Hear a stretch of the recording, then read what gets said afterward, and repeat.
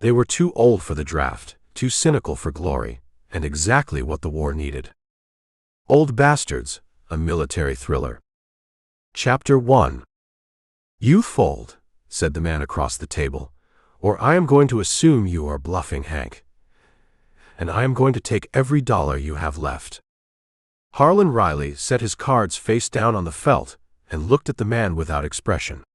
The man's name was Denny Lorch, and he had a face like a catcher's mitt, all creased leather and smug purpose, and right now that face held the particular glow of a man who believed he had the room figured out.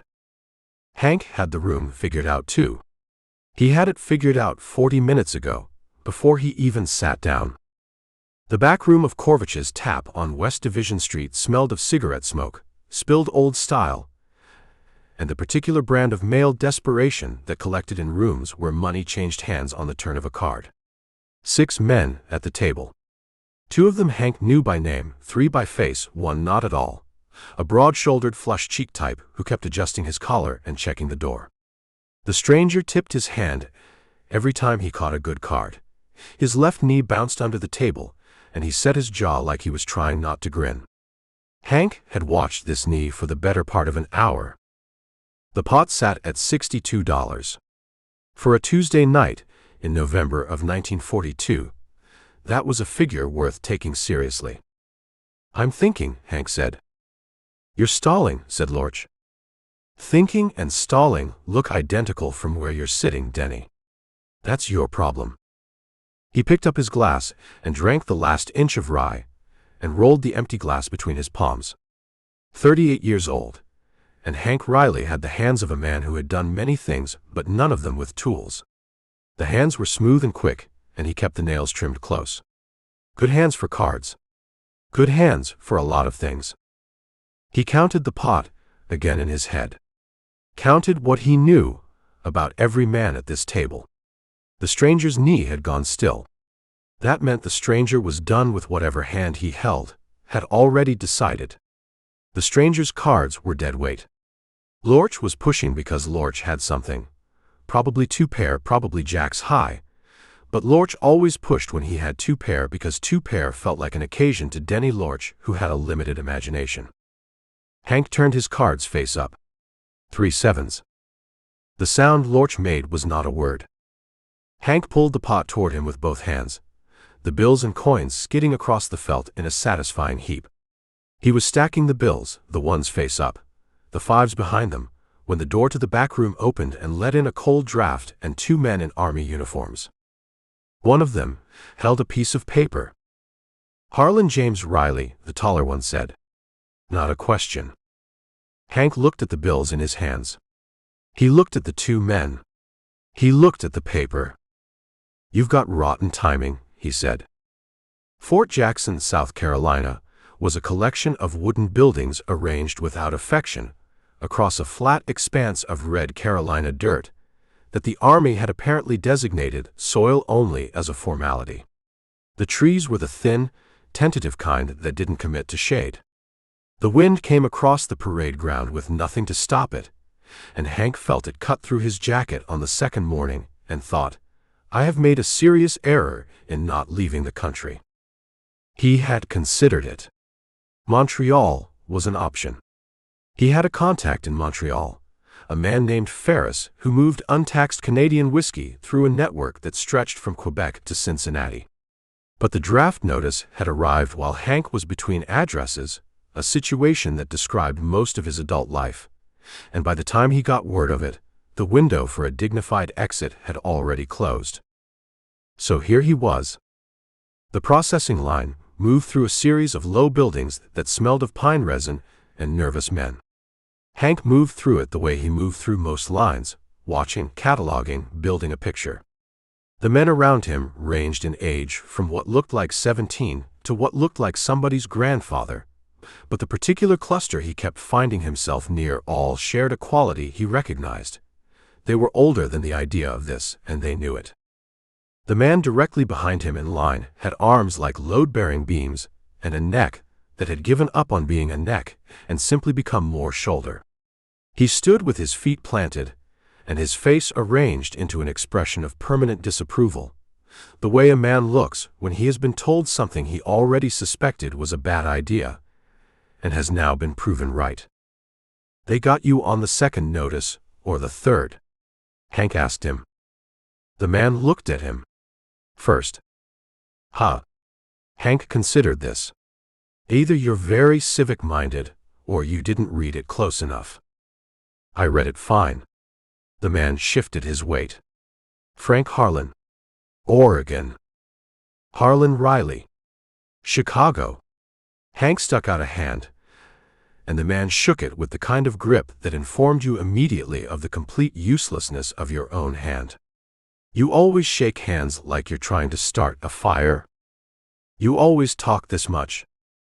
"Pretty much, yeah." Frank Harlan, the bear, as Hank would come to think of him, though he would not say this aloud for another week, turned back to face the line's direction of travel and said nothing further. This suited Hank fine.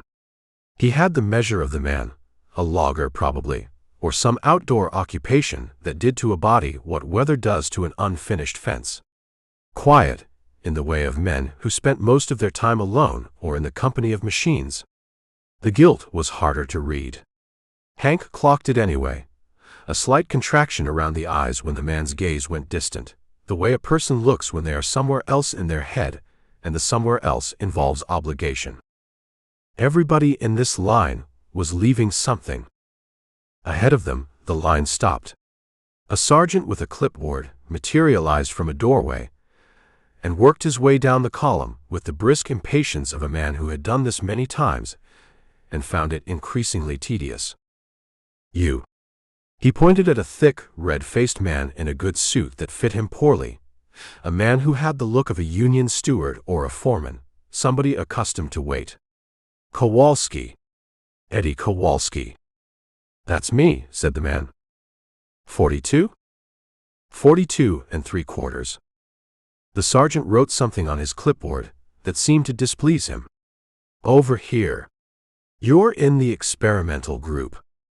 "The what group?" "Experimental. The Army is evaluating the performance of men in the sergeant glanced at the clipboard. "The 35 and above demographic, in active combat conditions. You qualify." Kowalski stared at him.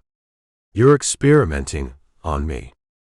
The Army is assessing your Jesus, Mary, and Joseph." Kowalski picked up his bag. He had a rolling gait, the walk of a man whose knees had opinions about stairs. He came and stood near Hank with the air of a man who had been told his house had termites and was deciding whether to be more angry or more resigned. "Experimental. I got a wife in Pittsburgh, 3 kids, a house with a good furnace I just put in last spring, and they're going to experiment on me." "Eddie Kowalski," Hank said. "Hank Reilly." Kowalski looked at him. "You here for the experiment too?" "Looks that way." "How old are you?" 38. "I got 12 years on the guy they first replaced at the mill." 12 years. Kowalski set his bag down and rolled one shoulder, working something loose. "They gave the kid a parade. You know what they gave me? A form." "Forms are the government's love language," Hank said. More men filtered toward them as the sergeant continued his triage. A bespectacled man of perhaps 36 in a brown suit that had been pressed recently and carefully, the suit of a man who owned 2 and reserved the better one for important occasions, appeared at Hank's elbow blinking through thick lenses at the paperwork in his hand. "Benny Goldstein," he said to no one in particular. "I'm looking for, it says experimental cohort. Is this the experimental cohort?" "You found it," Hank said. Goldstein looked at Hank, then at Kowalski, then at the bear, who had materialized behind them without ceremony. "Right?" Goldstein said, in a tone that communicated a man rapidly updating his expectations downward. Behind him came a compact, dark-haired man with a cigar stub tucked behind his ear, and a deck of cards that he flipped and bridged in one hand with the automaticity of a nervous tick. He moved with the loose economic ease of a man who spent his nights in rooms with low ceilings, and his days figuring the angles between them. "Lucky Vincenzo," he said. Call me lucky. Everybody does. He looked at the cluster of men and grinned around a new cigar he had just put in his mouth. You fellas want to bet on which one of us goes home first? That's macabre, Goldstein said. That's money, Lucky said. The last man to join them arrived from the direction of the latrine with the slightly unfocused good cheer of someone who had found a way to make the morning bearable. He was tall and loose-limbed with a Kentucky drawl and the kind of sunburn that lived in the skin permanently, and he carried a kit bag that clinked in a way that kit bags should not strictly clink. Walt Jenkins, he said, shaking hands all around with democratic enthusiasm. Whiskey Walt back home. Don't know what they call me here yet. He smiled at the group with the genuine warmth of a man who likes strangers on principle. Somebody mind telling me what experimental means exactly? Because the fellow with the clipboard said it real fast. It means, said Kowalski, that they want to see what happens to us. See what happens, Jenkins repeated. He thought about this. His kit bag clinked when he shifted it to the other shoulder. Well, I expect we'll find out. The seventh man appeared from a different direction, from the medical station by the look of him, with a clipboard of his own and an expression of muted alarm that seemed to be his default setting. He wore wire-rimmed glasses and moved with the careful tread of a man accustomed to not spilling things. Thomas Malone, he said. Boston. I've been assigned as, he checked his clipboard, informal unit medic, which, I want to be clear, is not my preference. I'm a pharmacist. I fill prescriptions. I don't, he gestured vaguely at the Fort Jackson landscape. I don't do any of this. None of us do, Hank said. Welcome to the experiment. Malone looked at him, then at the other men, cataloging something. How old are all of you? Old enough, Hank said. Old enough for what? That's what they're trying to figure out. The barracks assigned to them occupied a building at the north end of the fort that had the distinction of being slightly further from everything than any other barracks on the post. This did not appear to be accidental. The bunks were Army standard, designed, Hank concluded, by someone who had never slept in one, and the floor was pine plank that breathed cold up through the boards after dark. There were 14 men in total. The other 7 were a mixed assortment that Hank assessed with his usual professional detachment. 2 factory workers from Ohio, a schoolteacher from Minnesota, who wore his civilian uncertainty like a coat he couldn't take off, an ex-cop from Baltimore who was built like a filing cabinet and had filing cabinet eyes, and 3 men from various agricultural corners of the country who had the specific muscle memory of physical labor, the kind that accumulated in shoulders and forearms and didn't go away. Hank took the bunk by the window. Not for the view, which was a drainage ditch and a water tower, but for the exit angles. Old habit. Lucky dropped onto the bunk beside him and produced the deck of cards again, shuffling with practiced silence. Kowalski sat on the bunk across the way and unlaced his boots with the grim ceremony of a man disarming a device. He pulled the left boot off and held it up and looked at it. You know what this boot cost me? Kowalski said. $2.75. Good American leather. You know what the Army is going to put on my feet? Something worse, Hank said. Something that fits like a good intention. Kowalski set the boot down. I had a system. 20 years, I had a system. You work the line, you save your overtime, you put the kids through school, and then you retire and sit on the porch, and that is it. That is the entire plan. He looked at the boot. I should have read the fine print. There's no fine print on a draft notice, Hank said. That's my point. Goldstein sat cross-legged on his bunk with a small notebook open and was writing in it with a pencil, small and precise. Hank watched him for a moment. What are you doing? Hank asked. Calculating, Goldstein said. Calculating what? Goldstein looked up. The probability distribution of our respective assignments, based on age cohort data from the first 18 months of the Pacific Campaign, adjusted for the fact that the Army is running an evaluation which implies, he paused. It's complicated. Give me the short version. Goldstein considered. The short version is not encouraging. Give me the version after that. Goldstein looked back at his notebook. I'm working on that one. From the far end of the barracks came a sound, low and musical, a mouth harp, and Whiskey Walt was stretched out on his bunk playing something that had the rhythm of a river, slow and moving. The bear had his bunk perfectly made, corners sharp, and sat on top of it reading a letter that he folded with care and put in his breast pocket. His face during the reading gave nothing away. Malone stood in the center of the room with his kit bag and looked at the remaining bunks as though evaluating structural soundness. The middle bunk, Hank said. Springs are better in the middle. How do you know that? I've slept in a lot of places where the springs mattered. Malone took the middle bunk. He sat on it and opened his own kit, neat, arranged, a pharmacist's kit, and took a small inventory. His lips moved slightly. Then he stopped and looked at the ceiling. Are we really doing this? He said. It came out less like a question than a statement a man makes when he has accepted something he does not like the shape of. Nobody answered right away. The mouth harp continued from the far end of the room. Lucky's cards snapped in sequence. Kowalski's second boot came off. Looks that way, Doc, Hank said. Don't call me that. Why not? Because I'm not a doctor. I'm a pharmacist. There's a significant distinction. On a battlefield? Lucky said without looking up from his cards.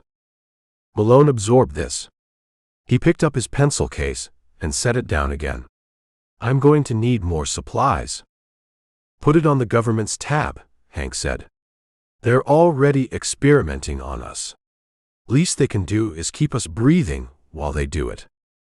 The first formation was at 0530, and the sergeant who ran it had a face carved from grievance and a voice pitched to carry across a large space. He was 26 years old at most, Hank judged, the kind of young that had not yet learned that the world would not always cooperate, and he walked the line of men in the gray pre-dawn cold with an expression that combined disgust and bewilderment in roughly equal parts. My name is Sergeant Dills, he said, and I am going to tell you men something that I have not had to say to any other unit at this post. Do not take it personally. He stopped at the near end of the line and looked down the row of them. You are old. Nobody replied. Kowalski shifted his weight off his left knee. The Army has asked me to evaluate your performance under field conditions. I am going to do that. I am going to evaluate you the same way I evaluate every unit I train, with one modification. I am going to be watching for the particular ways that age presents problems in combat situations, and I will be documenting those problems for assessment. Is that understood? Question, said Lucky. Dills looked at him. What? What happens when you find out we don't have any problems? You file a report on that too? Dills looked at Lucky for a long moment. That would be the first such report in Army history, Private. First time for everything. Lucky tapped the cigar stub behind his ear. I got good feelings about this outfit. I, said Dills, do not share your optimism. He walked back to the center of the line. You will run 2 miles this morning. Then you will eat. Then you will begin weapons qualification. Any questions about the schedule? Can we walk the 2 miles? Said Kowalski. No. My knees are not my concern, Corporal. My wife would disagree. She hears about these knees every single night. You'd think they were a third person in the... Move out, said Dills. They ran. Or most of them ran. Malone ran with the form of a man who had never run anywhere voluntarily, and found the experience confirming all his suspicions about exercise. The bear ran with the long, grinding stride of a man who had covered ground in rain and mud and expected to cover more. Lucky ran with a cigar in his mouth, which Hank found either admirable or insane, and had not decided which. Goldstein ran and calculated something simultaneously, lips moving. Hank ran and thought about $62 sitting in a pot on a table on West Division Street, and the particular rye he had been drinking when the men in uniform walked in, and he thought, there has to be an angle here. There was always an angle. He was a con man, and a bootlegger, and a card player and a talker, and now, apparently, he was a sergeant-in-waiting being run across red Carolina dirt in the dark on behalf of a government that had drafted him against his will and labeled him an experiment. The angle would present itself. It always did. "You doing okay?" he said to Malone, who had fallen half a stride behind, and whose breathing had taken on the quality of a man asking himself difficult questions. "I'm a pharmacist," Malone said. "Yeah. In Boston." "I know. I fill prescriptions." Each word came out separately, with effort behind it. "I am very good at filling prescriptions. I have a gift for it. Customer service, inventory management, compounding." "Breathe through your nose," Hank said. "I am breathing through my," Malone reconsidered. "That does help, actually." Ahead of them, Kowalski let out a sound with each stride that was not quite a grunt and not quite a word. A kind of rhythmic complaint, a protest lodged with his own body. The bear ran silent and separate, not racing anyone, just covering ground the way a machine covers ground, steadily, without drama. Whiskey Walt had fallen into conversation with the ex-cop from Baltimore, who it turned out was also from Kentucky originally, and they were comparing notes on this. 2 miles. The sun came up red over the pines. When they stopped, Dills was standing at the finish with his clipboard. He looked at his watch. He looked at the clipboard. He looked at the men bent over their knees and breathing. 12 minutes, he said. He wrote something down. He appeared to experience a complicated emotion. That a good 12 minutes or a bad 12 minutes? Lucky said, straightening up. It's a 12-minute 2 miles, Dills said. I'll let you draw your own conclusions. I got a conclusion, Kowalski said. He put both hands on his knees and looked at the ground. My conclusion is that my knees need breakfast. Your knees, said Dills, need to be 20 years younger. Sergeant. Kowalski straightened up to his full height, which put him roughly at Dills's eye level and somewhat broader. My knees are fine. My knees held up 1,000 tons of Pittsburgh steel for 19 years. My knees are not the problem. The problem is this ground. He looked down at the red dirt. This is not Pittsburgh ground. Dills wrote something on his clipboard. Noted, he said in a voice that noted nothing. Hank caught Lucky's eye. Lucky tilted his head a fraction of an inch toward Dills and raised an eyebrow. A question, or an observation. Hank shook his head. Not yet. There were 14 men in this barracks. An army sergeant with a clipboard, a war on the other side of 2 oceans, and $62 sitting in a pot on West Division Street that Hank Reilly was never going to collect. He watched Dills make another notation and thought about how information collected becomes currency, how currency becomes leverage, how leverage opens doors that clipboards try to close.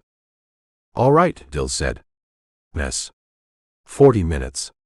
Then weapons qualification. He turned toward the building, and then stopped without turning back. And Kowalski. Yeah. If I hear about your knees one more time today, I will have you running those 2 miles again. Kowalski waited until Dills was far enough away. I could sue, he said, to no one in particular. For what? Goldstein said, pulling his glasses off and cleaning them on his jacket. I don't know. Pain and suffering. Kowalski fell into step beside Hank as they walked toward the mess. You're the con man. You know anything about pain and suffering lawsuits? I know enough to know they're longer than this war. Kowalski absorbed this. My wife writes me every day, he said after a moment. She's already on letter number 4. 4 letters, and I haven't even touched a rifle yet. What does she say? She says the furnace is making a noise. Kowalski's voice took on a different quality when he talked about the furnace, something specific and proprietorial, a man discussing his own work. I put that furnace in, right. It doesn't make noises. Then she's probably hearing something else. That's what I told her. She said I would say that. Kowalski pulled the door open, and the smell of eggs and coffee and something fried hit them. She knows me pretty well. How long? 21 years. Hank let Kowalski go first through the door. He stood a moment in the cold, and looked back at the parade ground, the flat red dirt, the thin trees, the water tower in the distance catching the first serious light of the morning. A starling landed on a fence post 10 yards away, and regarded him with the frank, assessing look of a bird who has seen many men and formed opinions. Government grifters, Hank thought. Draft you out of a poker game, run you 2 miles before sunrise, feed you government eggs. The whole operation had the marks of a scam. The paperwork, the clipboard, the jargon about demographics and evaluations. A con had a logic to it, even when the mark couldn't see the logic. You just had to find where the logic led. The starling flew away. Hank went inside. Chapter 2. I need you to understand something, Sergeant Dills said, standing at the front of the room with his arms crossed and his jaw set at a degree that suggested the understanding was not optional. What I am about to explain is not a suggestion. It is not open to interpretation. It is not a conversation. He had a chalkboard. The chalkboard had a schedule on it, broken into 30-minute intervals from 0430 to 2100. Someone, Hank had not yet determined who, though he had theories, had drawn a small coffin in the lower right corner of the board. It had detail work. Hinges.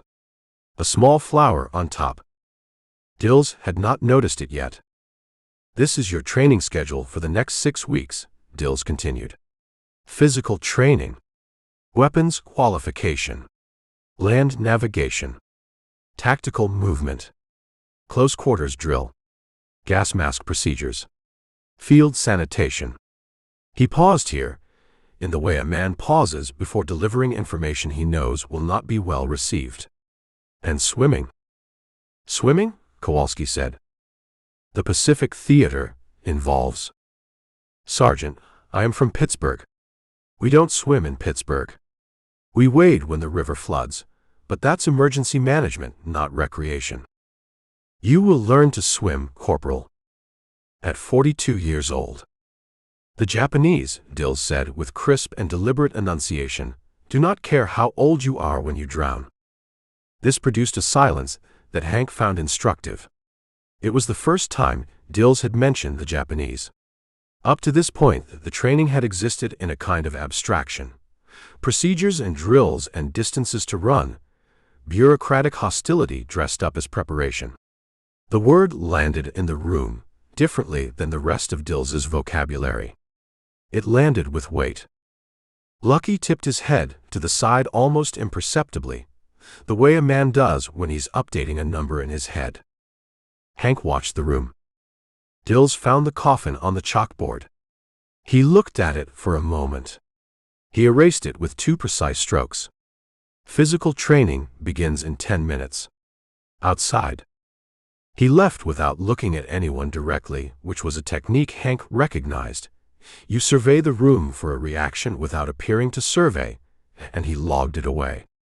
Dills was not as simple as he presented. Who drew the coffin? Malone said. I appreciate the artistry, Goldstein said. The hinges, especially. Walt Jenkins stood up and stretched his arms overhead with the unhurried ease of a man greeting a morning he has no quarrel with. Didn't see anything, he said pleasantly.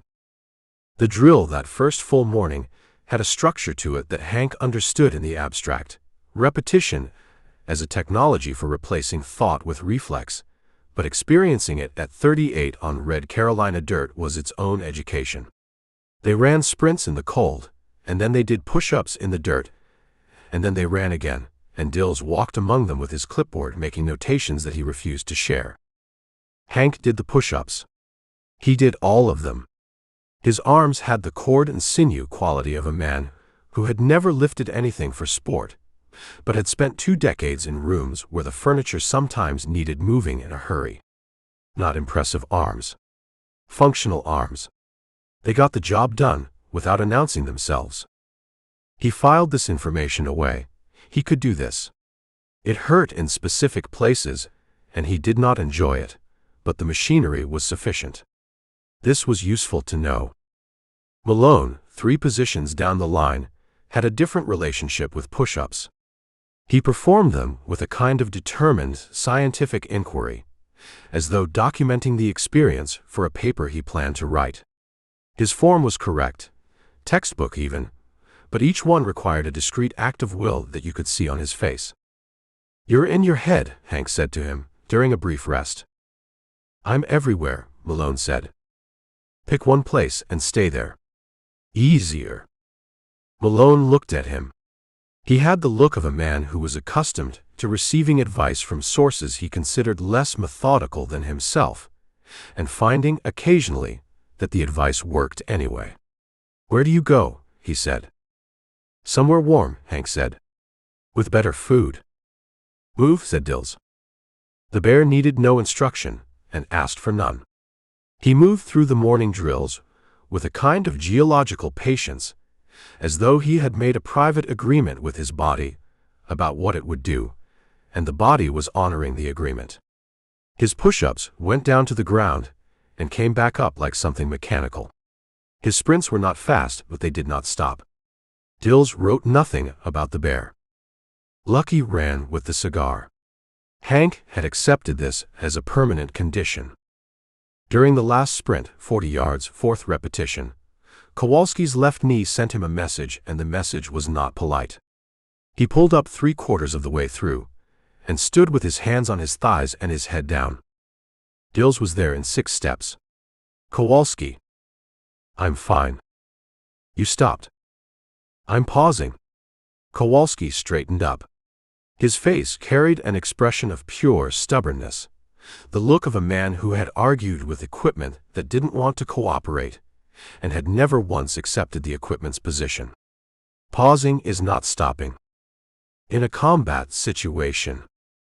I will pause faster in a combat situation. Motivation is a factor.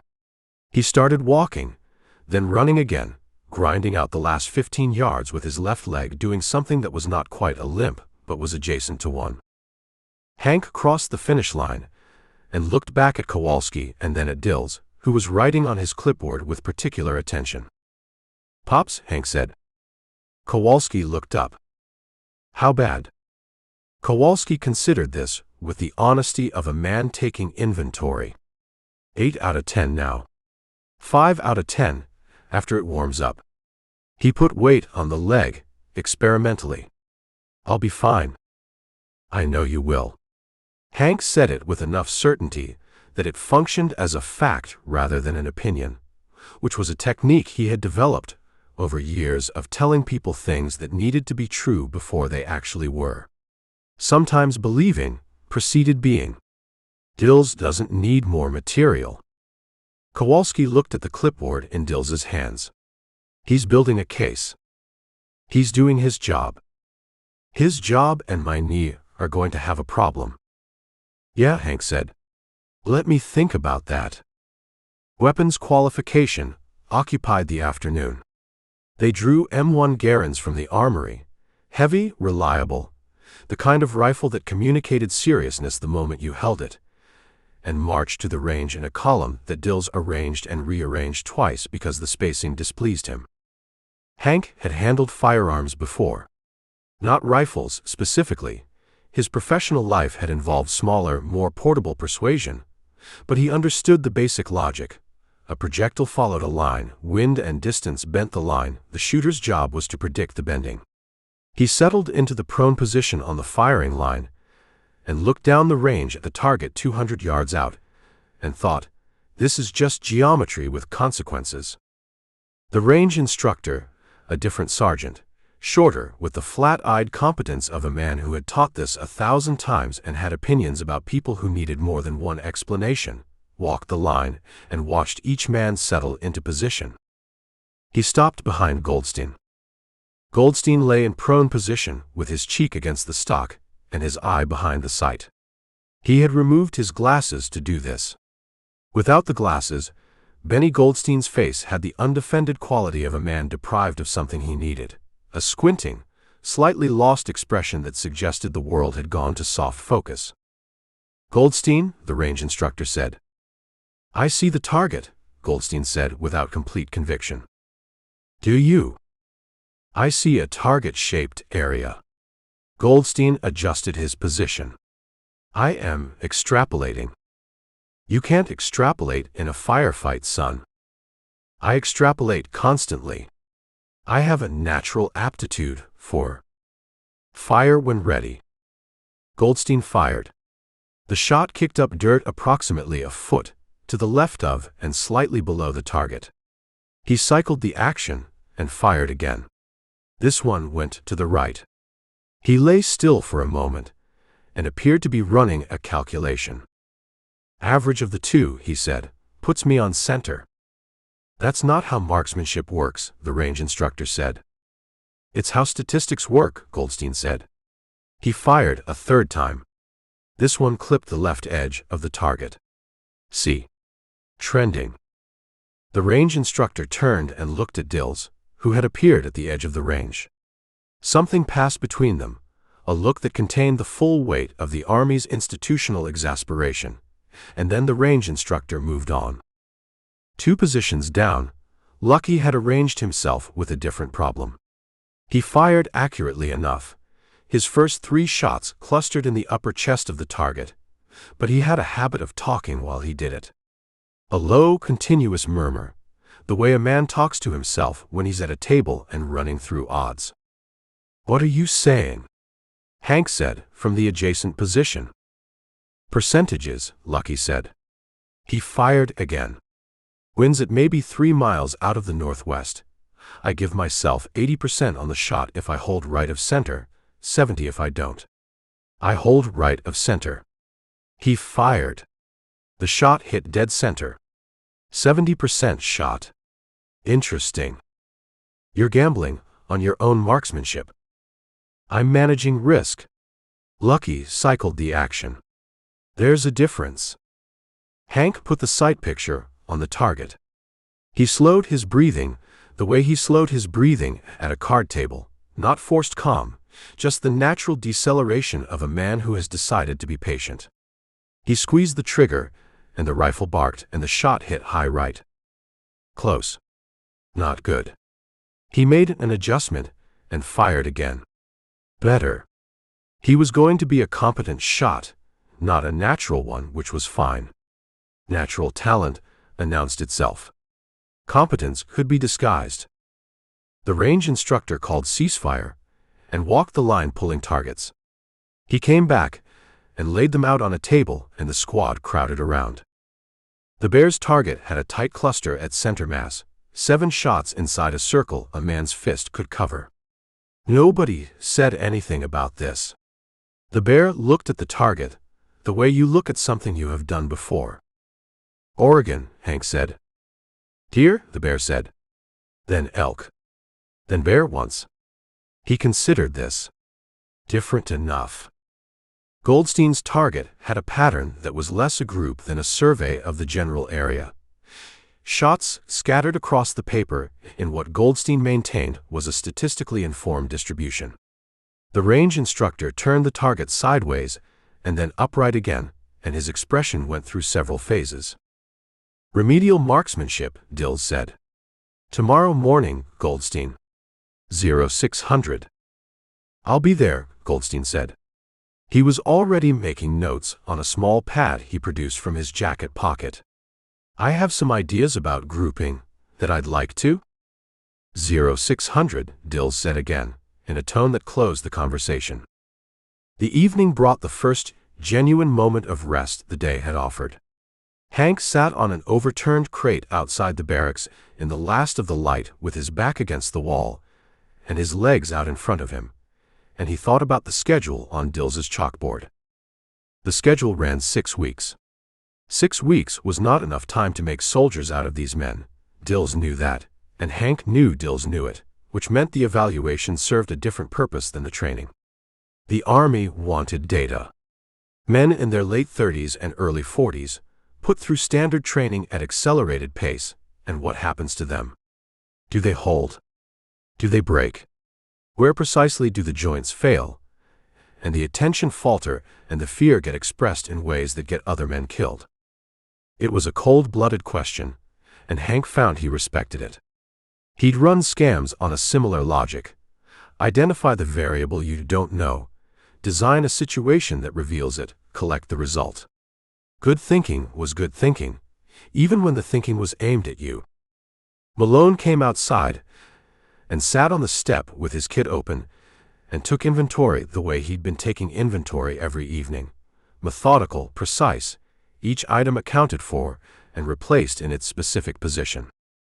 You're going to count the same things the same way until you could do it blind, Hank said. That is the point, Malone said. I know. Hank tilted his head back against the wall. It's a good habit. Malone looked up. He had not expected the agreement. You've had occasion to inventory things in the dark. I've had occasion to inventory things under a variety of conditions where careful was better than fast. Hank watched the last of the sun pull back behind the tree line. Careful is almost always better than fast.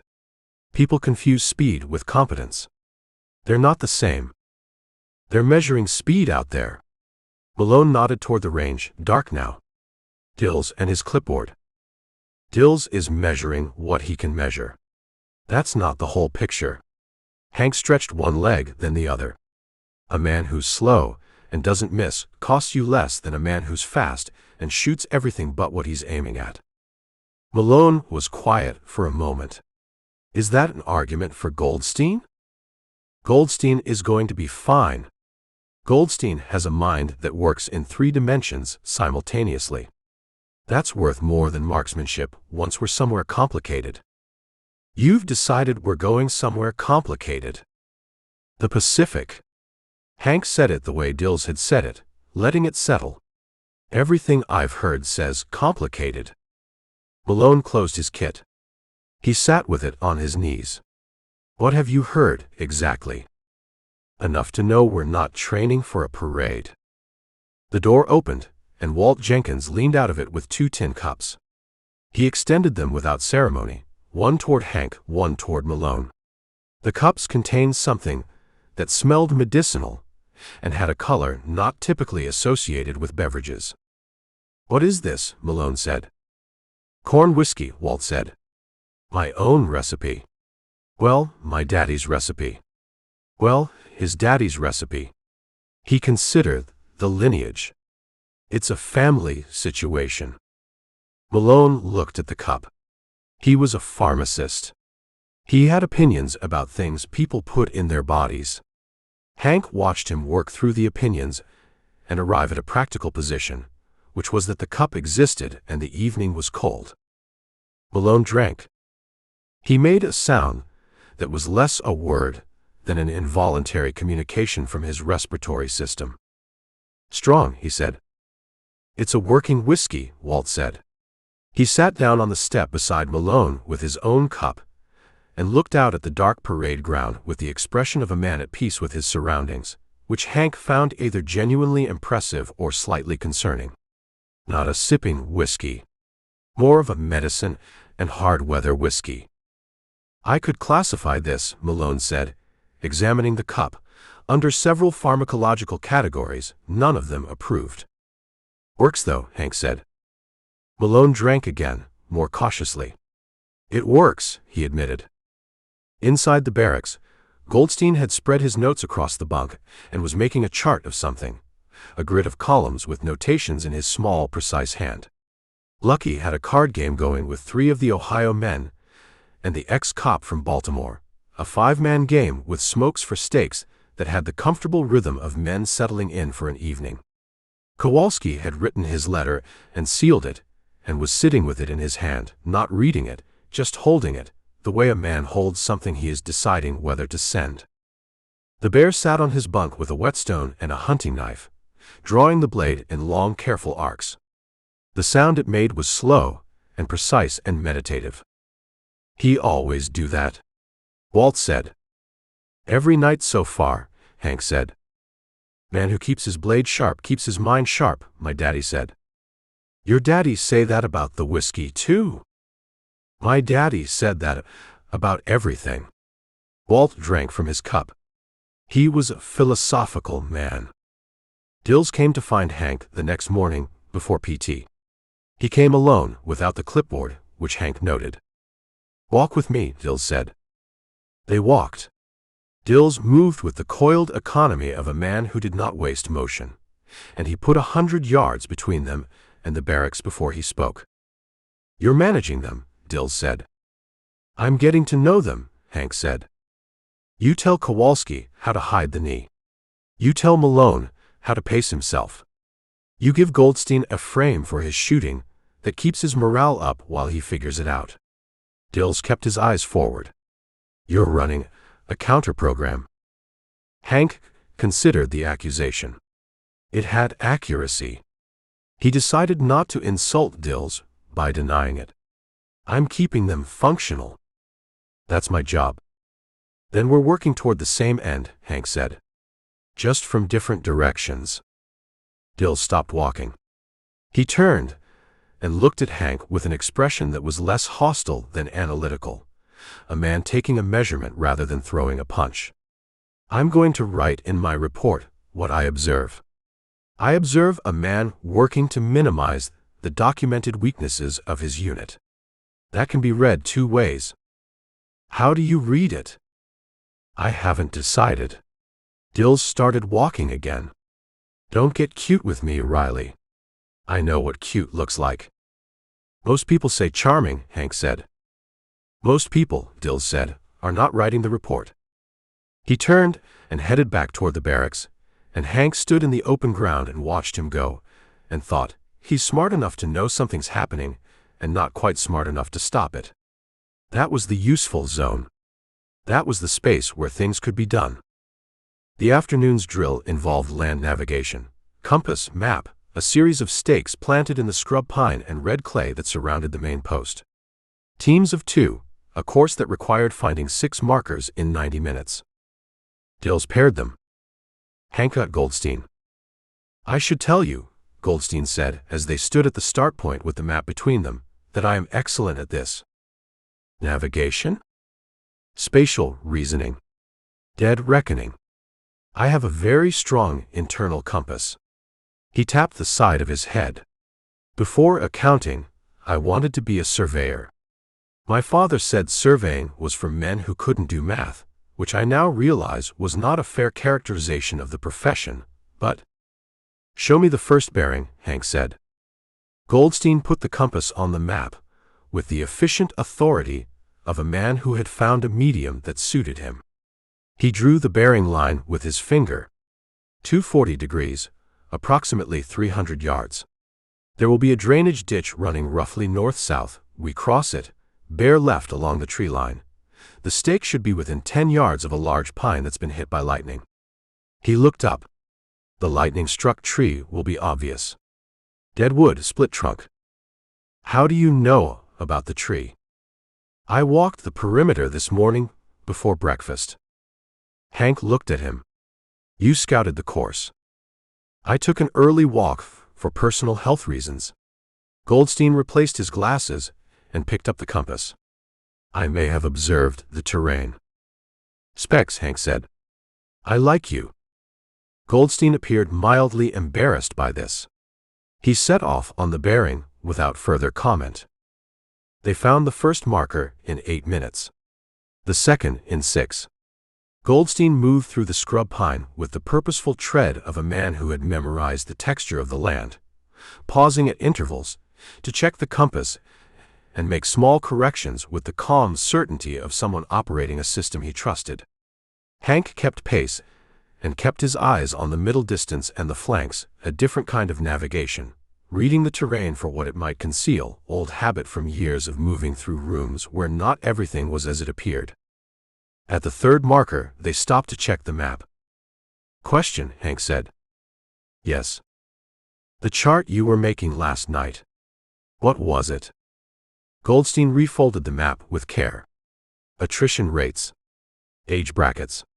First 6 months of service, Pacific Theater. He tucked the map away. "The data is incomplete. I'm working with what I can get from the newspapers and inference, but the shape of it is reasonably clear." "And the shape is?" Goldstein looked at the compass, then at the tree line. Men over 35 survived the first engagement at a higher rate than men under 25. Modestly higher, and the sample is small, but the direction is consistent. He started walking. Reaction time decreases with age. Risk tolerance also decreases. Turns out in a firefight, reduced risk tolerance is frequently an advantage. "You're saying we're too old to do anything stupid?" "I'm saying we're old enough to have developed a preference for being alive." Goldstein pushed through a stand of scrub brush and emerged into a small clearing. "The young ones charge." "We don't charge unless we have a reason." Hank thought about this. "Does Dills know this?" "Dills is working from a model that treats age as a liability, because age looks like a liability on the standard metrics." Goldstein found the third marker stake, checked it against his map. "The standard metrics measure what's easy to measure. Not what matters. Not exclusively what matters." Goldstein set the bearing for the fourth marker. "I'm going to write up the analysis and find a way to get it in front of someone with a rank that begins with Colonel. You need to get it past Dills first." "I know." Goldstein moved out on the new bearing, with his compass held low and steady. "I'm thinking about how to do that." "Let me know when you've got something," Hank said. "I've moved a few papers past a few people in my time." "What kind of papers?" "The kind that needed to arrive at the right desk without anybody being sure how they got there." Goldstein considered this for a few steps. "That's a useful skill." "Most useful one I've got," Hank said. "Turns out." They finished the course in 61 minutes and were back at the start point before most other teams had found their fourth marker. Dills looked at his watch, and then at Hank, and then at Goldstein with an expression he controlled but did not entirely control. He wrote something on the clipboard. "Well," Lucky said when they rejoined the group. 61 minutes, Goldstein said. Lucky looked at Hank. "You get all 6. "All 6. Lucky smiled around his cigar. He reached into his jacket and produced a small notebook, different from Goldstein's, this one dog-eared and coffee-stained, and made a mark. "I had money on you," he said. "Who'd you bet against?" "Myself." Lucky pocketed the notebook. "At even odds. Both ways." He considered this. "It's a hedge. You can't bet against yourself." "Can and did." Lucky tapped his temple. "If we fail, I have money. If we succeed, I also have money. The real bet is whether the money I win is worth anything wherever we end up." Hank looked at Lucky with the particular attention he paid to people who said things that sounded absurd and meant something. "That's actually not a bad framework," he said. "I know." Lucky watched the other teams begin to straggle back in. "I worked it out on the boat from New York." He tapped his chest over his jacket pocket. "I got a lot of frameworks. I just don't usually explain them." The last team in was Kowalski, paired with the Minnesota schoolteacher, a man named Burris who had the look of someone who had never been in woods before and had found the experience comprehensive. Kowalski was in front, and Burris was behind him, and Kowalski was walking with a deliberate and careful gait, that balanced the bad knee against the pace with the mechanical judgment of a man who had learned long ago how to manage a system that wasn't operating at spec. He came to the start point and stopped and reported their time, 78 minutes, 5 of 6 markers, and then he looked at Hank with the flat assessment of a man who does not require sympathy and would be irritated by it. 5, Hank said. The third one was in a creek bed, Kowalski said. Getting down and up the bank. He said it the way you state a fact about the terrain, nothing more. Next time I'll know. Next time, Hank said. Dills walked the line collecting compasses and recording times. He reached Hank and stopped. Tomorrow, Dills said, we run the course again. New pairings. I'll set the pairs. Fine, Hank said. I'll pair you with someone who needs carrying. I'll carry them, Hank said. Dills studied him for a moment with the look of a man who is trying to determine whether the ease in another man's manner is confidence or performance, and has not yet decided. Then he moved on down the line. That night, in the last half hour before lights out, Hank lay on his bunk and stared at the ceiling and listened to the barracks settle into its nighttime sounds. Kowalski's pen on paper, Goldstein's pencil, the shuffle of Lucky's cards, the bear's whetstone drawing its slow, careful arcs. Walt had gone to sleep already, flat on his back with his mouth slightly open, producing a sound that was almost but not quite snoring. 5 weeks and 5 days remaining on Dills's chalkboard schedule. Then the Pacific. Then whatever came after the Pacific. Hank thought about Kowalski's knee and Goldstein's eyes and Malone's constitution, which was a pharmacist's constitution, precise, suited to controlled conditions, not what you design for field use. He thought about the bear's shooting, and Lucky's frameworks and Walt's whiskey, which had a medicinal quality that was either going to be a problem or an asset, depending on the circumstances. He thought about Dills, who was smart enough to see a shape in what was happening, and not quite sure what to do about it. 6 weeks. He turned worse odds than this before. Usually for money, which clarified the thinking considerably. Money on the table had a focus to it. This had something different. Not money exactly, not glory, nothing so clean as either of those. These men, their knees and their poor eyesight, and their card games and their families and their particular specific ways of being in the world. The thing Hank recognized when he looked at them, though he would not have named it this way to himself. They were all in on a game they had not chosen, the stakes not set by them, the house not on their side. He knew that game. He'd played it most of his life. The angle was still there. He just had to find where it led. Lights out. The barracks went dark. Somewhere in the middle of the room, Malone said, to nobody in particular, I really am going to need more supplies. Nobody answered. After a moment, Lucky's voice came from the dark. Put it on the list, Doc. Don't call me. Good night, said the bear. The barracks went quiet, except for Walt and the sound his whiskey made shifting in the kit bag when he turned over in his sleep. Chapter 3. This, said the man from Ordnance, holding up a rifle that looked like a standard M1 Garand had been through an argument with a machine shop and lost, is the T-20E2. Semi-automatic, detachable box magazine, modified gas system. The Army believes this represents the next generation of infantry armament. He set it on the table, with the careful reverence of a man presenting something fragile and important. The table held 4 of them. The man from Ordnance was named Warrant Officer Pruitt. He had the soft hands and the slightly elevated self-regard of someone who worked with prototypes, a man accustomed to showing things to people who did not understand what they were looking at. He wore his cap at a precise angle and had a clipboard of his own, different from Dills's. A nicer clipboard. Leather binding.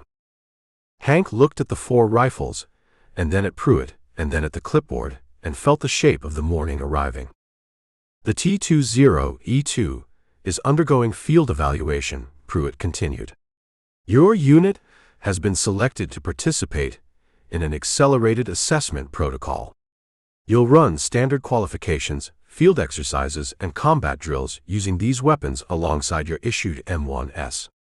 I'll be collecting data on performance, reliability, and, he consulted his own clipboard, user adaptation across the age demographic. There it is, Kowalski said under his breath. Say something? Pruitt said. I said there it is. The experiment, inside the experiment. Kowalski looked at the rifles with the evaluating eye of a man who had spent 20 years assessing equipment. They're using us to test the rifles too. The Army is conducting simultaneous evaluations that. We're getting 2 experiments for the price of 1, Lucky said. Are we getting paid double? Pruitt blinked.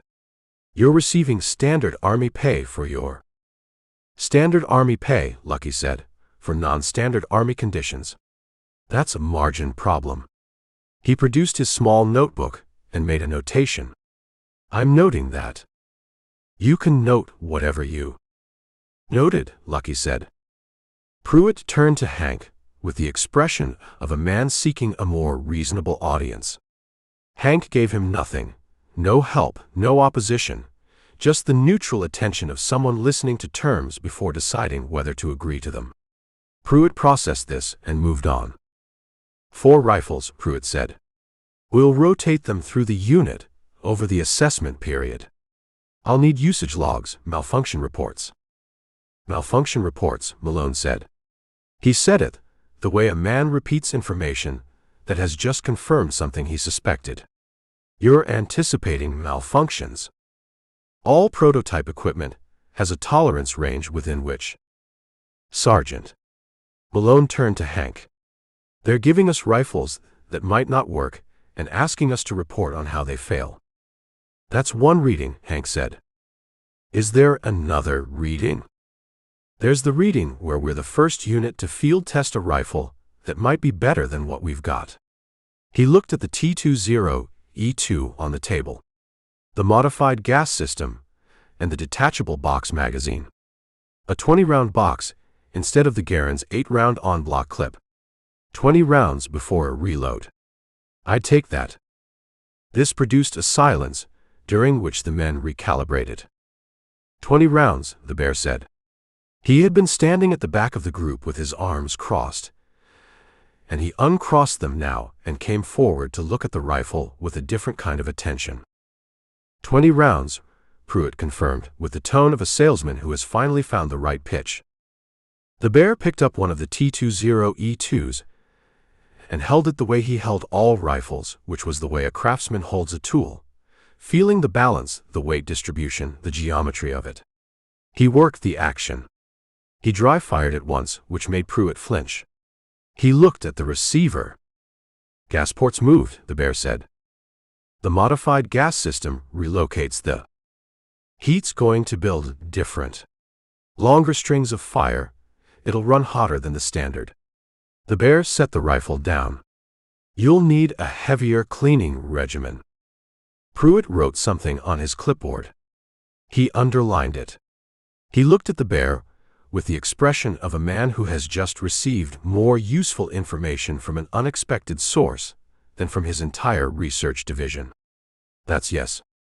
We're assessing that thermal characteristic. Assess it with rags and oil, the bear said. And time.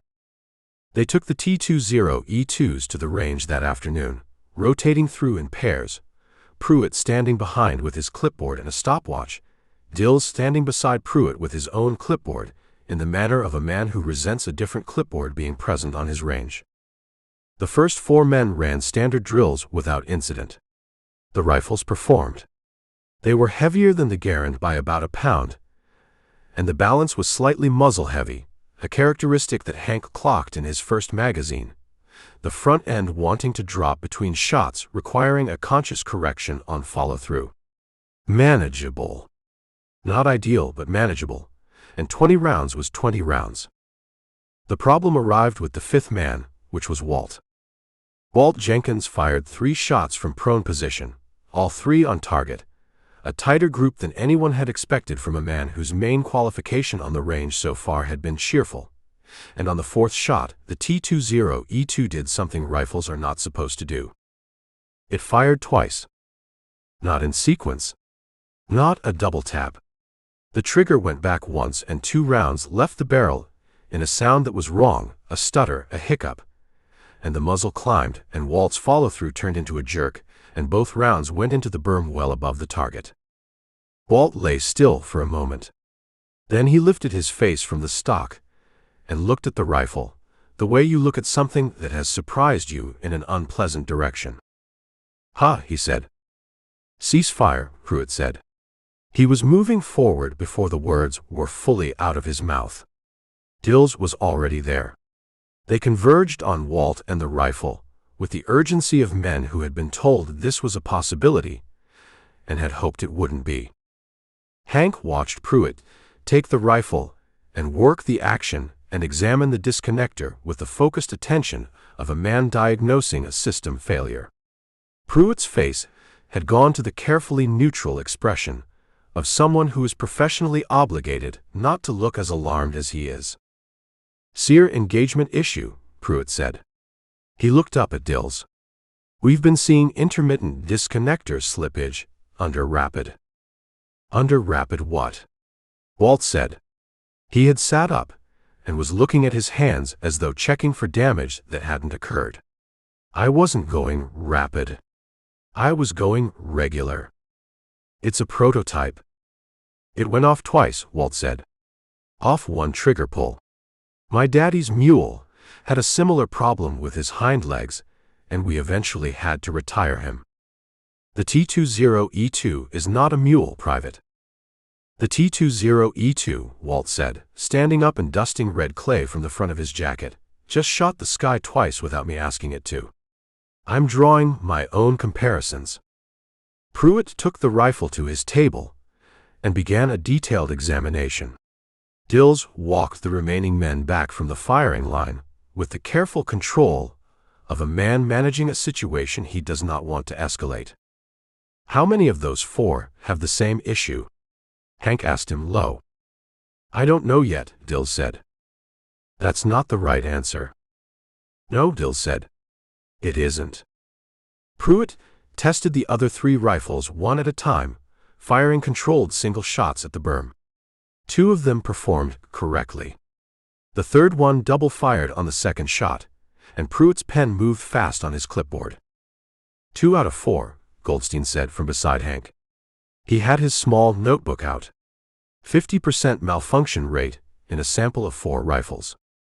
The confidence interval on that estimate is wide, but the central tendency is troubling. "Write that down," Hank said. "I am writing it down." "Write it in the language Pruitt uses. Technical. His vocabulary." Goldstein looked at him. "You want me to document this in a form that someone with authority will take seriously. I want you to document this in a form that someone with authority cannot ignore." Goldstein's pen moved faster. That evening, Pruitt came to the barracks with a revised protocol and the somewhat deflated bearing of a man who has had to phone his superiors and explain a malfunction rate.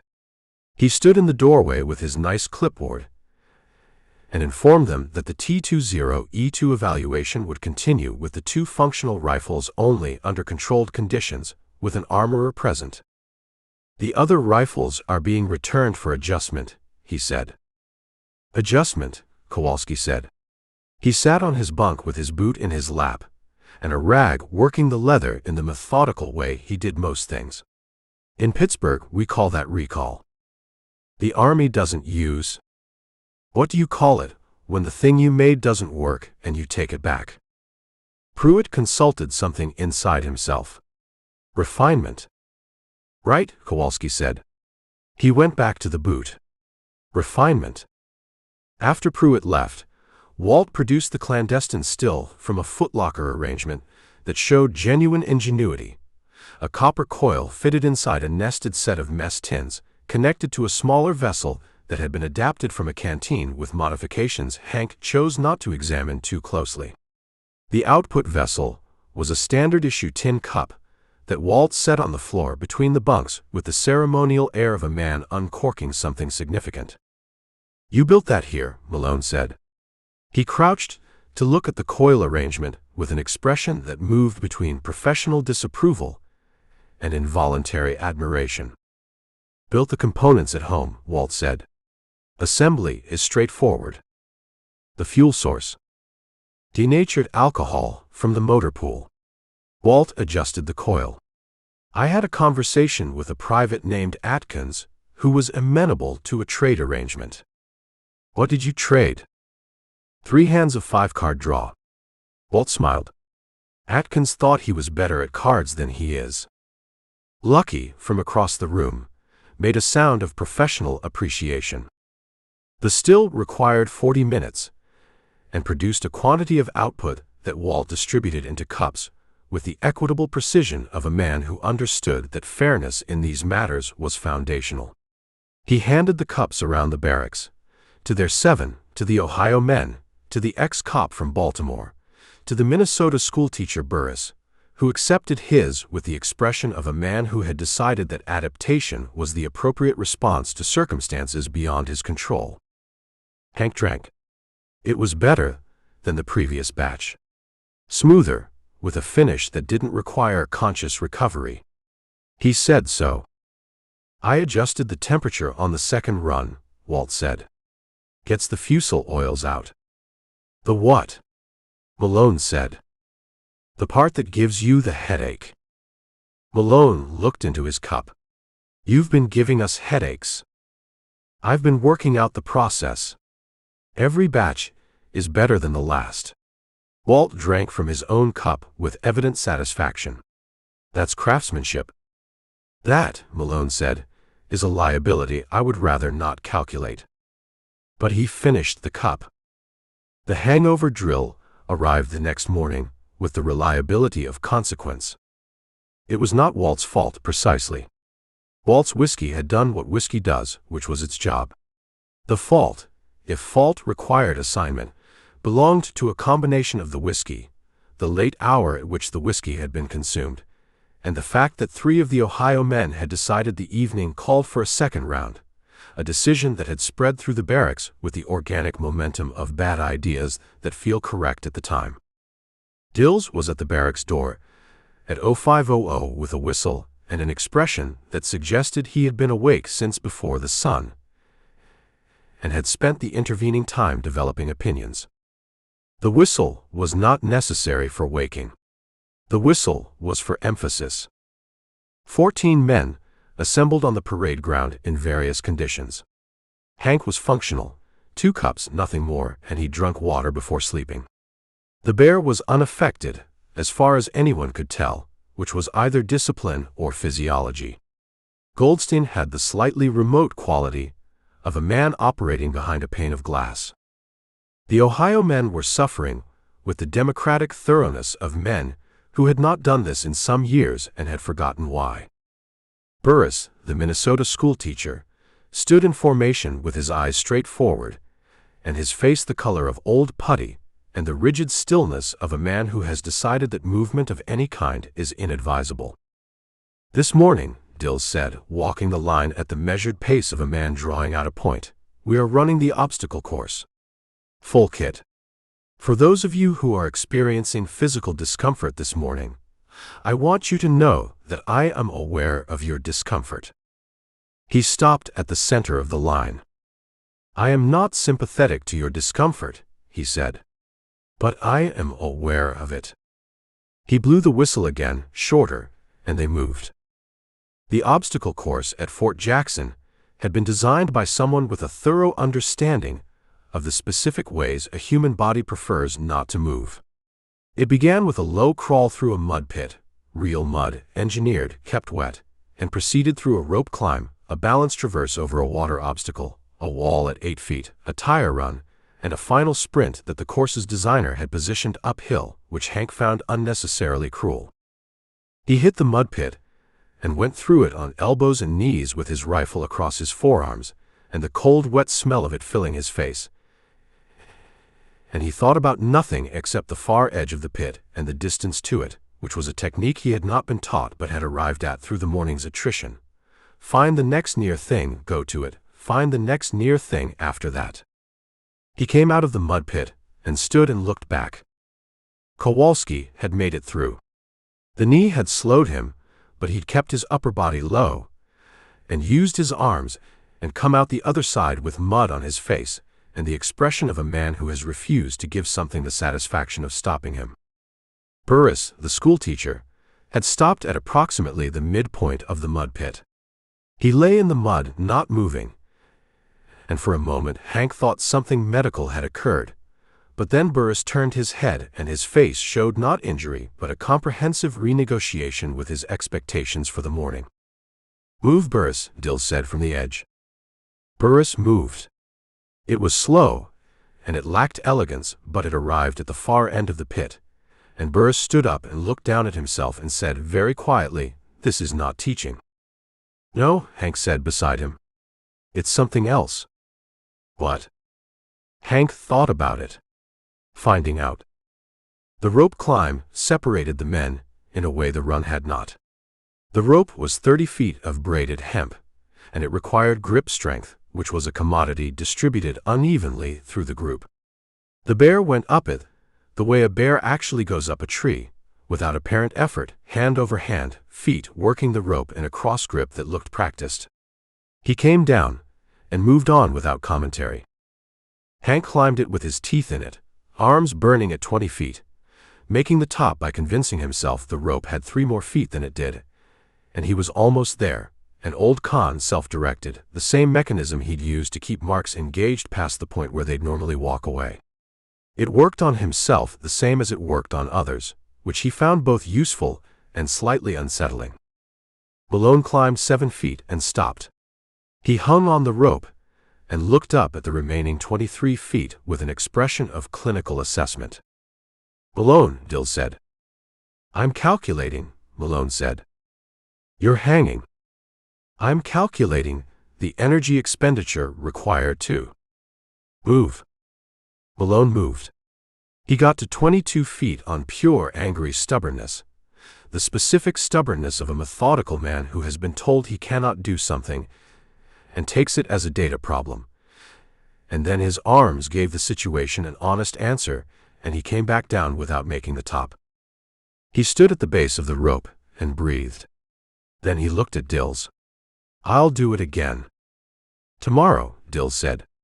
He made a notation. "Today," Malone said. Dills looked at him. Something shifted. He stepped back from the rope and gestured. Malone went up the rope again. He got to 19 feet this time, which was 3 feet less than the first attempt, because that is what exhausted arms do. He came back down and stood breathing hard with his hands on his knees. "Tomorrow," Dills said again. This time, it didn't sound like a verdict. "Tomorrow," Malone agreed. The wall separated the morning into before and after. 8 feet of vertical timber planking, no handholds, a lip at the top that required you to get your chest over it and push yourself up and swing a leg and come down the other side. For a man of 22 with full use of every joint and no whiskey from the night before, the wall required effort. For this particular assembly of men in their late 30s and early 40s, it required something closer to negotiation. Hank watched the first 3 men go over, 2 of the Ohio workers using teamwork, one boosting the other, then the first man reaching back for a grip, and made a decision. "We don't all have to do it alone," he said. Dills, 10 yards back, individual performance is being. "In a combat situation," Hank said, not raising his voice, "is a man going to go over a wall alone or with his unit?" Dills said nothing, which was an answer. Hank got to the wall. The bear came up beside him without being asked and laced his fingers together, and Hank stepped into the offered grip and went up and over in a single motion that was cleaner than anything he'd have managed on his own. And he came down the other side and turned and reached back. Lucky caught his hand. Then Goldstein. Then Malone, who came over the lip with a grunt that communicated the completion of something he had decided about himself on the rope, something that had not been there this morning and was there now. Kowalski went over last, because Kowalski had waited until everyone else was over and used the waiting time to study the approach. He ran at the wall with the left leg leading, planted his right foot at the base, drove up with the strong leg first, and got his forearms over the lip and walked his feet up the face and rolled over the top and dropped down the other side. It was ugly, and it was slow, and it got the job done. He stood on the far side of the wall and looked back at it and said nothing. Hank looked at Dills, who was writing on his clipboard. Dills's pen stopped. He looked up and met Hank's eye across the wall. Something passed between them that had no name and no score attached. An acknowledgement. Dills looked back at his clipboard and wrote something else. The afternoon brought Warrant Officer Pruitt back with 2 replacement rifles and a new protocol document that ran to 6 pages, and that Goldstein read in full with an expression of mounting commentary that he kept to himself until Pruitt left. The protocol document, Goldstein said, spreading it on his bunk, contains 14 instances of the phrase acceptable performance variance. What's it mean? Kowalski said. It means they've defined what the rifle is allowed to fail to do and called that range of failure acceptable. They defined a failure rate as a feature, Hank said. 14 times. Goldstein folded the document with care. In a 6-page document. Government writing, Hank said. He'd seen this construction before, in contracts and permits, and the careful language of officials who needed things to be true without being stated plainly. It was a skill. Not an honest one, but a skill. They call it variance. In the private sector, they'd call it liability. What do we call it? Malone said. Hank looked at the rifles on the table. We call it our rifles. He picked one up and ran through the function check. Action, trigger, safety, magazine release, the sequence he'd been running every night since they'd been issued. We learned them. We know exactly where the variance lives. And we compensate. Compensate how? The bear said. Cleaning. Familiarity. You know a tool well enough. You know when it's about to misbehave. Hank set the rifle down. Same as anything else. The bear looked at the rifle for a long moment. Then he picked it up and began his own function check, slower than Hank's, more deliberate. His hands finding every surface and moving over it with the attention of a man learning a new kind of timber. He had done this with the hunting rifles he'd carried in Oregon, Hank guessed, learned each one until the knowledge was in the hands rather than the head. It's not bad, the bear said finally. He said it with the moderate tone of a man for whom approval was a limited currency. Once you know it. High praise, Lucky said from across the room. He had not looked up from his cards. It's accurate praise, the bear said.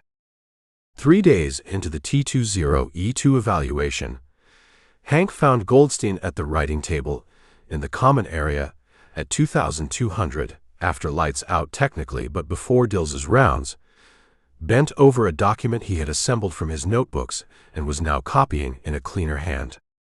What is that? Hank said. A report. Goldstein didn't look up.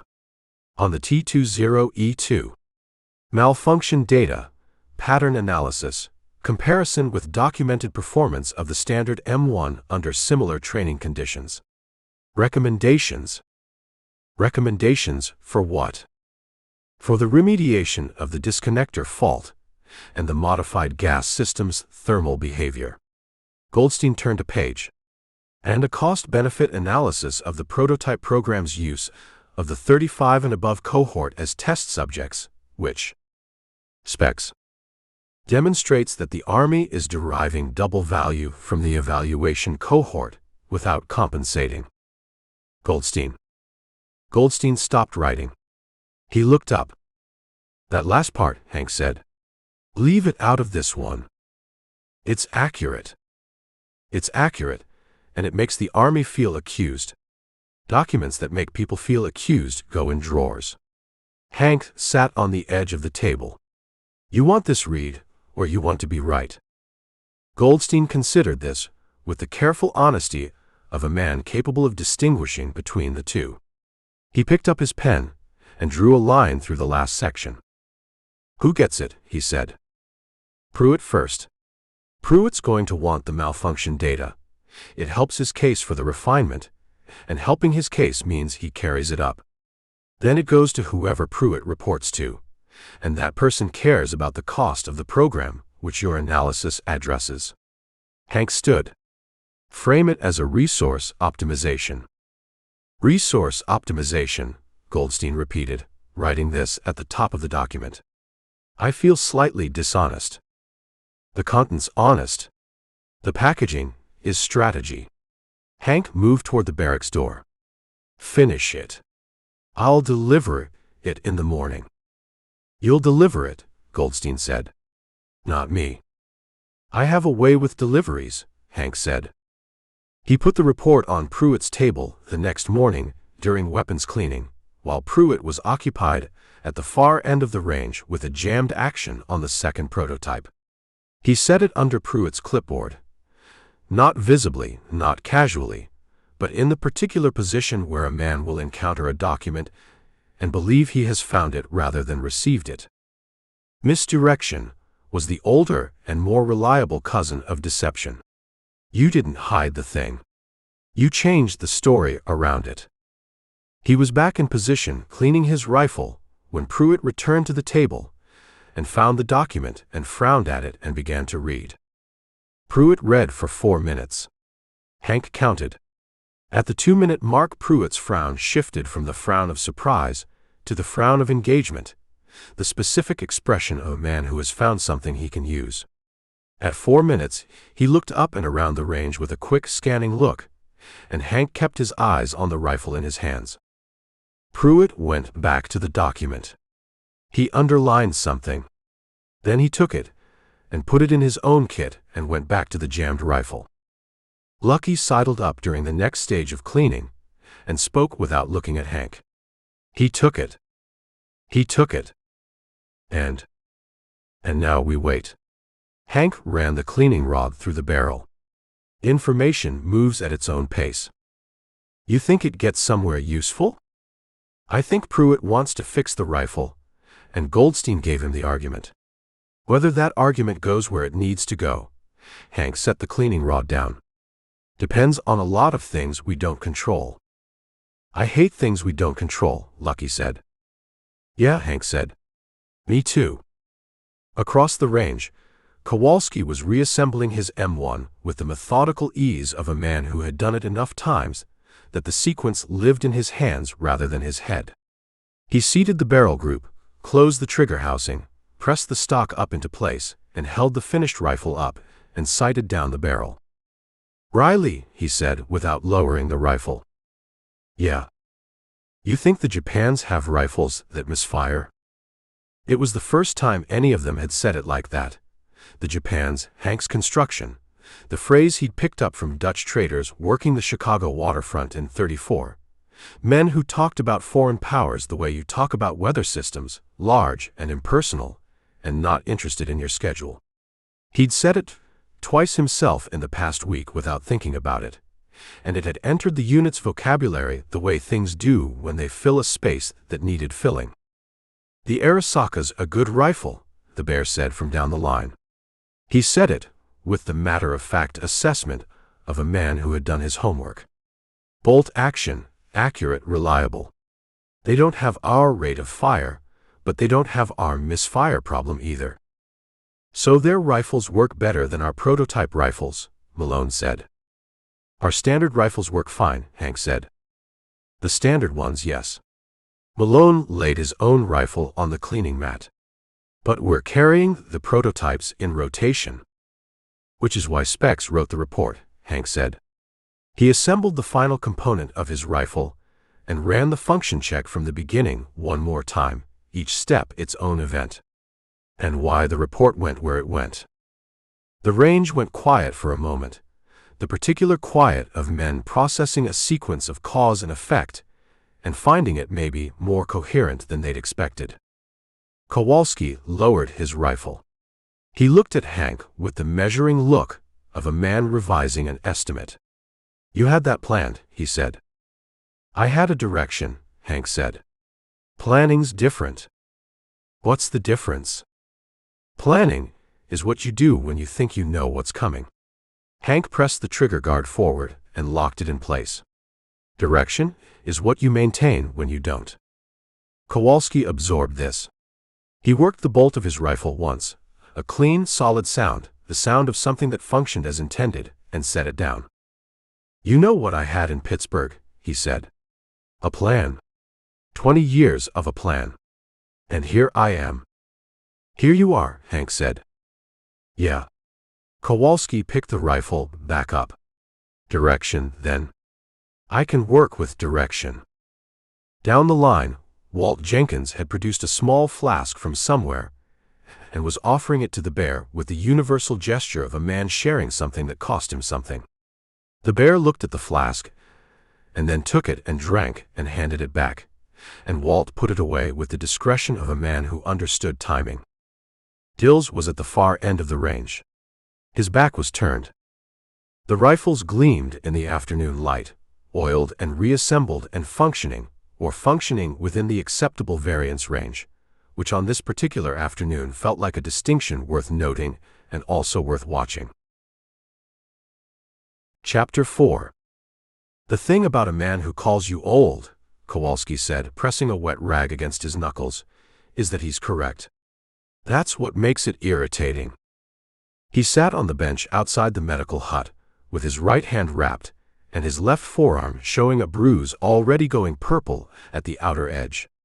The knuckles had split on the third punch. Kowalski confirmed this with the precision of a man who had counted. And the cut was shallow enough to need no stitches, but deep enough to need cleaning, which was why Malone was crouched in front of him with a bottle of iodine, and an expression that moved between exasperation and the careful neutrality of a professional performing a service. "Hold still," Malone said. "I'm holding still." "You're narrating." "Narrating moves the hand." Kowalski held still for the iodine, which he received without expression, and then resumed. The kid was maybe 22. From the 305th. Big, like something that grew without a plan. He comes up during chow, and he says, Kowalski stopped and revised something internally. He uses a word I won't repeat, and he says it in reference to all of us. Men of our general age and situation. "What word?" Hank said. "A word," Kowalski said, "that I heard on the floor of the mill from men who should have known better and corrected when I heard it there too." "He call you decrepit?" Lucky said. "Worse." "Geriatric?" "Worse than that." "What's worse then?" "He called us a waste," the bear said. He stood 10 feet away with his back against the medical hut wall, and his arms crossed, and set it flat without inflection, the way you state a coordinate. "Dead weight." Said the army was shipping dead weight to the Pacific to prove a point that didn't need proving. The group sat with this. "That's the one," Kowalski said. "And you hit him," Hank said. "Frank hit him first," Kowalski said with the precise accuracy of a witness. "I hit him second." "There is a difference." All heads turned toward the bear, which was not something that changed the bear's expression. He looked at the wall across the yard as though it held information of modest interest. He was going to say something else, the bear said. "I could see it coming." "How could you see?" Malone started. "Same way you see a tree starting to go," the bear said. "It leans a certain direction, and you've been in the woods long enough, you know." Malone looked at the bear for a moment, then back at Kowalski's knuckles. He applied a bandage with economical precision and sat back on his heels. "The Army is going to have opinions about this," he said. "The Army," Hank said, "already has opinions about this.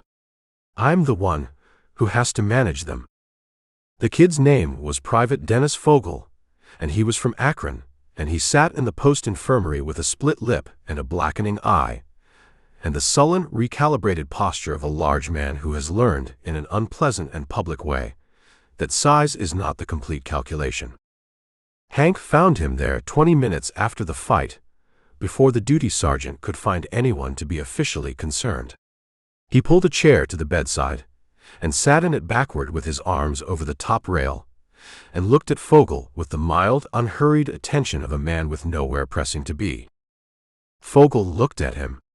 "You the old guy's handler?" "Something like that." Hank looked at the eye, which was doing what eyes do in the first hour after impact, swelling with the democratic thoroughness of a body registering a complaint. "That's going to close by morning." "I know." "You going to file a report?" Fogel's jaw moved. "Haven't decided." "Let me help you decide." Hank shifted his weight on the chair. "You file a report, two things happen. First, 2 men in my unit get disciplined, which creates paperwork that follows them through their service record. Second, the report documents what you said that started it, which documents that you called a group of draftees. Men who didn't ask to be here any more than you did, dead weight. That second part is also going in the record." He paused. "Your COC that, he's going to have a view." Fogel's good eye moved to Hank and stayed there. He was doing math. The math was visible. "What's the other option?"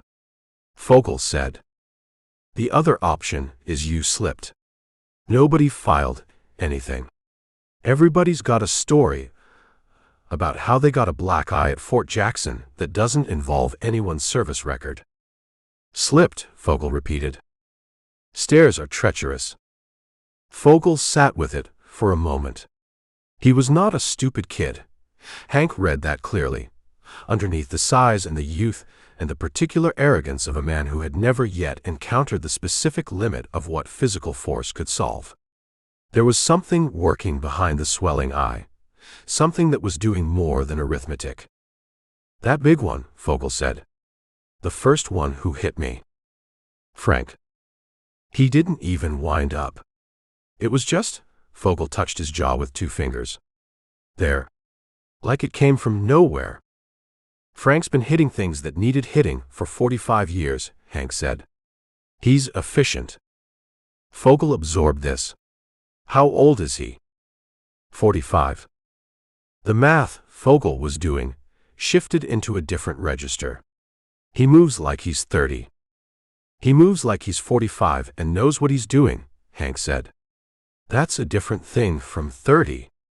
At 30, you move fast and hope. At 45, you move right." Fogel looked at the ceiling. He had the look of a young man processing an idea that was reorganizing some previously settled territory. "Where are you going?" he said. "The Pacific." "That's the general direction." "Guam, they're saying." Hank said nothing. The word had been moving through the post for 3 weeks, in the particular way that words move through military installations, as rumor, as inference, as the specific shape of equipment and training that pointed at a place even when the place had no official name. "We're going too," Fogel said. "Second wave, they're saying." "Then we'll see you there," Hank said. He stood, replaced the chair against the wall. "Think about the stairs." He was at the door when Fogel said, "Sorry. What I said." Hank stopped but didn't turn. "Tell Frank," he said. "I'm easy. Frank holds things longer." The bear was cleaning his rifle when Hank came back to the barracks, the whetstone replaced by an oilcloth and a cleaning rod, each motion the same as every other evening. Hank sat on his bunk and watched him for a moment. "Fogel's not filing," Hank said. The bear ran the rod through the barrel. "Didn't think he would." "You didn't think. You didn't care either way." The bear considered this with the honest precision of a man who does not negotiate with his own assessment. "Correct," he said. Hank leaned back against the wall. The barracks held its usual evening sounds: Goldstein's pencil, Lucky's cards, Kowalski writing his letter with the bandaged hand, moving slow and careful, Malone restocking his kit with the quiet industry of a man building a wall against future necessity. Walt had gone to the latrine, which meant the still would be producing something by the time he returned. "Your mother," Hank said. The bear's hand stopped on the rifle. Just for a moment. Then the cleaning continued. What about her? You wrote her last week. I saw the envelope. I wasn't reading anything, I just saw. She's not well, the bear said. The phrase arrived without embellishment, without appeal for anything, just the statement of a condition. Who's with her? My sister. Dorothea. He seated the barrel group and aligned the components with slow care. Dorothea's got her own household. 3 kids and a husband who works the timber. She can't be there every day. Is she being cared for? For now. The bear looked at the rifle and nodded at Hank. Before I shipped, I made arrangements with a neighbor woman. Cost me most of what I had saved. He set the rifle down and picked up the oilcloth. She's cared for. I don't know for how long. You left to come here, Hank said. I was drafted. I know. I'm not saying it as a judgment. The bear wiped the rifle down with a long, even stroke. I was 2 weeks from the notice when she got worse. The doctor said. He stopped. The timing is what it is. Hank sat with this. Outside the barracks, somewhere across the post, a bugle ran through retreat with the minor key certainty of an instrument that did not concern itself with individual circumstances. Frank, Hank said. Yeah. Fogel wanted to know how you hit like that at 45. The bear looked up from the rifle.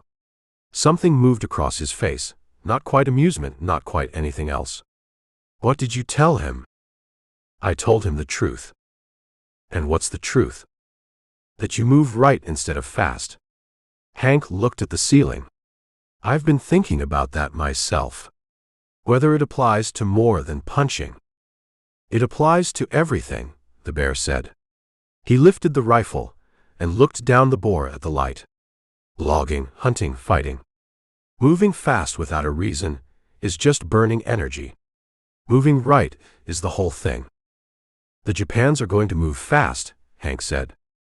Some of them. The bear set the rifle on his lap. Some of them are going to move right. Those are the ones to watch. Kowalski finished his letter and sealed it and set it on the footlocker the way he set everything on the footlocker, square to the edge, positioned with the unconscious geometry of a man accustomed to organized space. He flexed the bandaged hand once and looked at the ceiling. You want to see them, Lucky said from across the aisle. Every day, Kowalski said without looking over. How old are the kids? 14, 11, 8. Kowalski reached into his jacket and produced a photograph, the kind that gets carried in a wallet until the edges soften and the surface picks up the texture of the leather. 3 children on front steps, a woman behind them with her hand on the youngest one's shoulder. The photograph was black and white, but the quality of the light in it suggested a specific afternoon, summer, when things were as they should be. Margaret, Thomas, and little Eddie. He held the photograph out without ceremony. Lucky took it and looked at it and passed it to Goldstein, who looked at it and passed it to Malone, who studied it with more attention than photographs usually received. The oldest one, Malone said. Margaret. She looks like you. Her mother says the same thing, and neither of them mean it as a compliment, Kowalski said. A small thing moved across his face that had nothing to do with the army or the Knuckles or Fogel from Akron. She's stubborn like me. Holds things. You tell her something's not possible, and she files it away and comes back to it 6 months later with a plan. Smart girl, Hank said. She's going to be a problem for somebody someday, Kowalski said, with a satisfaction that had layers to it. The right kind of problem. The photograph came back around to him, and he looked at it once more and replaced it in the jacket with the specific care of a man returning something to the only place it belongs. He buttoned the pocket. Thomas wants to enlist, he said. He's 11. I told him when he's 17 we'll discuss it. What did he say? Lucky said. He said by 17, the war might be over. Kowalski looked at his hands. I told him from his mouth to God's ear. Smart kid, Malone said. The smartest one. Takes after his mother. Kowalski flexed the hand again, testing the range of motion. She's the smart one in that house. I just provide the infrastructure. Walt came back from the latrine with a tin cup and the satisfied expression of a man whose process had performed as intended. He distributed what the cup contained in portions that communicated both generosity and fairness, and then he sat on his bunk and looked around the room with the easy, open attention of a man who found other people inherently interesting. Can I ask something? Walt said. Go ahead, Hank said. How come you call them the Japans? The Nippons sometimes. I've heard both. The room acquired a mild attentiveness without anyone shifting position. It was a question several of them had been navigating around for 2 weeks.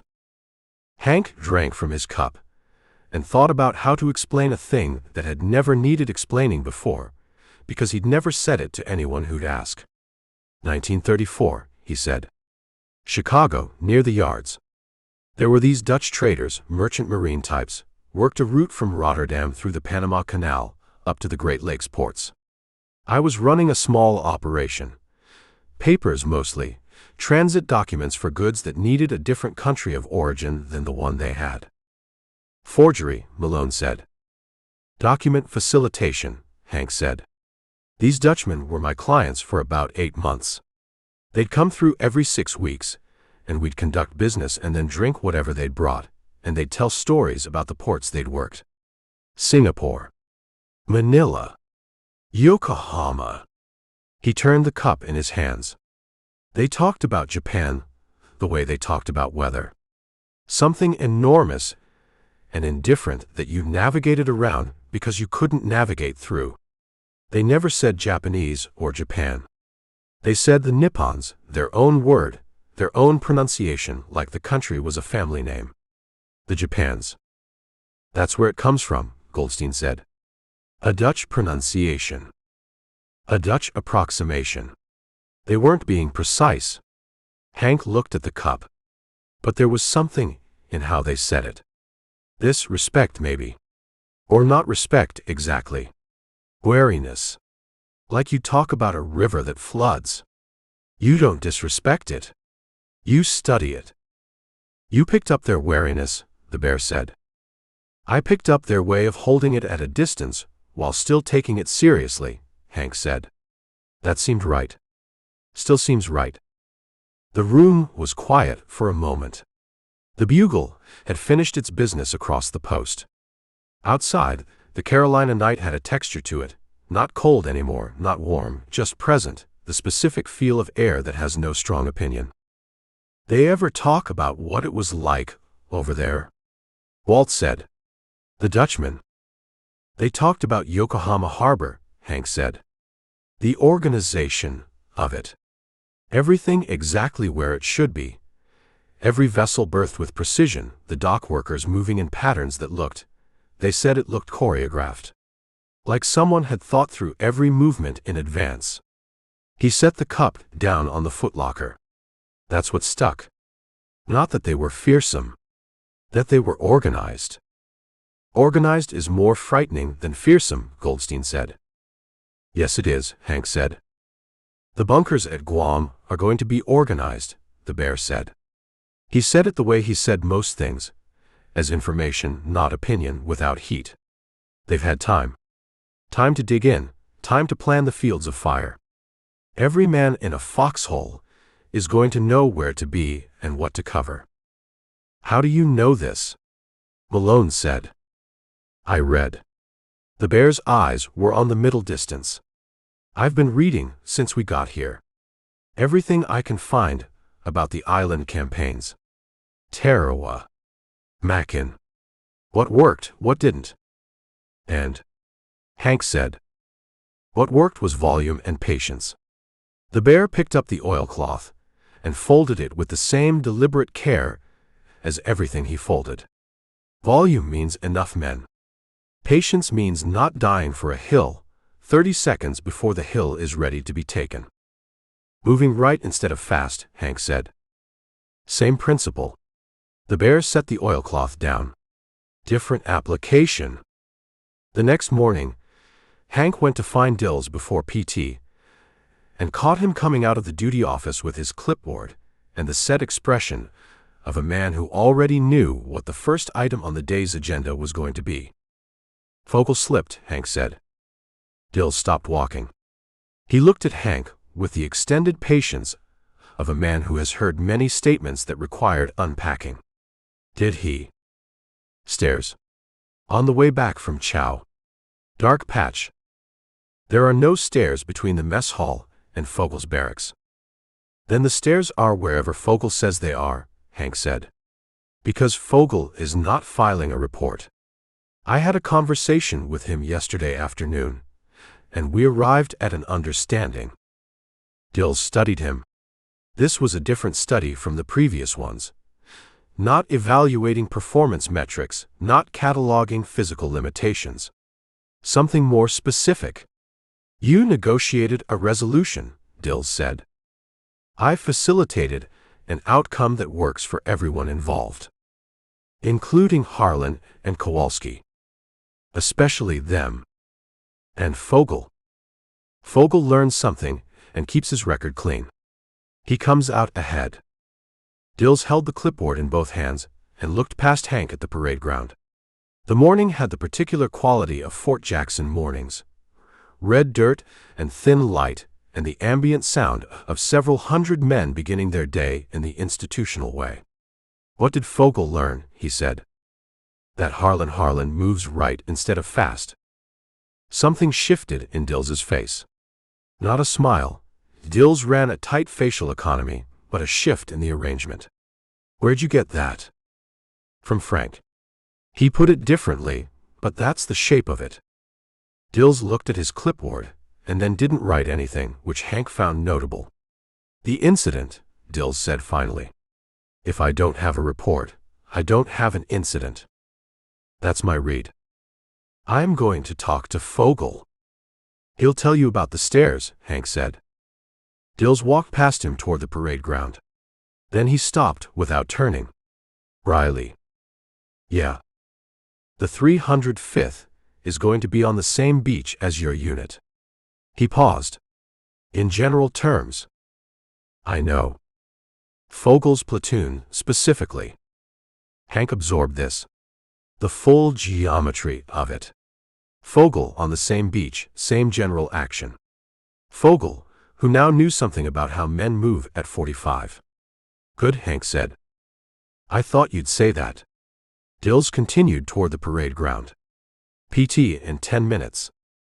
The afternoon had an hour of free time built into it, the Army's first unscheduled interval since processing, and the men spent it in the ways that revealed them. Goldstein wrote. Lucky ran a card game. Malone inventoried his kit for the 4th time that week, introducing a new cataloging system that he explained to no one but narrated to himself in a low, continuous murmur as he worked. The bear went for a walk alone, which was what the bear did with free time, covered ground, assessed terrain, returned with the settled quality of a man who had consulted something and received an answer. Kowalski wrote a second letter. The first letter, the one with the bandaged hand, he decided this morning needed a companion. Something for the kids, specifically, which was different from the letter to his wife. Hank had watched him choose a different piece of paper, hold the pen differently, write at a different pace. Hank sat outside on the same crate he'd been using as a thinking spot since the first week, back against the wall, legs out. He wasn't doing anything that looked like thinking, which was when he did his best thinking. He was thinking about Guam. He knew the name. He knew it, the way you know the names of places that appear in newspapers in a specific kind of sentence. Places that have been taken and held, and contested and taken again and held again. Places that exist in the geography of the war, as positions rather than as the places people live. He knew that the Japanese had taken it in the first days after Pearl Harbor, that it sat roughly midway across the Pacific, that its recovery was, in the strategic language of the newspapers, essential. He did not know the terrain, the heat, the particular quality of the jungle, how long a man could operate at full capacity in that climate before the climate became a second opponent. He did not know what organized resistance looked like from the inside of it, from the receiving end. These were things he could not con his way into knowing. They required being there. He thought about the Dutch traders and their description of Yokohama Harbor, the choreographed precision of the dock workers. He thought about the bear reading everything he could find and arriving at volume and patience. He thought about Goldstein's attrition data, old men surviving first contact at a modest but consistent advantage over young ones. He thought about the men in the barracks. 7 of them, 8 including himself, who had not asked for this and would not have chosen it, and were going anyway because the alternative was a federal offense, and also because, somewhere underneath the griping and the bad backs and the whiskey and the card games, there was something else. Something that Hank had not yet found the right word for. He was looking for the word when Walt appeared from around the corner of the barracks and sat down beside him on the crate without asking, which Hank had stopped minding some time ago. "You thinking?" Walt said. "Working on something." "About what?" "Why men do things they don't have to do," Hank said. Walt considered this with the slow, genuine attention he gave to most things. "We have to," he said. "We're drafted." "I mean the other part. The part that's not the draft." Walt leaned back against the wall. "My daddy used to run moonshine through 3 counties in weather that would stop a sensible man. Ice on the roads, law on one side, competition on the other. I asked him once why he didn't just find a different line." Walt looked at his hands. He said because the other men doing it needed somebody who knew the roads. Hank looked at him. "He didn't think he was brave," Walt said. "He just knew the roads and other men didn't, and that seemed like reason enough." He tilted his head toward the barracks wall. "Kowalski knows how things are built and how they break. Bear knows the ground and how to read it. Specs knows the numbers. Lucky knows how to calculate risk when other people panic. Doc knows what keeps a body running." He paused. "You know how to read a room and move through it without it knowing you were there." "And you," Hank said. Walt smiled. It was a small, private smile, the kind that doesn't need an audience. "I know the roads," he said. Hank sat with this for a while. The afternoon light moved across the parade ground in the flat, specific way of late autumn light, long and horizontal, making the red dirt look briefly like something warmer. "That word I'm looking for," Hank said. "Which word?" "For why we go." Walt stood up and stretched with the unhurried ease of a man who has made a private peace with impermanence. "I don't think it's one word," he said. "I think it's just what happens when you know the roads and somebody needs somebody who does." He went back inside. The door closed behind him with the soft, solid sound of an old building accepting another small fact about itself. Hank sat outside a while longer. The light moved. The air held its mild, non-committal opinion about the evening. He was still looking for the word, but it felt for the first time like a search that had a right answer somewhere at the end of it. He just hadn't gotten there yet. Chapter 5. "You're flinching," the range instructor said. "I'm anticipating," Goldstein said. "Those are the same thing. They are philosophically distinct." Goldstein kept his cheek against the stock and his eye on the target, and did not look at the range instructor, whose name was Sergeant Cruz, and who had, over the course of 2 remedial sessions, developed a relationship with Benny Goldstein that resembled the relationship between a man and a particularly stubborn piece of machinery he was contractually obligated to fix. Flinching is involuntary. Anticipating is a predictive function based on prior data. I am predicting the recoil event and precompensating. You're precompensating wrong. My groups are improving. Your groups are moving from the left berm to the right berm. That is not improvement. That is migration. Goldstein lowered the rifle and removed his glasses from his breast pocket and put them on and looked downrange at the target, which had accumulated holes in a pattern that would have concerned a statistician more than most people, because a statistician could see that the pattern had a logic to it, just not a marksmanship logic. The spread is narrowing, Goldstein said. Vertically. Cruz looked at the target. He looked at it for a long time. That is true, he said, in the tone of a man being fair against his better judgment.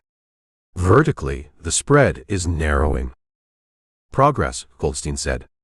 He replaced his glasses in his pocket and put his eye back to the sight. You still need to hit the target. I'm converging on it, Goldstein said, and fired.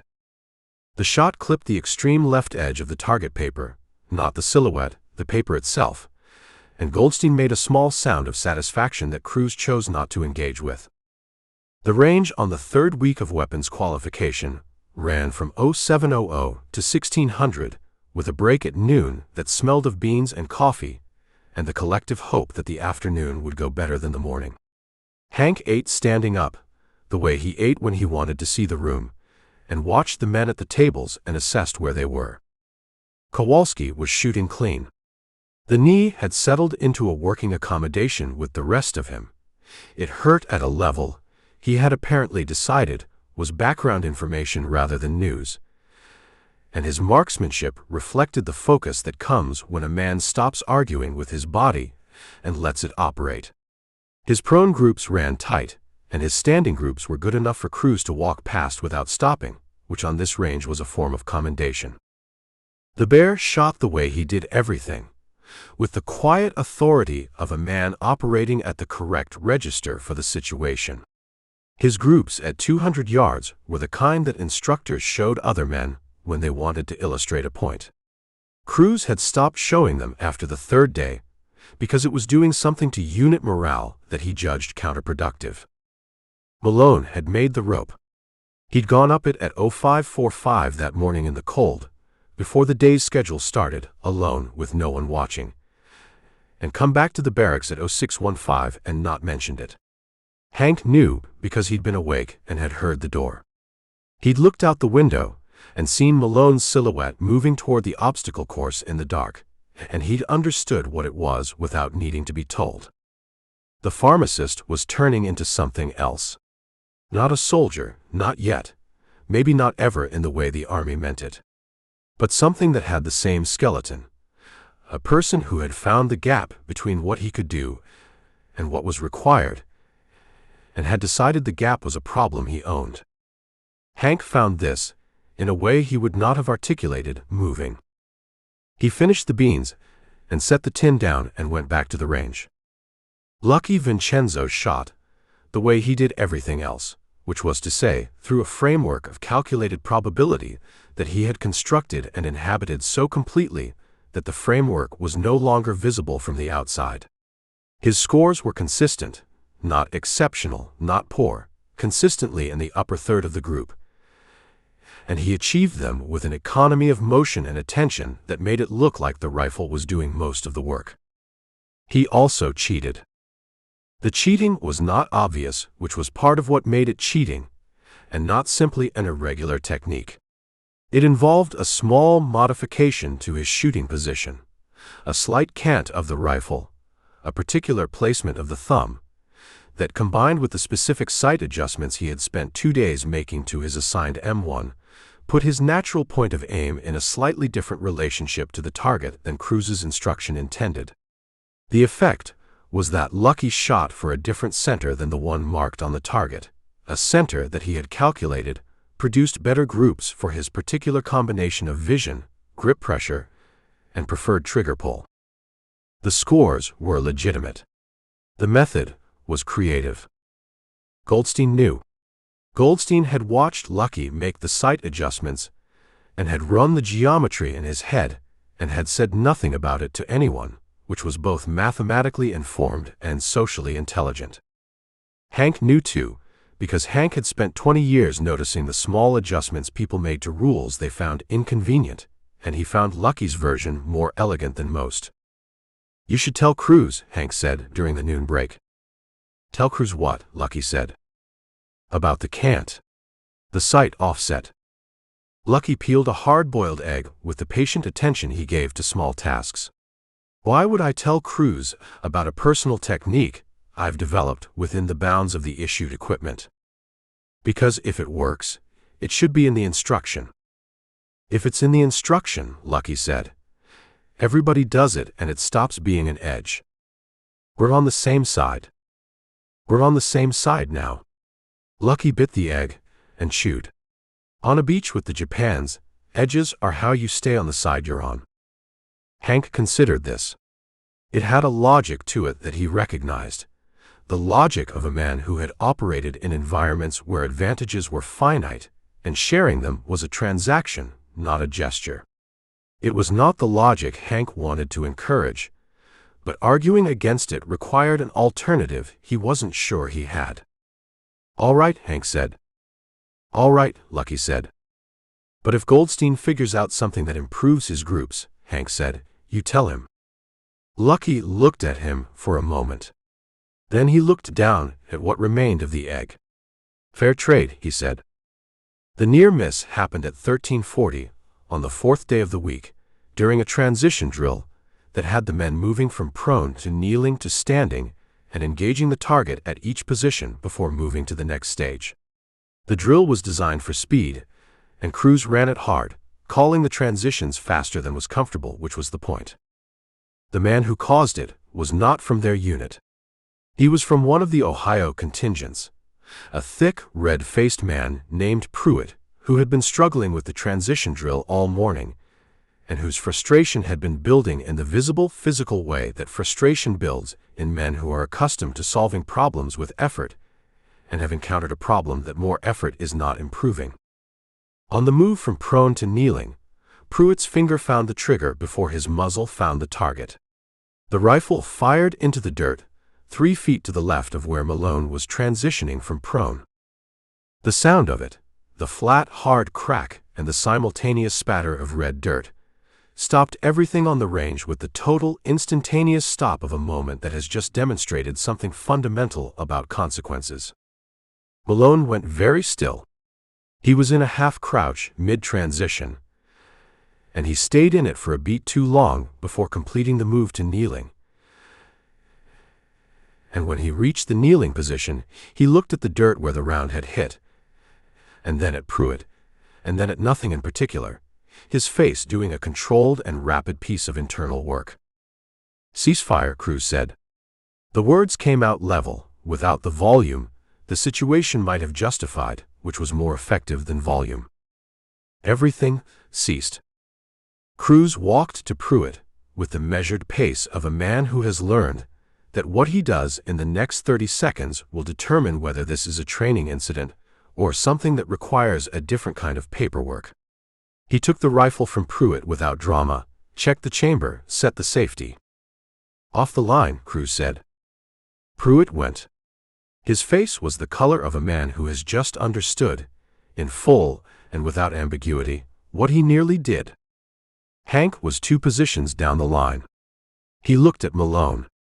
Malone had come fully to kneeling now, and his rifle was held at the correct angle, and his expression had resolved into something that Hank could not name exactly, not shock, something past shock, something a man's face does after the machinery of fear runs its cycle and leaves a residue behind. "Doc," Hank said. Malone's eyes moved to him. "I know," Malone said. "I know." He set the rifle butt on the ground and looked at his hands. They were steady, which seemed to surprise him. "I'm fine." "I know you are." 3 feet, Malone said. "At this distance, 3 feet is." "Don't measure it," Hank said. Malone looked at him. "I'm a pharmacist. I measure things. It's how I process." "Measure it tonight." "Not now." Hank picked up his own rifle. "Now we shoot." Malone looked at him for another moment. Then he brought the rifle up and found the target and waited for the command. Cruz called the resume. The line fired. Hank went to find Pruitt after the day's session, locating him at the far end of the barracks row, sitting on the ground with his back against the building and his knees pulled up and his rifle across his thighs, running the cleaning rod through the barrel with the mechanical repetition of a man doing something with his hands because his mind has nowhere else to put itself. Pruitt looked up. "I'm not in your unit." "No," Hank said. He sat down against the wall beside him, uninvited, which was a technique he had used often enough that it had become natural. "You didn't ask to join a man when he was in a place like this. You arrived." "Ohio." "Dayton." Pruitt ran the rod again. "I know what almost happened." "All right. I've been running that transition wrong all week." "I know it. I keep trying to speed up the move, and the finger gets there before." He stopped. 3 feet. "My man's fine." He shouldn't have needed to be fine. He shouldn't have been in that position. Pruitt set the cleaning rod across his knees. "I've worked machines my whole life. You respect the machine, or it hurts you. I know this.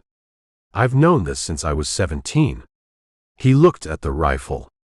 "I forgot I was the machine." Hank sat with that for a moment. It was a better way of putting it than he'd have come up with. "How's the transition coming?" "The range instructor told me to slow down. Said speed is a product of correct repetition, and I was trying to borrow speed I hadn't earned yet." "That's right." "I know it's right. Pruitt's jaw tightened. "I'm 40 years old, and 22-year-olds are running the drill faster than me, and I keep trying to close the gap the wrong way." Hank thought about the wall and Kowalski going over it last, having used the waiting time to study the approach. "The gap closes on its own once the movement is right," he said. "You can't push it from the front. You push it from the mechanics."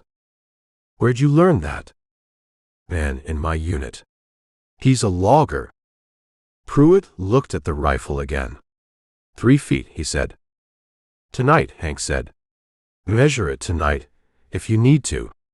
Right now you're going to clean that rifle and eat, and tomorrow you're going to run the transition slow until it's right, and then let it get fast on its own." Pruitt was quiet for a moment. "Why are you here?" he said. "I'm not your problem." "Guam is going to make you my problem," Hank said. "Or me yours. Either way." Pruitt looked at him with the direct, assessing look of a man from a factory floor, where a man's measure was a practical matter rather than a social one. "You figure we'll see each other over there?"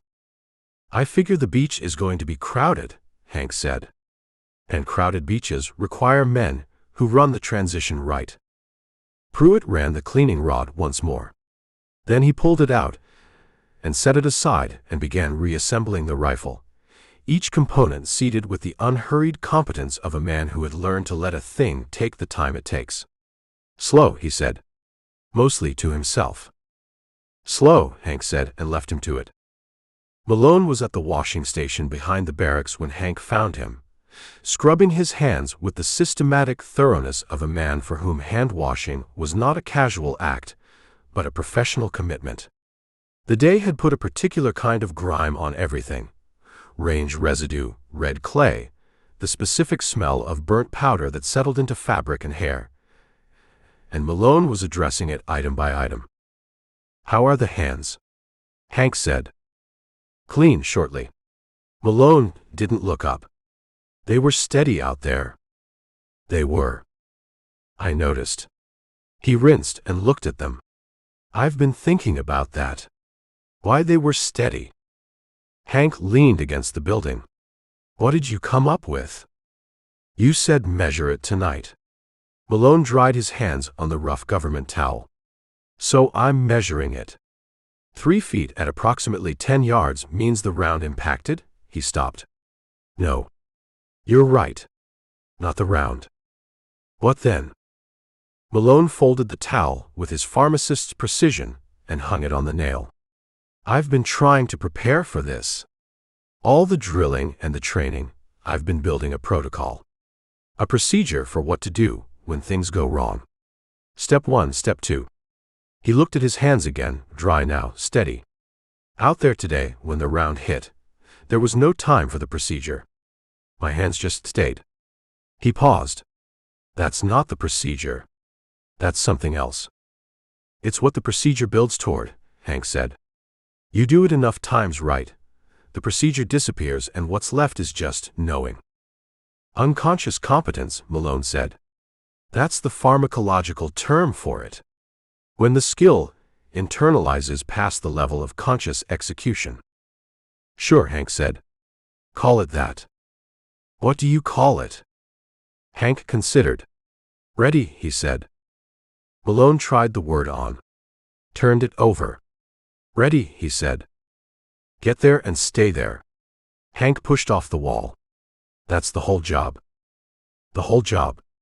Malone picked up his kit. That's a reductive description of a very complex. Yeah, Hank said. It is. Lucky found Hank that evening and produced the small dog-eared notebook and opened it to a page near the back. He held it out. The page had a column of names down the left side, every man in the unit, and beside each name a number between 1 and 10. And beside that, a set of notations in Lucky's compressed, angled handwriting that Hank had to turn the notebook slightly to read. What is this? Hank said. Assessment. Lucky sat on his bunk. Marksmanship, physical condition, stress response, useful skill, unit value. Weighted by specific relevance. You scored everybody. I scored everybody's current readiness and projected improvement curve. Lucky pointed at a line near the top. Bears a 9 now and stays a 9. Ceiling's 10, and he'll hit it when it matters. Kowalski's a 7 now, 8 by the time we ship. The knee is a factor, but the knee is manageable and the rest of him is a 9. Hank scanned down. His own line read 7.5, projected 8, note, multiplier effect, independent score undercounts unit value. Multiplier effect, Hank said. You make other people better, Lucky said. That's worth more than your own score. Kowalski's shooting cleaner because of how you talk to him. Malone went up the rope twice because of a thing you said. Goldstein's report went somewhere because you moved it. He took the notebook back. You're a 7 who produces 10s. That's, Hank stopped. He was going to say flattering, but it wasn't flattery. It was an analysis. Lucky didn't deal in flattery any more than he dealt in sentiment. Everything went through the framework first. What's Goldstein's number? 5 now. 8 projected. Lucky found the line. The eyes are a fixed liability. Everything else is improvable, and improving fast. His real value isn't the rifle anyway. His real value is the numbers. His real value is that he sees things nobody else sees and can tell you what they mean before you've finished looking at them. Lucky closed the notebook. On a beach where information is the difference between flanking and being flanked, that's not a 5. That's something else entirely. Then why'd you give him a 5? Because the metric I'm using doesn't have a category for it yet. Lucky tucked the notebook away. I'm working on the metric. Hank looked at him. Louis Vincenzo from New York, 40 years old, with a deck of cards and a cigar, and a gambler's relationship with uncertainty that had calcified over 4 decades into something that looked a lot like wisdom. You've been doing this your whole life, Hank said. Reading rooms. Since I was 12. Lucky picked up the deck from the blanket and bridged it once. My father ran numbers in Red Hook. I watched him work. The numbers weren't the thing, the numbers were the language. The thing was knowing what each man was worth in each situation and betting accordingly. He good at it. He was great at it until he wasn't. Lucky's hands went still on the cards for just a moment. Which is the risk of the business. What happened? He misjudged a room. Lucky set the cards down. 1 room, after 1,000 correct ones. That's the margin. The barracks quiet ran between them for a moment. That's why you run the numbers, Hank said. Even when you're good enough not to need them. Especially then. Lucky picked the cards up again and started to shuffle, a slow, deliberate riffle, not the performative bridging he did in public, but the private kind, the kind you do when your hands need something to do while your mind works somewhere else. 1 room, Hank. After 1,000. Not this room, Hank said. Lucky looked at him with the specific attention of a man checking a number he wants to believe. No, he said. Not this room. The last day of the week's qualification ended with an accuracy test, each man firing a 10-round group from standing at 100 yards, scored by crews and entered in the record. Standard Army qualification criteria: expert, sharpshooter, marksman, or unqualified. The bear fired expert without appearing to find this remarkable. Kowalski fired expert, which surprised him and visibly did not surprise Hank. Lucky fired sharpshooter with his cant and his adjusted sight picture and his running probability murmur, and crews wrote it down without looking at the cant, which was either professional generosity or professional exhaustion. Malone fired sharpshooter, which surprised everyone including Malone, whose hands had stayed steady through all 10 rounds in the particular way of hands that have achieved the thing they'd been working toward without announcing it. Hank fired sharpshooter. Good enough. Not the bear's good, not the studied precision of a man who had grown up with rifles. Good enough for a con man from Chicago who had learned to put rounds where he intended them, because the alternative was unacceptable. Goldstein fired marksman, which placed him just inside the qualified line, and he accepted this with the equanimity of a man who had run the numbers and understood that marksman was a statistically plausible outcome given his vision constraints and the time available, and that the trend line was correct even if the current position was modest. Marksman, Lucky said to him on the walk back. Marksman, Goldstein confirmed. Better than unqualified. Considerably. Goldstein cleaned his glasses on his jacket. I've also calculated that at the ranges typical of Pacific jungle combat, under 50 yards in most documented engagements, the practical difference between marksman and expert is substantially reduced. How substantially? At 30 yards, with a man-sized target, the difference is mostly theoretical. He replaced the glasses. The jungle is going to matter more than the score. Tell that to Cruz, Lucky said. Cruz operates within his metric, Goldstein said.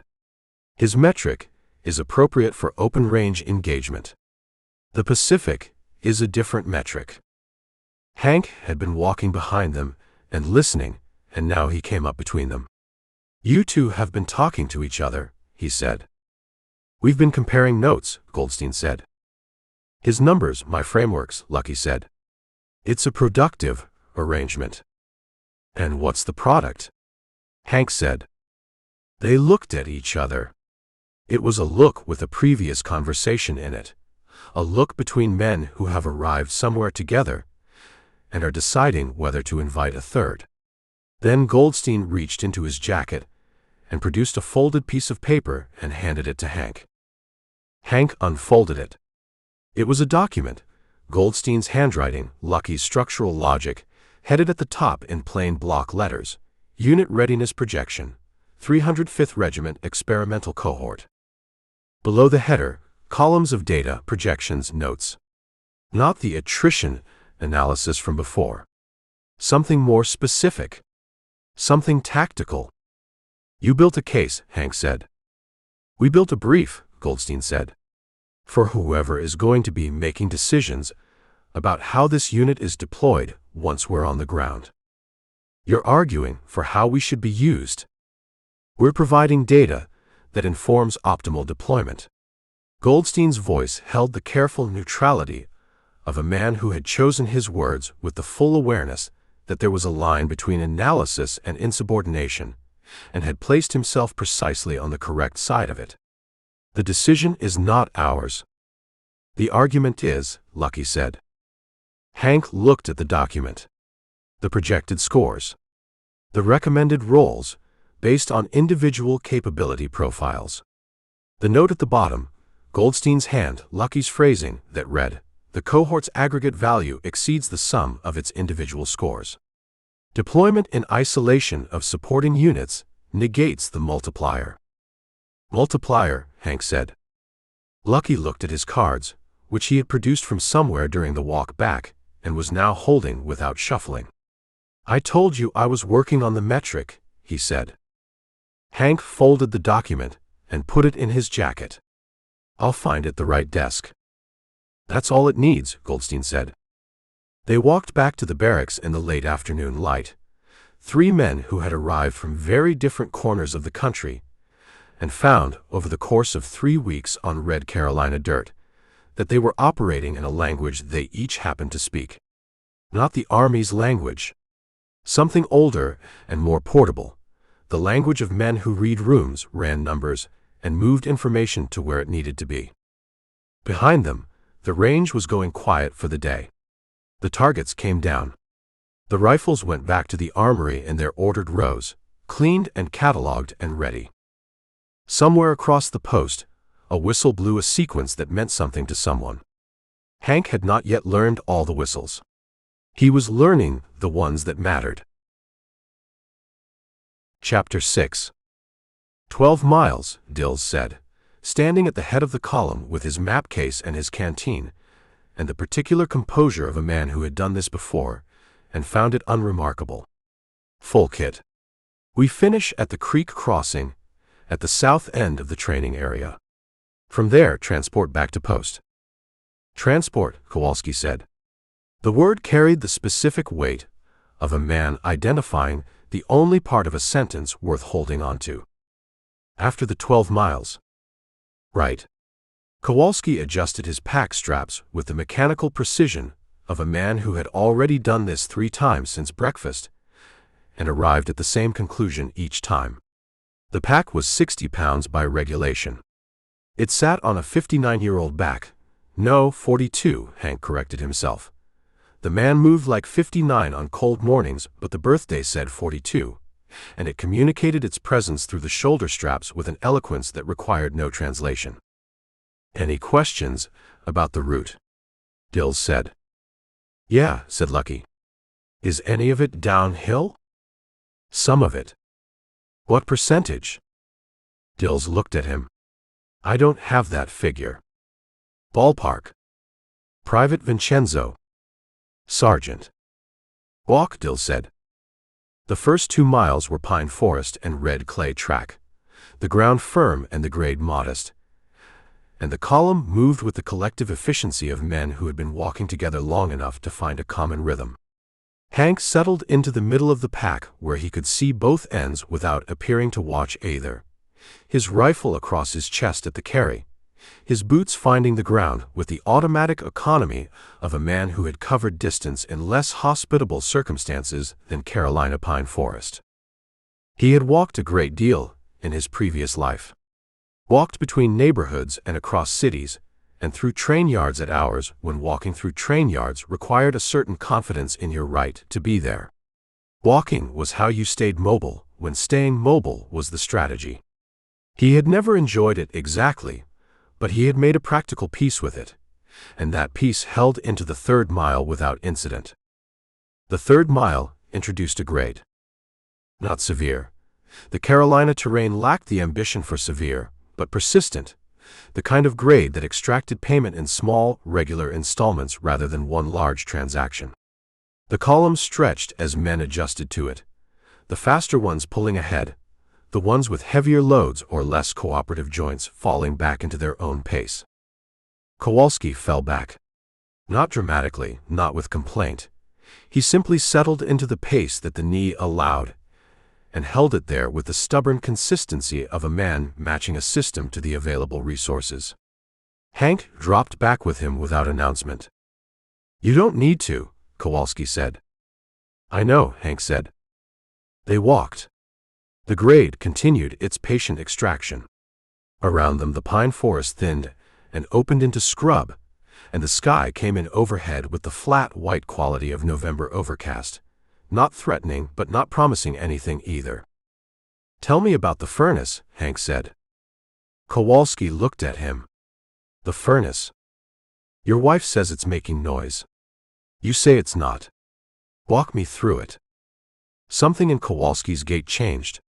Not faster, the knee wouldn't allow faster, but more settled, the way a man settles into a chair that fits him. "It's a coal-fired unit, converted to oil last year. I did the conversion myself, over 2 weekends in September." He shifted his pack straps. "The conversion changes the combustion sequence. You get a slightly different expansion cycle in the heat exchanger, which produces a tick on startup. 1 tick. Maybe 2. Then it runs smooth. Your wife's hearing the tick. She's hearing the tick and interpreting it as imminent catastrophe." Kowalski navigated a route crossing the track without breaking pace. "I wrote her 3 pages about the tick. 3 pages. Engineering detail, cause and effect, why it's normal." He paused. "She wrote back that the tick was getting louder. Is it possible she's right? It's possible the combustion chamber seal has some micro-movement in the cold," Kowalski said, with the careful honesty of a craftsman assessing his own work. "If the seal isn't fully seated, it'll expand differently when the temperature drops. I thought I had it seated. I may have been optimistic. So she might be right." "She's always right," Kowalski said. "That's the whole marriage, that's the complete description. She's right, and I know she's right, and I still make arguments because I'm built that way, and she knows I'm built that way, and she's right about that too." He exhaled through his nose. "What I need is to be home for 40 minutes with a wrench and a flashlight. And instead you're here. And instead I'm here." Kowalski looked at the track ahead and the gray sky above it. 12 miles. 12 miles, Hank said. At mile 4, Goldstein produced a folded piece of paper from his breast pocket and began to read it while walking, which was a thing Hank had not previously observed a man doing on a route march, and which caused him a moment of genuine admiration for the logistics of it. "What is that?" Malone said, coming up alongside. "Topographic notes," Goldstein said without looking up. "I traced the relevant section of the post map yesterday evening. Our route takes us past an old timber road at mile 6 that rejoins the main track at mile 8, cutting approximately a quarter mile but adding some elevation. I'm calculating whether the elevation cost offsets the distance savings for men in our physical condition. And..." Goldstein folded the paper with one hand, still walking. "It depends on the individual. For men with lower limb joint issues, the distance savings likely don't offset the additional grade. For men with primarily cardiovascular concerns, the shorter distance is probably worth it." He glanced at Kowalski's back, 10 yards ahead. "Some of us might take different routes." "Dills has a route," Malone said. "Dills has a route marked on his map," Goldstein said. "His map doesn't show the timber road, because his map is a training area overview, not a survey document. The timber road exists. I confirmed it with the post engineer's office this morning before breakfast." Malone walked with this for a moment. "You went to the post engineer's office before breakfast. They open at 6:30. Why?" "Because I suspected Dills was working from incomplete terrain information, and I wanted complete terrain information." Goldstein adjusted his glasses against the slight wind coming off the scrub. "Information is weight-free. It costs nothing to carry, and it's available before breakfast if you ask the right office." Malone looked at Hank, who was now walking on his other side. "Did you know he did this?" "I knew he'd do something," Hank said. "I didn't know what." "Does that satisfy you as a management approach?" "Mostly," Hank said. "Specs has never not had a useful answer. At this point, I just assume the answer is coming and leave space for it to arrive." Goldstein looked sideways at Hank with an expression that acknowledged the statement without quite accepting it as a compliment, which was accurate, since it was more a description of operational practice than flattery. "The timber road option will be available at mile 6, he said. "I'll point it out when we reach it. Who takes it is an individual decision. And if Dills notices we've split the column," Malone said. "We rejoin at mile 8, Goldstein said. "Same destination. No one falls behind the transport window." He paused. "The route I've documented is arguably more tactically instructive than the standard track. The terrain is more varied, the vegetation is denser. You could make a case for it as additional training value." "Could you make that case to Dills?" Hank said. "I could make it persuasively," Goldstein said. "Hold it in reserve," Hank said. "We may need it." Walt appeared at Hank's shoulder sometime around mile 5, materializing from the middle of the column, with the loose-limbed ease of a man for whom the walk was genuinely unremarkable. He carried his pack as though it had negotiated a separate arrangement with gravity. "You want a sip of something?" Walt said, very low, the voice of a man who had learned the specific register required for transactions that didn't need witnessing. "Not yet," Hank said. "Medicinal," Walt said. "Just to clarify, I know your definition of medicinal." "It's a legitimate definition," Walt said. He fell into step beside Hank, with the comfortable ease of a man joining a conversation already in progress. "My granddaddy was a licensed pharmacist." Well, he called himself a licensed pharmacist. The licensing was informal. "Informal, like my document work was informal," Hank said. "Similar informal, yes." Walt looked at the track ahead. He made a tonic he called Dr. Jenkins's Restorative Compound. Sold it at county fairs and through the mail for 22 years. People swore by it. What was in it? Corn whiskey, a small amount of sassafras, some peppermint for the smell, and what he described as proprietary botanical elements. Walt paused. The botanical elements were whatever was growing near the still that week. He had a system. Did it work? "People felt better after taking it," Walt said. "Whether that was the compound or the whiskey is a philosophical question." "Not really," Malone said from Hank's other side. Walt smiled. He had an enormous tolerance for Malone's professional corrections, which Hank had concluded was either genuine good nature or a very long patience. Either way, it was useful. "Doc," Walt said, "has the whiskey been helping or not helping the general morale of this unit?" Malone walked for a moment. "It has been helping," he said, in the tone of a man making a clinical concession. "There's your pharmacology," Walt said. "Pharmacology involves dose, mechanism, and—" "Dose, enough. Mechanism, it's whiskey. Outcome, people feel better." Walt counted these off on his fingers. "That's the whole thing, Doc." Malone opened his mouth and then closed it again with the expression of a man who has found the counterargument and also recognized it would take longer to make than the terrain warranted. Mile 6 brought the timber road. It appeared on the left side of the track as a gap in the scrub, not obvious, not marked, just a narrowing between the trees where light came through at a different angle, and the ground showed a faint double track from whatever wheeled thing had last used it, seasons ago by the look of the growth. Goldstein pointed at it with 2 fingers, low, without breaking stride. Hank looked at Dills, 40 yards ahead at the column's head, map case under one arm, pace steady. He looked at Kowalski. The knee had been holding, but holding in the way of a thing operating past its comfortable range.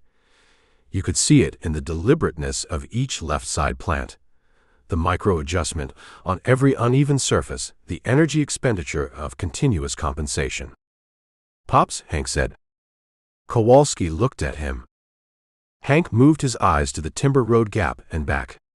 A question without a question mark. "I'm fine," Kowalski said.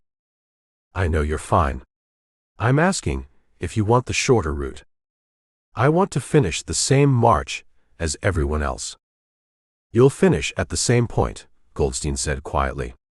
Same transport window. The route is shorter by a quarter mile, and the final grade to the creek is somewhat gentler via the timber road. The outcome is identical. The path is different. Kowalski looked at the gap in the trees. He looked at the column ahead. He did the particular math of a proud man who has, over 42 years, developed the capacity to distinguish between stubbornness that serves a purpose and stubbornness that is just stubbornness. "Who else?" he said. "Me," Malone said immediately. He said it with the candor of a man who had done his own accounting and arrived at an honest number. "I'll come," said Burris, the Minnesota schoolteacher, who had been walking near the back of the group in the stoic manner he'd adopted since the obstacle course. Not complaining, not excelling, just persisting with the quiet determination of a man who has decided persistence is its own category of achievement. "Right," Hank said. "The rest of you stay on the main track. We meet at the creek." The column continued forward. 4 men peeled left into the timber road gap, moving quietly enough that the separation happened in the space between 2 of Dills's forward strides. Hank did not look back. The timber road was narrower than the main track, and the canopy came down closer, the light arriving in pieces rather than the flat open overcast of the pine forest. The ground was softer here, leaf litter and old moisture, and the footing required more attention, which Hank found was actually useful, the way an engagement that required active thought prevented the passive accumulation of misery. Kowalski's gait changed on the softer ground. The knee found the surface more forgiving, and the compensation disappeared, and for 100 yards he walked like the man he would be if the knee were not a factor, and Hank watched this without commenting on it. "My father walked," Kowalski said after a while. Unprompted, the way a man says something he's been carrying for miles. "From where?" Hank said. "Krakow." Kowalski picked his way around a root cluster, careful. 1896. He walked from Krakow to Hamburg, which is, he considered, a long way. He never told me exactly how far. I looked it up once. 800 miles, roughly. Why did he walk? Because the train cost money he didn't have. He had a cousin in Pittsburgh. He walked to Hamburg, took a ship to Baltimore, took a train to Pittsburgh with the last of what the cousin had sent him. Kowalski navigated the terrain with a concentration that the story moved around rather than through. He arrived in Pittsburgh with $2 American and a change of clothes and the address of the cousin on a piece of paper. What did he do when he got there? He went to the mill. They hired him the same day. Kowalski looked at a gap in the canopy where the gray sky showed through. He worked the same mill for 31 years. I worked it for 20. My son Thomas looks at it like it's something to escape. He said this without bitterness. Just the observation of a man, noting that the world reorganizes itself between generations. Maybe he's right. "The mill gave you what you needed," Hank said. "It gave us everything." Kowalski said it with a simplicity that carried the full weight of everything. The house, the furnace, Margaret and Thomas and little Eddie, and Helen's good coat that she wears to church. He paused. "You walk 800 miles for that. You don't need to apologize for where you end up." "Nobody's asking you to," Hank said. "No." Kowalski worked up a short rise, his arms taking some of the pack's weight through the straps, the knee handling the grade with less complaint on this surface. "I just think about him sometimes. My father walking that road." He crested the rise, and the track leveled and he walked upright again. 12 miles is nothing." 12 miles is nothing, Hank agreed. Behind them, Malone walked in silence, which for Malone was either deep thought or the focused energy conservation of a man committed to finishing something he had started. Burris behind him had taken on the rhythmic, steady trudge of a Minnesota man who had walked plowed fields and understood that ground required patience. 2 miles later, with the creek audible before it was visible, the timber road rejoined the main track, and Hank brought the four of them back into the column from the side, smooth enough that the transition required no announcement. The bear was at the rear of the main group, and clocked their arrival and said nothing. Lucky was mid-column, and noted them with his eyebrows, and returned to the conversation he was having with one of the Ohio men about the relative merits of various Cincinnati steakhouses, a topic he had apparently introduced at mile 7 and was still developing. Dills, at the head, did not turn around. At the creek the column halted, and men shed their packs with the universal sound of weight released, not quite groaning, not quite silence, something between relief and the acknowledgement of prior suffering. Canteens came out. Men sat on the bank and looked at the water and the far bank and the sky with the specific, exhausted appreciation of people who had covered distance and could now be stationary. Hank sat on a flat rock at the edge of the creek and took his boots off and put his feet in the water, which was cold in the specific way that made recent 12-mile feet very interested. "Reilly," Dills said from 10 feet back. Hank looked over his shoulder.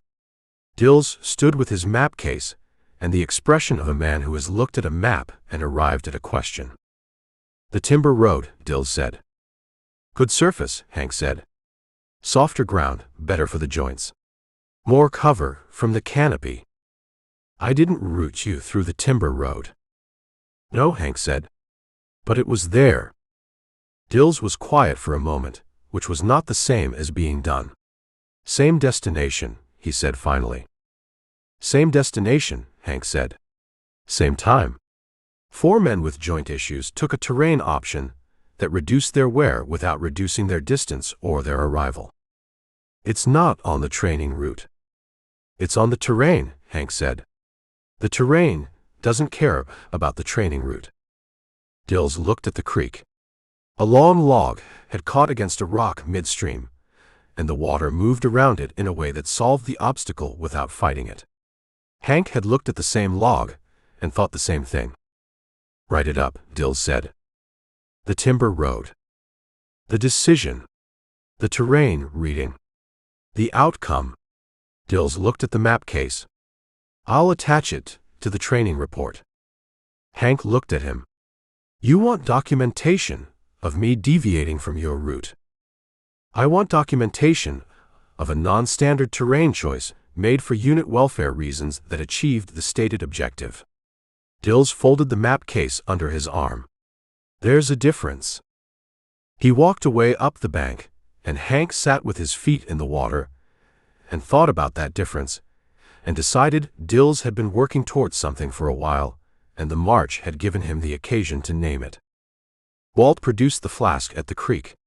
He moved through the resting men with the quiet efficiency of a man who understood that distribution was as important as production, and each man received a measure calibrated to the distance just covered and the distance yet to live through. Dills was 50 yards upstream, talking to his radio operator and demonstrably not looking downstream. Kowalski sat on the bank with his boots off and both feet in the creek, and his face pointed at the sky with the specific expression of a man giving his body a few minutes to form a different opinion. He accepted the flask without looking at it, and drank and returned it without ceremony. "Pops," Hank said, sitting beside him. "I know what you're going to say." "Do you?" "You're going to tell me the knee held up." Kowalski looked at the water moving around his feet. "And I'm going to tell you it did. And we're both going to not say the part where we're 12 weeks out from a beach landing, and a knee that holds up on a training march in Carolina may have different opinions about coral and mud and whatever else is on that island." Hank said nothing. "I know that part too," Kowalski said. "I'm not pretending otherwise." "I know you know," Hank said. They sat with the creek, and the sound of it, which was a continuous, impartial sound, the same whether men were resting beside it or not. Somewhere in the column, Goldstein was explaining something to Burris with the focused pleasure of a man who had found a willing student. Lucky had produced his cards and was running a trick he'd been teaching the Ohio men for 3 weeks, a cut and locate that they almost had. The bear sat alone at the edge of the group, his back against a birch, eating from his field rations with the methodical appetite of a man fueling a system rather than enjoying a meal. He had walked the 12 miles without comment and arrived at the creek the same way he arrived at everything, as though it had been arranged in advance and he had simply shown up to confirm the arrangement. "Frank," Hank called. The bear looked up. "How's Oregon?" "Same as always," the bear said. "Trees and rain and sensible people." He went back to his rations. After a moment, "And my mother's worse." "You heard." "Letter." He said it without looking up. The neighbor woman wrote. "She's having trouble with the stairs." "Which stairs?" "The stairs in her house." He set down the ration tin. "She's been on those stairs for 50 years. She knows those stairs." Nobody said anything. There was nothing to say that the bear would want said, and the men around him understood this by now, with the intuitive accuracy of people who have been living in close quarters long enough to read silence correctly. Walt handed the flask to the bear, who took it and drank, and handed it back with a nod that was the bear's complete vocabulary of gratitude. The transport back to post was 2 trucks. Hank found himself in the second one, sitting on the bench with his pack between his knees, the truck moving at a pace that communicated the driver's low opinion of the road surface.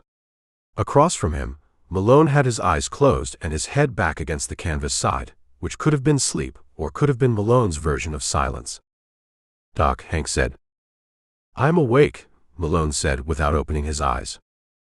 "I know." Hank looked at the road, unreeling behind them through the back of the truck.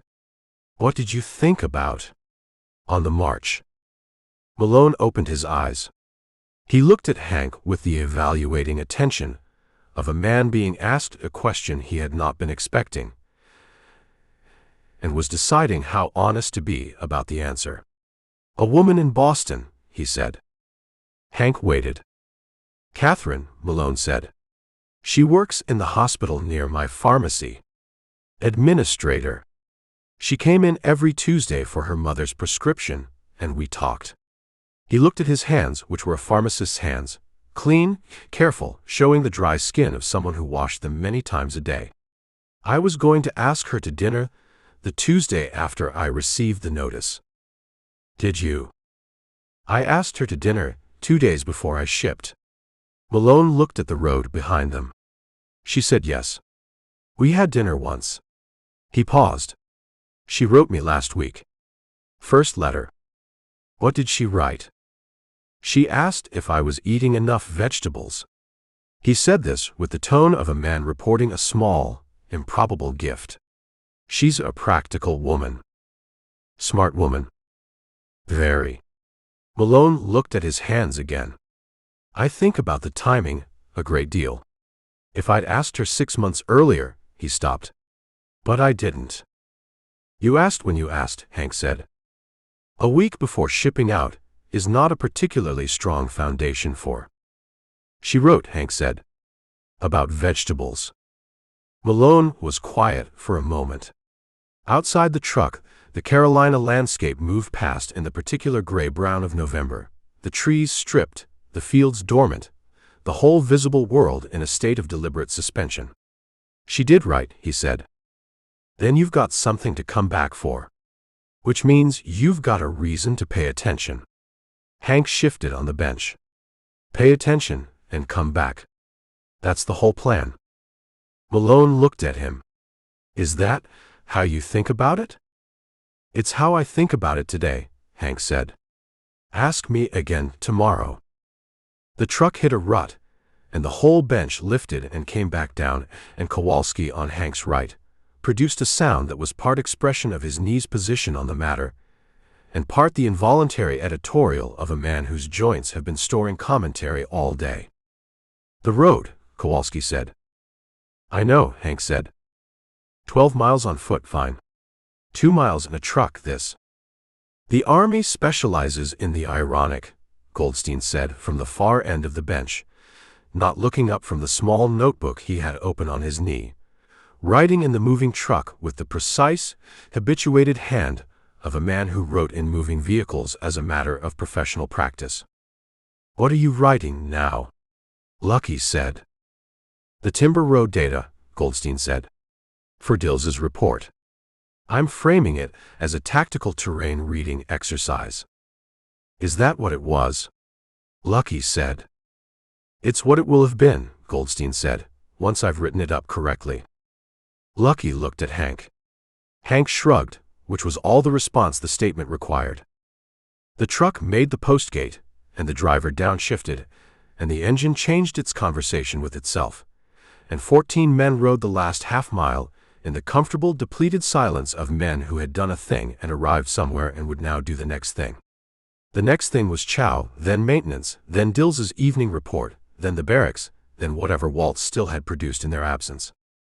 Hank watched the post buildings come up around them, the familiar arrangement of low structures and red dirt and water towers, and the flat Carolina sky above everything, and he thought about a woman named Catherine who asked after a man's vegetables, and a father who had walked 800 miles for a mill job, and an old woman in Oregon who was having trouble with stairs she had climbed for 50 years. The truck stopped. "Right?" said Kowalski, with the tone of a man filing the day under completed and moving on. He stood and picked up his pack and stepped off the tailgate and went about the business of the evening. Hank stepped off after him and stood in the red dirt with his pack on his back and looked at the barracks 50 yards across the parade ground and thought, "Pay attention and come back." It was not a complicated plan. Plans never were at their core. The complications accumulated later, in the space between the plan and the thing. He walked toward the barracks, and the day folded behind him, 12 miles and 1 timber road, and all of it filed correctly. Chapter 7. "At ease," said Captain Roland Briggs. And nobody went entirely at ease because Briggs was the kind of officer whose at ease was a courtesy rather than a permission. He stood behind a metal desk in a cinder block office that smelled of cigarette smoke and bureaucratic permanence, a man of perhaps 50 with the lean, sun-damaged face of someone who had spent years in climates less temperate than South Carolina. His uniform was correct to a degree that communicated effort rather than vanity. He had read whatever was in the folder on his desk, and he had a specific thing he wanted to say, and he was going to say it in his own sequence. Hank stood in front of the desk. Dills stood to the left and 1 step back, which was the spatial grammar of a man presenting something rather than defending it. Briggs looked at the folder. Reilly. Harlan James. Age 38. Prior occupation. He paused at whatever the folder said prior occupation was. The pause lasted long enough to be a comment of its own. Document facilitator. "Yes, sir," Hank said. "That's what it says." "I filled out the form honestly," Hank said. Briggs looked at him over the folder with the flat, measuring look of a man who had interviewed many people and had strong opinions about the relationship between honesty and paperwork. "Sergeant Dills's evaluation characterizes you as exhibiting," he read from the folder, "unconventional but effective unit cohesion methods, demonstrated terrain adaptability, and a consistent capacity to achieve stated objectives through non-standard approaches." "Sergeant Dills is generous," Hank said. Briggs set the folder down. "Non-standard approaches is Army language for doing things differently than you were told." He looked at Hank without hostility, but without warmth either, the look of a man trying to correctly classify something. "In most circumstances, that's a problem. In your circumstances, it appears to be producing results." He picked up a second sheet, separate from the folder. "I also have a technical document here, submitted through Warrant Officer Pruitt's office, regarding the T20E2 malfunction rate, and a cost-benefit analysis of the prototype evaluation program." He set it beside the folder. "Pruitt didn't write this." "No, sir." "The author isn't identified." "No, sir." "But it arrived through Pruitt's chain of command, as though he'd authored it, which means someone placed it there." Hank held Briggs's gaze and said nothing, which was sometimes the most informative position available. Briggs looked at the document, then at Hank, then at Dills. Dills looked at the wall. Briggs made a sound that was not quite a laugh, and not quite a sigh, and occupied the territory between them. "The document is accurate," he said. "The malfunction data is correct, the analysis is sound, and the recommendation about the disconnector fault has already been forwarded to Aberdeen." He put the document back on the desk with a precision that suggested he had thought about what to do with it for several days. 2 of the 4 T-20E2 rifles are being replaced with production model M1s. "That's good news," Hank said. "It is." Briggs folded his hands on the desk.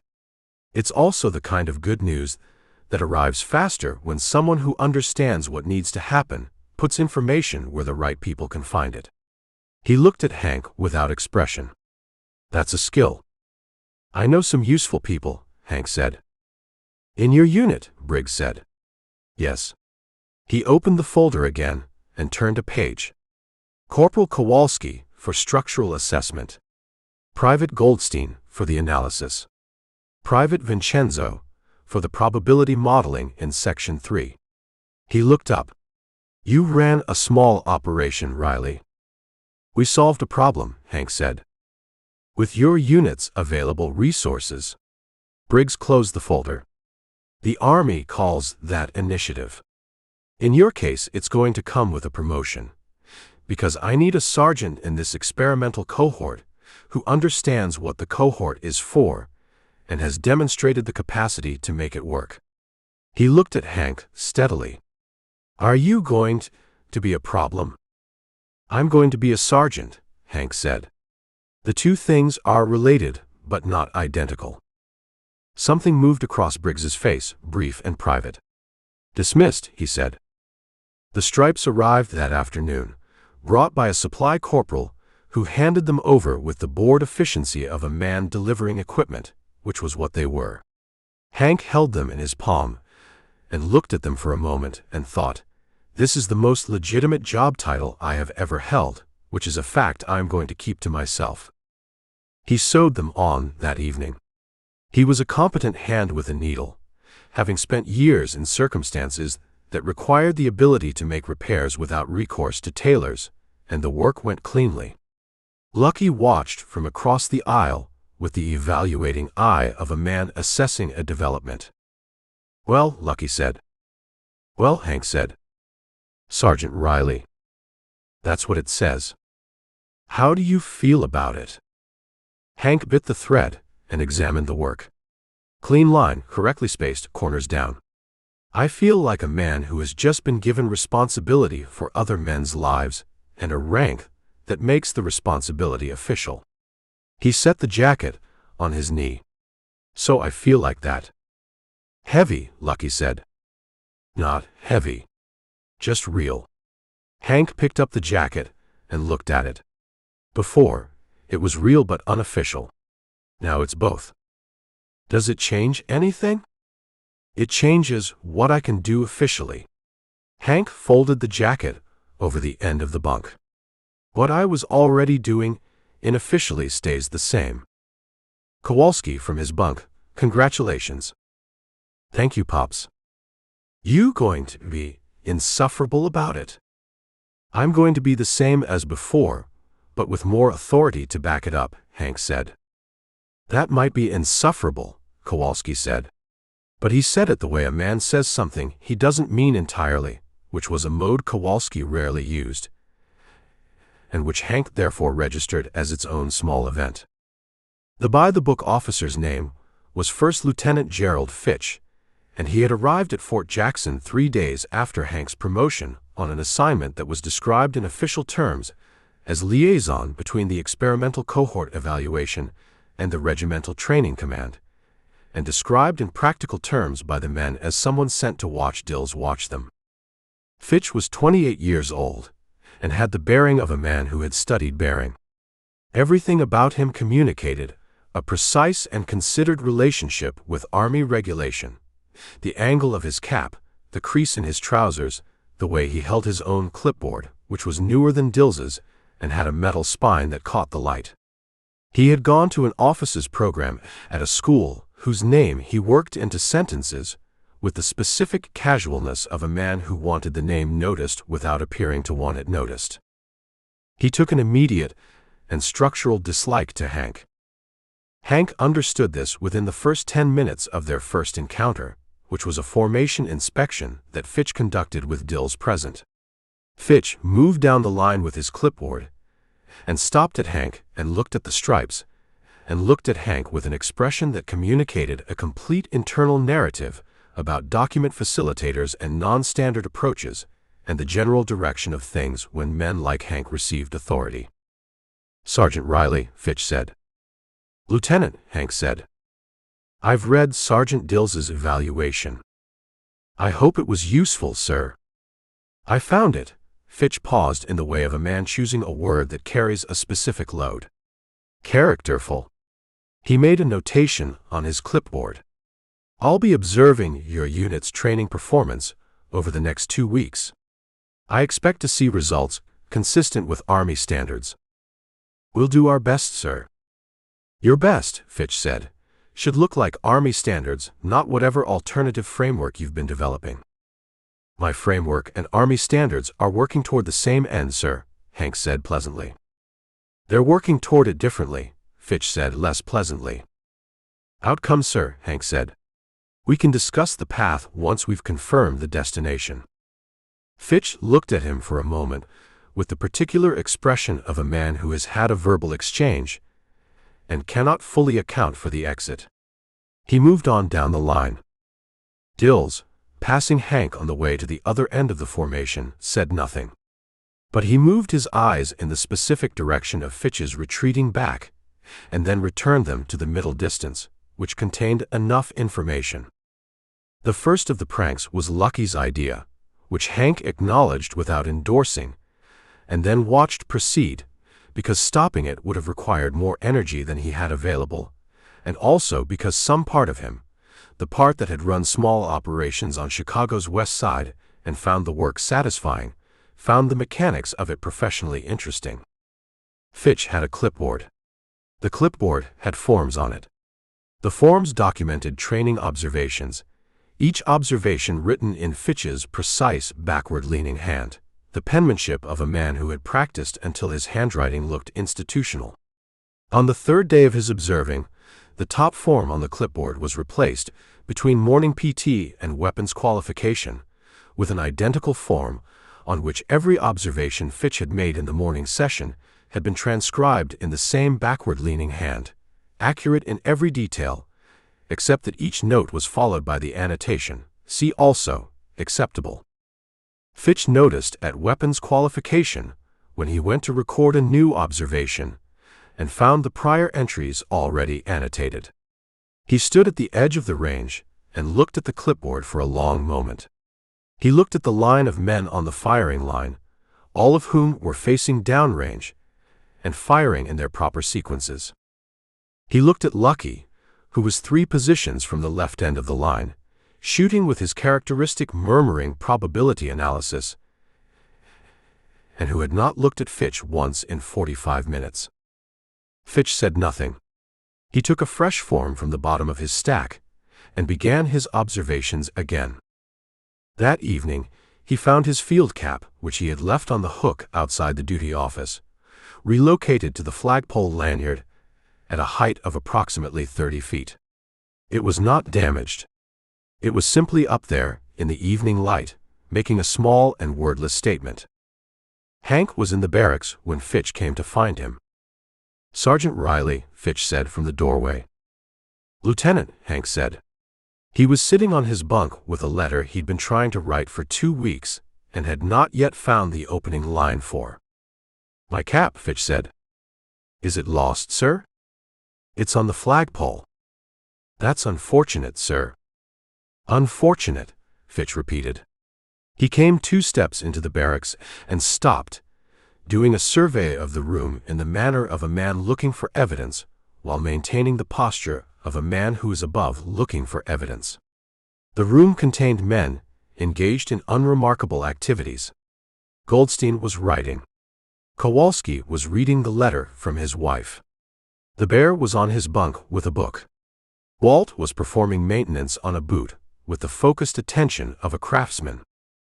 Lucky was playing solitaire. "I want it brought down," Fitch said. "I'll ask around, sir," Hank said. "See who might have seen something." "I don't need you to ask around," Fitch said. "I need it brought down." "The flagpole's outside my jurisdiction, sir." "That's a facilities matter." Hank set the letter down. "I can escort you to the facilities office tomorrow morning." Fitch looked at him. The look contained a complete and detailed understanding of exactly what was happening, and a simultaneous recognition that none of it was provable, documentable, or actionable, which was the specific and intolerable position that Hank had spent his professional life putting other men in, and which he recognized Fitch now occupied with the clarity of familiarity. "This is going to stop," Fitch said. "I hope you find your cap, sir," Hank said. Fitch left. The door closed behind him. Lucky looked up from his solitaire and said nothing, which was itself a complete communication. "That's enough of that," Hank said to the room. "One more," Lucky said. "No. A small one." "Lucky." Lucky turned a card. "Fine," he said. "But I had something elegant planned." "Write it down for after the war," Hank said. "When it can't get anyone written up." The promotion changed things in the barracks in ways Hank had expected, and one way he had not. He had expected the small recalibration of how men addressed him. Not deference, nothing so dramatic, just a fractional shift in how questions were directed and how the room organized itself around his position. This happened, and he accepted it as the natural mechanics of structure, which existed for reasons that had nothing to do with the individual holding the rank. What he had not expected was the specific quality of the distance it created. It was not loneliness. He had been alone in various ways for most of his adult life, and knew the texture of it. This was different. The loneliness of adjacency, the particular isolation of a man who lives inside a group and is also responsible for it, which meant that certain conversations now carried weights they had not carried before. When Kowalski talked about the knee, Hank heard it differently. When the bear received bad news from Oregon, Hank filed it in a category that had operational implications as well as human ones. Every confidence now came with an inventory attached. He sat with this one evening on the crate outside the barracks, later than usual, after lights out, the night air carrying the particular cold of a Carolina December working itself up to being serious about temperature. The bear came and stood beside him without being invited, which was the bear's way of offering company, present without demand, available without announcement. They sat in silence for a while, the kind of silence that accumulates between men who have been in close quarters long enough that silence has become a form of conversation. "It's different," the bear said. "Yeah. I've been there." The bear looked at the dark parade ground. Crew boss on the timber operation for 3 years. 9 men. He put his hands on his knees. "You stop being one of them the day they tell you that you're responsible for them. You don't go anywhere. You're still right there. But the position changes." "Did you get used to it?" Hank said. "I stopped noticing it." The bear tilted his head slightly, correcting himself. "That's not the same as getting used to it. I stopped noticing it." "What do you do with it in the meantime?" "You do the job," the bear said. "The position is the position. What you do inside it is the work." He looked at Hank. "You've been doing the work already. The stripes just make it official." "The responsibility was already there," Hank said.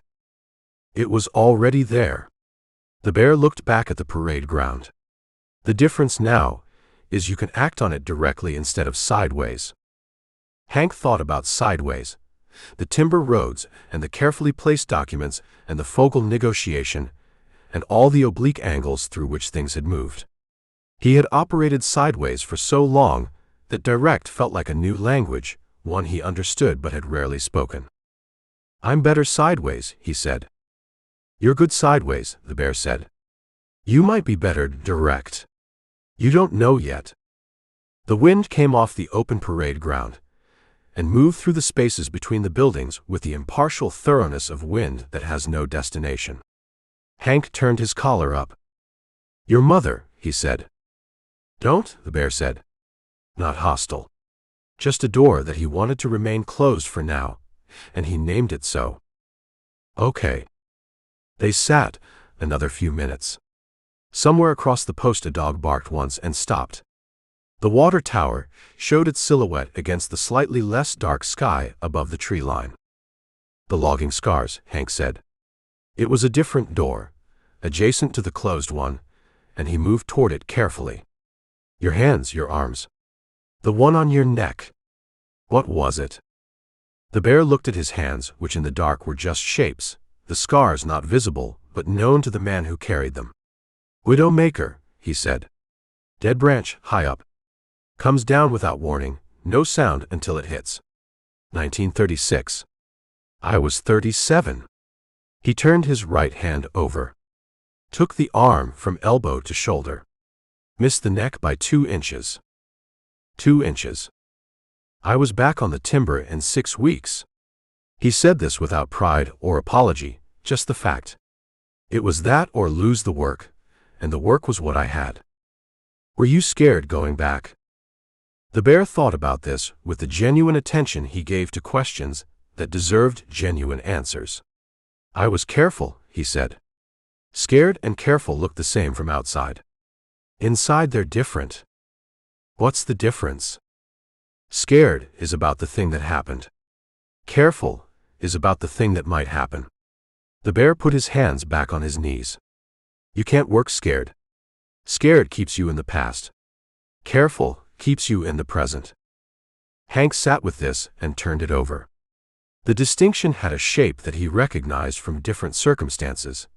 The card table, where a player who was still thinking about the last hand lost the current one. The room, where a mark who kept revisiting the moment he'd been conned couldn't see the next angle coming. You ran on the present, or you didn't run at all. The beach at Guam is going to be loud, Hank said. Yes, the bear said. And after the beach, there's going to be jungle. Jungle and hills and bunkers, and men who have been there for 2 years preparing for us. The bear said it flatly, not to frighten, just because it was the condition they were preparing for, and naming it clearly was part of the preparation. They're going to be careful, he said. We need to be more careful. More careful than the Japans. More careful than anyone on that island. The bear stood up, his joints making their private conversation with the night air. That's the whole job. Stay in the present. Be more careful than whatever's in front of you. And if what's in front of you is faster. Fast makes mistakes, the bear said. Careful doesn't. He went inside. The door made its soft, solid sound.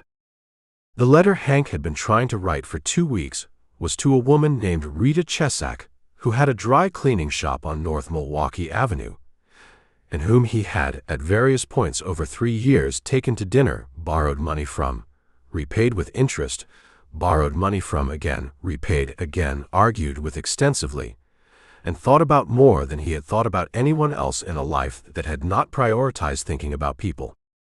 The letter resisted him because the things he wanted to say required a directness he was not practiced at, and every time he approached the opening line, he arrived at the oblique angle instead, the charming version, the version that moved sideways through the sentiment without landing on it. He sat with the blank paper and the pencil and the darkness outside and thought about what the bear had said. You don't know yet whether you're better direct. He wrote Rita. He looked at the word. It was the most direct beginning he had. He sat with it for a while, and then he wrote the next line and the next, and he wrote the letter without any of the oblique angles and without any of the charming deflection, and it came out shorter than he'd expected, and more honest than anything he had written in recent memory, which was uncomfortable in the specific way of things that were true. He sealed it before he could revise it. In the morning, he gave it to the mail runner with the 3 letters from Kowalski, and Malone's careful note to Catherine, and the Bear's weekly envelope, addressed in the deliberate print of a man who had not written many letters before this and was making sure each one arrived correctly. The mail runner took them all without ceremony, and put them in his bag and walked away across the parade ground in the early cold, the bag over his shoulder, carrying the accumulated weight of what men said to the people they'd left, which was considerable, and which the mail runner managed with the practiced indifference of someone who understood that the weight belonged to someone else. Fitch found his cap down from the flagpole the following morning, returned sometime in the night to the hook outside the duty office with no explanation, and no damage, and no evidence that it had ever been elsewhere. He stood looking at it for a moment, and then took it and put it on and walked away. At formation that morning, he stood beside Dills and watched the experimental cohort run their PT with the evaluating attention he brought to all his observations, his new clipboard with its metal spine catching the morning light. Hank ran in the front rank and kept his pace and did not look at Fitch. After formation, Fitch stopped Hank on the way back to the barracks. "Sergeant Reilly." "Lieutenant." Fitch looked at him with the slightly recalibrated expression of a man who has spent a week trying to find the lever that moves another man, and has concluded that the lever either doesn't exist or is too well hidden to locate in a week. "I understand you come from an unconventional background," he said. "I come from Chicago, sir." "I mean your professional background." "I facilitated documents," Hank said. "Sir." Fitch absorbed this. He had a quality that Hank had been watching for 10 days and now recognized. Underneath the regulation bearing and the institutional vocabulary, Fitch was not stupid. He was rigid, which was a different thing. Rigidity in a person often concealed the intelligence it was compensating for, and the intelligence was there, visible in the specific precision of his observations and the care with which he chose his words. "My concern," Fitch said, "is that the methods you use to manage your unit operate outside the established chain of command. Information placed in senior officers' hands through unofficial channels. Training routes modified without authorization. Personnel conflicts resolved through," he paused, "private negotiation." "With respect, sir," Hank said, "every one of those outcomes produced a better result than the standard channel would have provided in the available time." "That's not for you to determine, Sergeant." "With respect, sir, if not for the sergeant in the field, then who?" Fitch went quiet. It was a different quiet from his usual silence, not controlling the space but occupying it while something moved behind his eyes. He looked across the parade ground at the barracks, at the men filing back in, at the flag on the pole that had briefly hosted his cap. "On the beach," he said finally, "the chain of command is the difference between coordinated action and chaos." "I know that, sir." "Do you?" "I know that the chain of command works because men in the field execute it without freelancing at the wrong moment." Hank held Fitch's gaze. "I also know that men in the field need to be alive and functional to execute it. My methods keep my men alive and functional." "You sound very certain of that." "I'm certain of the evidence so far," Hank said. "Which is what I've got." Fitch looked at him for a long moment. The morning had moved past the conversation, and the post was fully in its daily operation around them. Vehicles and voices, and the ambient machinery of a military installation that did not pause for the resolution of anything. "We'll see," Fitch said. He walked away toward the duty office with his clipboard under his arm and his cap at its regulation angle. Hank watched him go and thought, that was not the same conversation as the one we had last week. Something in Fitch's position had shifted, very slightly, in a direction that might or might not lead somewhere useful. Hard to read. Worth watching. He turned toward the barracks. The morning had its schedule, and the schedule did not wait on conversations, productive or otherwise. And there were men inside who needed to be ready for whatever Dills had planned for the afternoon, and Hank had approximately 45 minutes to find out what that was and prepare accordingly. He walked across the parade ground in the December light, the stripes on his sleeve new enough that he was still occasionally aware of them, not yet the settled fact they would eventually become.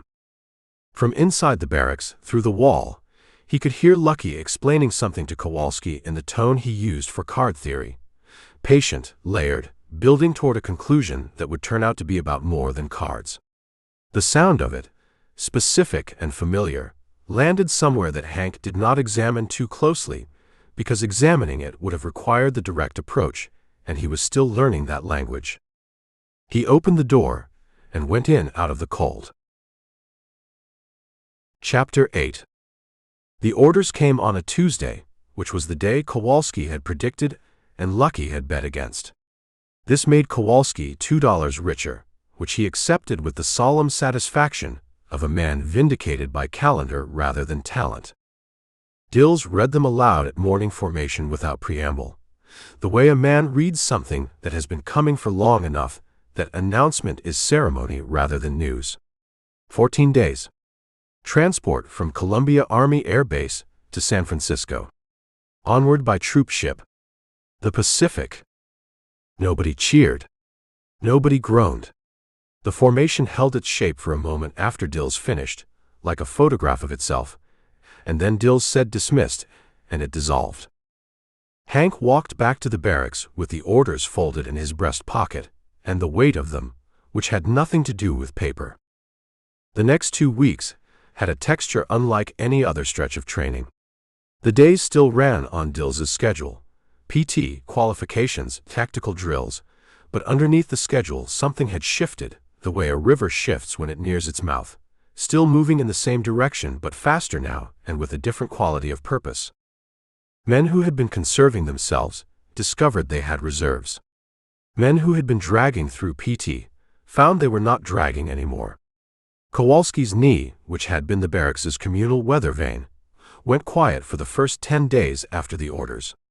Not healed, nothing healed that fast, but overridden, the body renegotiating its complaints in light of a new priority.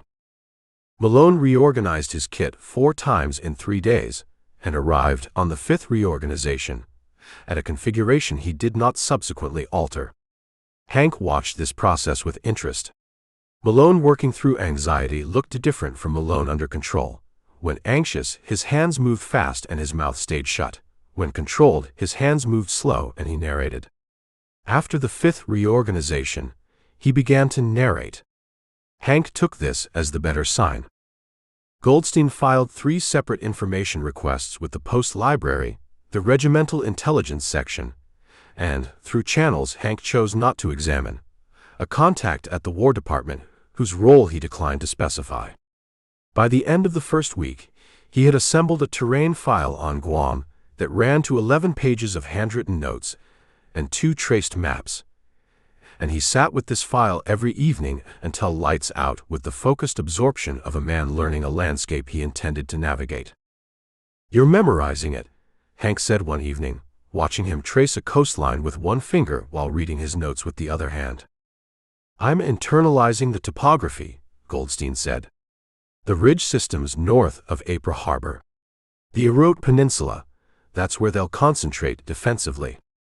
The interior jungle runs about 60% coverage above 600 feet. He turned a page. The heat is significant. Average 91 degrees in July, humidity in the high 70s. Men unaccustomed to it lose efficiency at around 3 hours of sustained exertion. 3 hours. After which, performance degrades at roughly 12% per additional hour without rest and hydration. Goldstein looked up. I'm calculating optimal work-rest cycles for our specific age cohort, given those conditions. And 40 minutes on, 20 off in sustained action situations. If command allows it. He said those last 3 words in a tone that communicated his confidence level, regarding whether command would allow it. "Write it up," Hank said. "Same place as last time." Goldstein nodded and returned to his coastline. He had the contentment of a man whose anxieties transform into productivity under pressure, which was, Hank thought, the best possible kind of anxiety to have going into a jungle. Lucky ran the poker game on the last Friday night before transport. He'd been planning it for 2 weeks. Hank could tell, because Lucky planning something had a specific advance signature, a slight elevation of energy that he directed inward rather than outward, the card player's version of a hunter going still before the shot. The game occupied the full table in the common room. 8 men, smokes for the primary currency, and a modest cash overlay for the interested. Lucky dealt with the unhurried authority of a man on his own turf, even army issue felt, and a barracks table constituted Lucky's turf if there were cards on it. And the game ran 4 hours into the night with the comfortable intensity of men who had nothing else they needed to be doing. Hank played conservatively and ended the night 8 cigarettes ahead, which was approximately where he'd intended to end. The bear played one hand, won it, and folded his cards into a neat stack and left the table without drama. Malone played 6 hands, lost 5, and spent the losing hands cataloging the anatomy of his own tells with the clinical interest of a man who had decided to learn something from the process, even if the process was costing him. Kowalski did not play. He sat at the end of the table with a cup of coffee, actual coffee from a tin he'd been rationing since week 3, and watched with the easy attention of a spectator who has no stake and therefore no tension. When a hand ended, he assessed it briefly and returned to his coffee. At around midnight, he put the cup down and produced from his jacket the photograph, the one with Margaret and Thomas and little Eddie on the front steps, Helen's hand on the youngest one's shoulder, and set it on the table in front of him, and looked at it while the next hand was dealt around him. Nobody said anything about the photograph. It sat there, among the chips and the smoke for the better part of an hour, while Kowalski looked at it with the focused attention he usually reserved for structural problems. And then he put it back in his jacket and buttoned the pocket, and that was that. Lucky, dealing a new hand, glanced at the pocket once. Then he dropped his eyes back to the cards and said, 5-card draw. Nothing wild. The game continued. The letters went out in a group on Sunday, which was 2 days before transport. Hank carried the bundle to the mail station himself. 14 letters, most of them sealed, 1 or 2 of them folded without envelopes. Names written on the outside in the handwriting of men who didn't write many letters and were doing their best. He'd written his own the night before. A second letter to Rita on North Milwaukee Avenue. The first one, the honest one, the one sealed before revision, had gone weeks ago, and she had written back. Her letter was brief and exact, and contained no sentiment that he could easily dismiss, which was a quality he had come to understand was Rita's primary strategic asset in any exchange with him. She wrote, "I read your letter twice. The second time, it didn't surprise me as much. Come back and we'll discuss whether you meant it." He had read that line 6 times himself, and not come to a conclusion about how to answer it, except to write a second letter shorter than the first, which said, "I meant it." The discussion can wait until there's time to have it properly. He sealed that one before he could complicate it. At the mail station, the clerk took the bundle and weighed it and stamped it with the mechanical routine of a man who had handled the mail of departing units for 3 years and understood that weight and destination were the only variables that concerned the postal service. The rest, what the weight contained, what it meant to the people on both ends of it, belonged to someone else's ledger. Hank came back from the mail station through the mid-morning post, past the parade ground that 14 weeks ago had been a thing he observed from the outside of, and was now a thing he had covered at a run so many times it had become geography rather than obstacle, past the flagpole that had briefly hosted Fitch's cap, and now flew the standard in the December light without irony or memory, past the armory where the rifles lived during the hours when men did not carry them. He stopped at the edge of the parade ground and stood there for a moment. Not sentiment. Just the way a man pauses at the last familiar thing before the unfamiliar begins, the pause containing the acknowledgement without requiring the acknowledgement to be named. He walked on. Fitch came to find Hank on Monday evening, the night before transport. He came alone, again without his clipboard, which Hank had catalogued as Fitch's signal that a conversation was personal rather than official. They walked the perimeter road around the post in the cold dark. Two men in uniform, generating small clouds with each breath. The installation lit around them in the flat institutional way of places that run continuously, and don't distinguish between day and night by anything more than the angle of available light. "I'm not coming with you," Fitch said. He said it without apology or relief, simply noting a fact. "My assignment ends with the training evaluation. I'll be writing a report for the Regimental Training Command and for the Experimental Program Office." "What does the report say?" Hank said. "That the experimental cohort achieved training objectives within the standard time envelope with modifications." Fitch's breath came and went. "That the modifications were, in several cases, more tactically sound than the standard approach." A pause. "That Sergeant Hank Reilly demonstrates an ability to synthesize unit capability and produce outcomes that exceed what the individual component metrics would predict." Hank absorbed this. "That's generous, Lieutenant." "It's accurate," Fitch said. "I write accurate reports." He turned his collar up against the cold. "I also note for the record that your methods present a command coherence risk in high-structure operational environments." "You're covering both sides." "I'm writing what I observed," Fitch said. "Both sides are what I observed." He walked a few steps before continuing. "On the beach, Reilly, the officers above you are going to be younger than you. Some of them significantly. Men who went through standard programs and came out with a complete confidence in the framework they were taught. I know that. You're going to have ideas that contradict their framework. You've had ideas that contradicted my framework." He looked straight ahead on the perimeter road. "Some of your ideas have been right." "Some," Hank said. "All of them so far, actually. Which is its own kind of problem, because it makes you confident." Fitch stopped walking. He turned and faced Hank on the road, and his face in the low light was less the face of a man holding institutional position, and more the face of a man saying something he'd been arriving at for 2 weeks. The beach is not a training march. The consequences of a wrong idea on the beach aren't a notation on a clipboard. They are men. I know what the consequences are, sir. Do you feel it? Fitch said. Knowing and feeling are different. You know it here. He touched his temple. I'm asking if it's here. He touched his chest. Hank stood on the dark road and looked at Fitch and gave the question the full weight it deserved instead of the ready answer he had available. The ready answer was yes.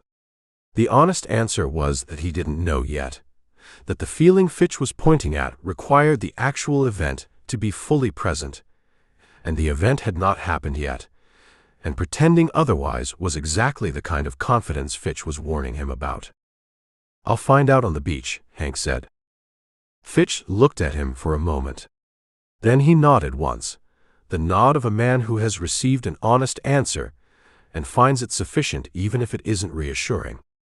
Good luck, Sergeant. He turned and walked back toward the duty office, and Hank stood on the perimeter road and watched him go and thought, that was a decent man doing his job, and I underestimated him for 6 weeks, and I should probably stop doing that with people. Transport morning arrived at 0400 with the pre-dawn cold and a sky full of stars that the Carolina light pollution had been suppressing for 14 weeks, and which now appeared in the specific abundance of a sky that doesn't know or care that men below it are leaving. Hank stood outside the barracks with his pack and his rifle and his duffel bag and looked at the stars for approximately 30 seconds, which was all the time available for that kind of thing. and then the trucks came and the 30 seconds ended. The loading was organized and quick, which was the army at its functional best. Clear instructions, defined positions, no room for sentiment in the mechanics of movement. 14 men with their gear filled 1.5 trucks, their duffels going into the cargo area, the men sitting 2 bench in the back with their packs on their laps and their rifles between their knees. Kowalski got in and sat and put his pack on his lap and his rifle vertical between his knees and stared at the canvas wall of the truck with the resolute focus of a man who has made a decision and intends to hold it without assistance from anyone. Malone climbed in and sat beside him and opened his kit and took inventory for approximately 90 seconds and then closed it and did not open it again, which represented, in Hank's assessment, a significant personal development. Goldstein got in last, his terrain file folded into his breast pocket, his notebook in hand, already writing something before the tailgate went up. He wrote as the truck started moving, the same small, precise hand that had written in every other moving vehicle they'd shared, adapted now to the specific vibration of this truck on this road, and he did not look up to watch Fort Jackson recede. Lucky sat across from Hank in the dark truck bed and produced a deck of cards and held them without shuffling, just held them, which was unusual enough that Hank noticed it. "You not running odds?" Hank said. "Been running them all night," Lucky said. "In my head. Figured I'd give the cards a rest." And Lucky turned the deck over once in his hand, back and forth. "The odds aren't the point anymore," he said. "The odds are what they are. Running them doesn't change them." He pocketed the deck. "I figured that out around 3 in the morning." 3 in the morning is when things get figured out, Hank said. "Or invented," Lucky said. The two looked the same at 3 in the morning. The truck made the post gate, and through the gap in the canvas at the back, Hank caught one last angle of Fort Jackson in the headlights of the following vehicle. A corner of a building, a fence post, the edge of the parade ground, and then the truck was through the gate and on the county road, and Fort Jackson was behind them in the dark, already becoming a place that had been rather than a place that was. The bear had not spoken since formation, which over 14 weeks Hank had learned to distinguish from the bear's ordinary silence. The ordinary silence was settled, ambient, the quiet of a man at rest with his surroundings. This silence had a temperature to it. He sat across and one down from Hank with his pack between his feet and his rifle across his knees and his hands folded over the receiver and his face directed at the floor of the truck with an attention that the floor of the truck had not earned. Hank waited until the truck had been on the county road for 10 minutes, until Fort Jackson was well behind them, and the road noise had established itself as the dominant fact of the environment. "Frank," he said. The bear looked up. "She know you're going?" "I wrote her," the bear said. Whether she understood it, he turned his hands over on the rifle receiver, a small motion, almost nothing. "She has good days and bad days. On a good day, she reads her letters. On a bad day, she doesn't know who they're from." He looked back at the floor. "I don't know which day she got mine." Hank said nothing, which was the right thing. "She raised me in a cabin outside of Eugene," the bear said after a while. "My father left when I was 4. She ran the household alone until I was old enough to work, and then I worked the timber and gave her half, and she built a life out of that." The truck hit a section of road, and the whole bench bounced and settled. "She built a good life. Better than the circumstances warranted." "She sounds like someone worth coming home to," Hank said. "She is." The bear's voice had the compression of a man fitting large things into small containers. "She won't know me when I get back. The doctor says the deterioration is—" he stopped. "She won't know me. But I'll know her." Hank looked at him. In the dark truck, with the road noise, and the other men around them, and the distance already accumulating between them and the place they'd been for 14 weeks, the bear's face had a quality that Hank had not seen on it before. Not grief exactly, not fear. Something that was neither and both. the face of a man carrying the full weight of something that had no solution, only continuation. "She built a good life," Hank said. "That doesn't go away because she can't remember it." The bear considered this. He had the honest thinking face of a man evaluating a statement on its merits rather than its comfort. "No," he said finally. "I suppose it doesn't." He looked at the floor of the truck again, but differently now, not absence, just thought. Hank turned back to his side of the truck and let the silence do its work. Columbia Army Air Base smelled of aviation fuel and institutional coffee and the specific cold of a tarmac at 0600, which is a cold that doesn't negotiate.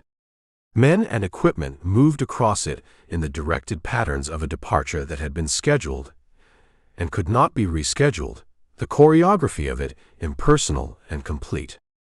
Hank stood in the staging area with the 14 men of the experimental cohort around him, their gear piled at their feet, the C-47 that would take them to San Francisco sitting on the tarmac with its engines ticking in the cold.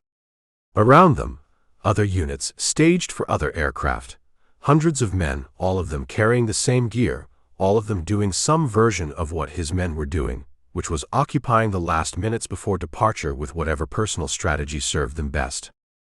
He did a count.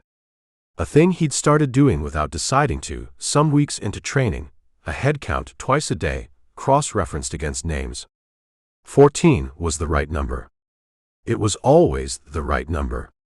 He did it anyway. Dills appeared at his left shoulder, the last place Hank expected him with 10 minutes to boarding. "I put the Timber Road data in the final report," Dills said. "As an appendix." "I know," Hank said. "Goldstein showed me his write-up. It's going to the Pacific Theater Training Command. Someone there will read it." Dills looked at the aircraft. "Maybe is enough," Hank said. "The malfunction report already produced results," Dills said. "Aberdeen addressed the disconnector fault. The T-20 revision is in production." He paused. "Your accountant did that." "Goldstein," Hank said. "Your accountant," Dills said again, and there was something in the repetition that was not dismissal, more like a private acknowledgement of the improbability of it, a man noting that the world had organized itself in an unexpected direction and he'd recorded it correctly. He held out his hand. Hank shook it. Dills's grip was straightforward, a working handshake, nothing demonstrated. "Don't freelance at the wrong moment," Dills said. "I'll try," Hank said. "Try harder than that." Dills walked back toward the staging office and did not turn around. Hank watched him go and felt for a moment the weight of everything that had been built in 14 weeks and was now being carried into a situation it had not been built for, toward a beach none of them had seen, against an enemy that was organized and patient and had been digging in for 2 years. "Boarding?" someone called across the tarmac. Hank picked up his duffel and turned to his men. "Let's go," he said. They went. 14 men in the pre-dawn cold of a Carolina tarmac, picking up what they were carrying and moving toward the aircraft, and the cold air behind them closed back over the places they'd been standing, as though they had never been there, which was the nature of departure. The world didn't wait on the feelings of the people leaving it. Kowalski got in first. Then Goldstein, still writing. Then Malone with his kit sealed and counted. Then Lucky without his cards out for once. Then the bear, who ducked through the aircraft door and was gone. Hank got in last, the way he'd gotten onto the truck at Fort Jackson, checking behind him out of old habit, the reflex of a man who had spent years making sure no one was behind him before he went through a door. Nobody was behind him. He pulled the hatch closed and took his seat, and the engines changed their note, and the tarmac began to move past the small oval window, and Fort Jackson was gone, and San Francisco was ahead, and beyond that the Pacific, and beyond that Guam, and beyond that everything none of them knew yet. Walt leaned across the aisle with one hand braced against the fuselage as the aircraft vibrated through its taxi. "You know," he said over the engine noise, "I've never been in an airplane before." How is it? Hank said. Walt looked around the interior of the C-47 with the open-minded assessment he brought to new situations. Loud, he said. And it smells like fuel. He settled back in his seat. Otherwise, I don't have an opinion yet. Give it a few minutes, Hank said. The aircraft turned at the end of the runway and stopped, and the engines climbed in pitch, and then they were moving forward with the gathering momentum of something that has committed, and the tarmac fell away below them, and South Carolina dropped into the dark below the windows, and they were in the air, going west, going toward whatever was west. Chapter 9. San Francisco smelled of diesel and brine, and the cold Pacific fog that moved through the Embarcadero in the early hours like something that had been doing this since before the city existed, and intended to keep doing it, regardless of what the city had to say about the matter. The men came off the transport buses onto the dock at 0500 and stood in the dark with their gear and looked at the ship. The USS General George O. Squire sat in the water with the blunt, unapologetic mass of a vessel built for capacity rather than comfort, 622 feet of gray steel, her hull streaked with rust at the waterline, her funnels pushing smoke into the fog. She held at full complement roughly 5,000 men, which meant she smelled accordingly, which Hank registered from the dock at 40 yards and filed under conditions to adapt to rather than conditions to comment on. She's big, Malone offered, looking up at the hull. She's enormous, Goldstein said. He had a notebook open and was writing in it despite the dark and the fog and the 5 in the morning fact of everything. Her beam is approximately 75 feet. Draft somewhere around 26. She'll do around 17 knots in open water. He looked up from the notebook. 21 days to Guam, accounting for the convoy route. 21 days, Lucky repeated. He stood beside his duffel with his hands in his jacket pockets and his cigar angled upward in the fog. 21 days on a boat. Ship, Goldstein said. What's the difference?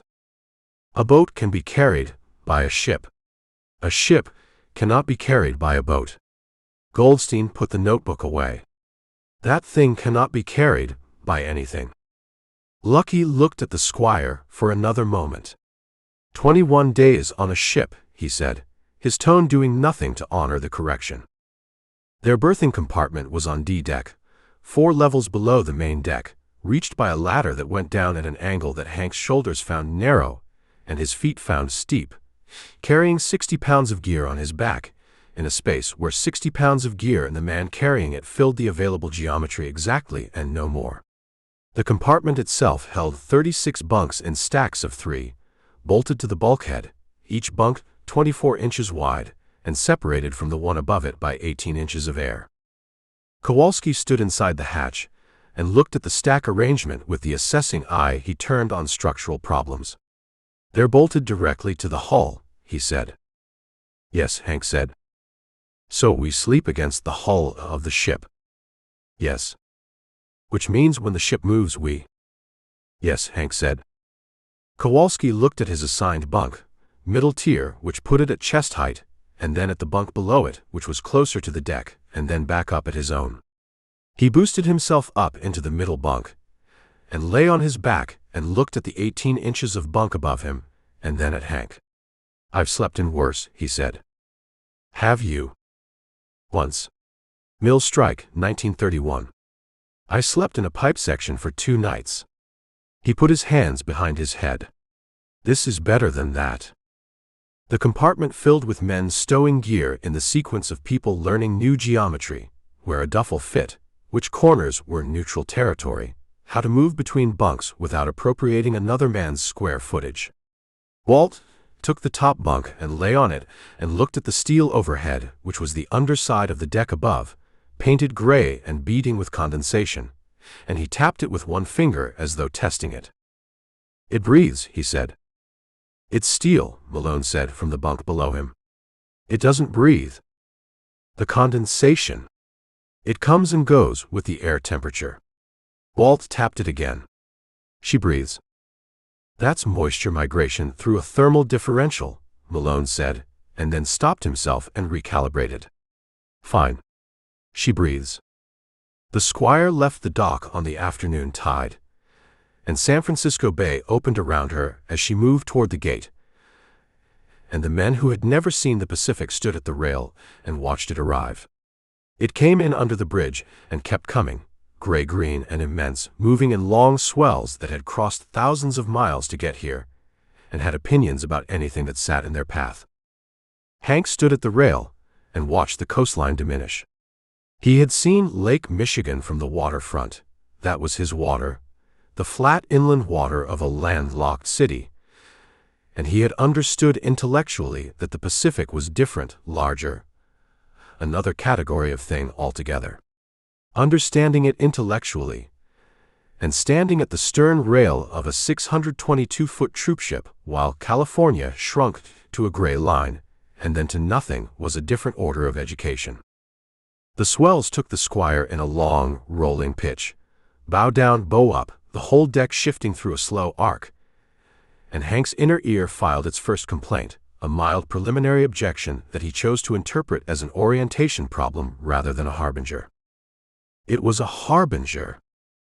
By the time the coast had gone, roughly 40 minutes after passing under the gate, the complaint had become a petition, and the petition had gathered signatures.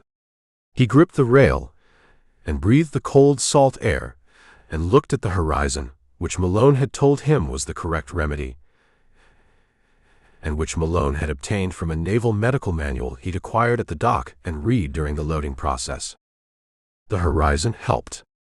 Malone was not beside him to know this, because Malone had gone below 30 minutes ago and had not come back up. The first 2 days ran on the accumulated misery of men whose bodies had no previous experience of ocean swells and were conducting that education in real time. The compartment developed its own atmosphere, close, warm, with the layered contributions of 36 men in various stages of physical disagreement with the sea, and the heads at the end of D-deck became the most visited location on the ship during the hours when the swells ran heaviest. Malone set up a station at the end of the compartment with his kit open, and dispensed pills and advice with the grim professional satisfaction of someone who had prepared for exactly this and found in its arrival a kind of vindication. He moved through the bunks checking on men, adjusting dosages, making notations. He had, Hank observed, stopped making the distinction he'd been making since Fort Jackson. The sea had simplified his professional vocabulary considerably. He had not announced this change. He had simply become, by necessity, and by the absence of anyone else, the thing the situation required. Dramamine, he told Kowalski, dropping 2 tablets into an upturned palm. Take both. Water. As much as you'll take. The vomiting dehydrates you faster than you think. Kowalski took the tablets and the water, and lay back down and stared at the hull above him, the steel running its long, slow arc, bow down, bow up, patient and indifferent as it had been since the gate. Pops, Malone said. I know, Kowalski said before Malone could continue. Keep looking at a fixed point. Don't lie on my back. Breathe through my nose. He put one arm over his eyes. I read the same pamphlet you did. Then why are you on your back? Because the alternative positions hurt more. Kowalski turned his head and looked at Malone from under his arm. Is there a position that addresses both problems simultaneously? Not really, Malone said. Then let me be on my back. Malone moved to the next bunk. The bear occupied the next bunk, flat on his back, eyes fixed on the overhead, absolutely still, outlasting the sea through sheer non-participation, a siege he had declared without announcing it. He had not been sick. He had not complained. He lay in his bunk and waited for the sea to stop moving, which it did not, and he waited with no indication that the wait had an end he was expecting. You all right? Malone said. The bear turned his head and looked at Malone, and turned it back to the overhead. This counted as fine. On the third day the swells moderated, and the ship found a rhythm that a man's body could negotiate. And the compartment began to depopulate during daylight hours as men discovered they could stand upright and move without immediate consequence. The main deck became habitable. The mess hall began producing meals that men were willing to eat, and even tentatively to finish. Goldstein surfaced on the third afternoon, looking somewhat compressed but otherwise intact, carrying his notebook and a second notebook he had acquired from somewhere, and he went directly to the rail and stood looking at the open Pacific with the expression of someone who had been confined and was now pointedly not confined. Hank found him there an hour later. "Better," Hank said. "Significantly." Goldstein had both notebooks open, one in each hand, cross-referencing something. "I've been talking to men from other units. Collecting intelligence." "About what?" "Guam." He held up the second notebook, which was full of notes in his hand, but also in at least two other handwritings, tighter and less systematic. "I've been running a collection operation. Men who've been briefed at higher levels than us, men who've read more, men who have contacts. I ask them questions, and I write down what they say." He looked at the notebooks. "There's a ridge system on Guam called Mount Chachao. Elevation, around 1,000 feet. It overlooks the landing beaches on the west coast. Whoever holds Chachao controls the air above the landing zone." "Does our regiment hold it?" "Our regiment is assigned to the southern beaches." Goldstein put one notebook in his pocket and kept the other open. "The Marines take the northern sector. The 77th comes in south of April Harbor." He traced a line across the open page with his finger, drawing a coastline from memory. "The Japans are going to contest every yard from the water line to the ridge line." Hank looked at Goldstein's finger moving across the page, and at the Pacific beyond the rail, which extended in every direction to the horizon and contained, somewhere on the other side of 21 days of travel, an island with a ridge and a harbor and men who had been preparing for this for 2 years. "Keep collecting," Hank said. The boredom arrived on day 4, with the thoroughness of something that had been delayed and intended to make up for lost time. The squire covered her miles, and the ocean offered nothing to look at that it hadn't offered the hour before. And 5,000 men in a confined steel environment with no duties beyond their assigned watches and the twice-daily mandatory deck time found themselves confronting the oldest problem of military transit: too much time and nothing to fill it with except what they'd brought. Lucky's answer to this problem was immediate and comprehensive. He ran a card game in the compartment that drew men from adjacent berthing areas, a rotating 5-card draw that cycled players through every 2 hours and built a waiting list by the end of day 4. He ran it with the quiet professionalism of a man in his element, managing the rotation, keeping the stakes calibrated so that losses stayed inside the range men were willing to absorb, occasionally adjusting the dynamic when a player was losing badly enough that another session would become a grievance rather than recreation. "You're running a house," Hank told him on day 5, watching Lucky settle a dispute between 2 men from the Ohio contingent about a contested read on a 3-way pot. "I'm running a service," Lucky said, resolving the dispute with a ruling so clean that both men accepted it without residual irritation. 5,000 men on a ship with nothing to do. Cards are a public good. You're also winning. I win because I'm better. Lucky dealt the next hand with the automatic precision of 40-odd years behind cards. Each hand knew in its own small way regardless of how many had come before. If I weren't better, it wouldn't be a service. It would just be a game. What's the difference? In a service, the players learn something even when they lose. Lucky pushed the dealt cards toward their recipients. They learn how they play when they're bored, when they're scared, when they're overconfident. That's worth something. Potentially more than what they lost. He looked at Hank. You taught me that, actually. In a roundabout way. Did I? Third week at Jackson. You told Malone that careful and scared look the same from outside, but feel different inside. Lucky straightened his stack. Poker is the machine for finding out which one you actually are. Goldstein's card trick instruction happened on day 6 and became a shipboard event by accident. He'd been teaching Burris, the Minnesota schoolteacher who had, over training and now the voyage, quietly gravitated toward Goldstein the way students find their teachers, by proximity and by paying attention. A 3-card force, which is the foundational misdirection on which most card magic rests. The teaching drew an audience because the audience had nothing else. By the time Goldstein demonstrated the force cleanly for the 4th time, 12 men had gathered in the corridor outside the compartment hatch, standing in the narrow space with their arms folded, watching with the concentrated attention of people who have traded boredom for curiosity and found the trade worth making. "The principal," Goldstein said, holding 3 cards face down and addressing the corridor crowd with the ease of someone who had not forgotten that he once stood at the front of rooms and held them, "is that the audience believes they are making a free choice. They are not making a free choice. They are making the choice you have prepared for them." He demonstrated. They feel free. They are not free. That gap, between how something feels and how it is, that gap is where all of this lives. "That's not a card trick," someone in the corridor said. "That's a philosophy." "Card tricks are applied philosophy," Goldstein said. "Also applied mathematics, applied psychology, and applied manual dexterity."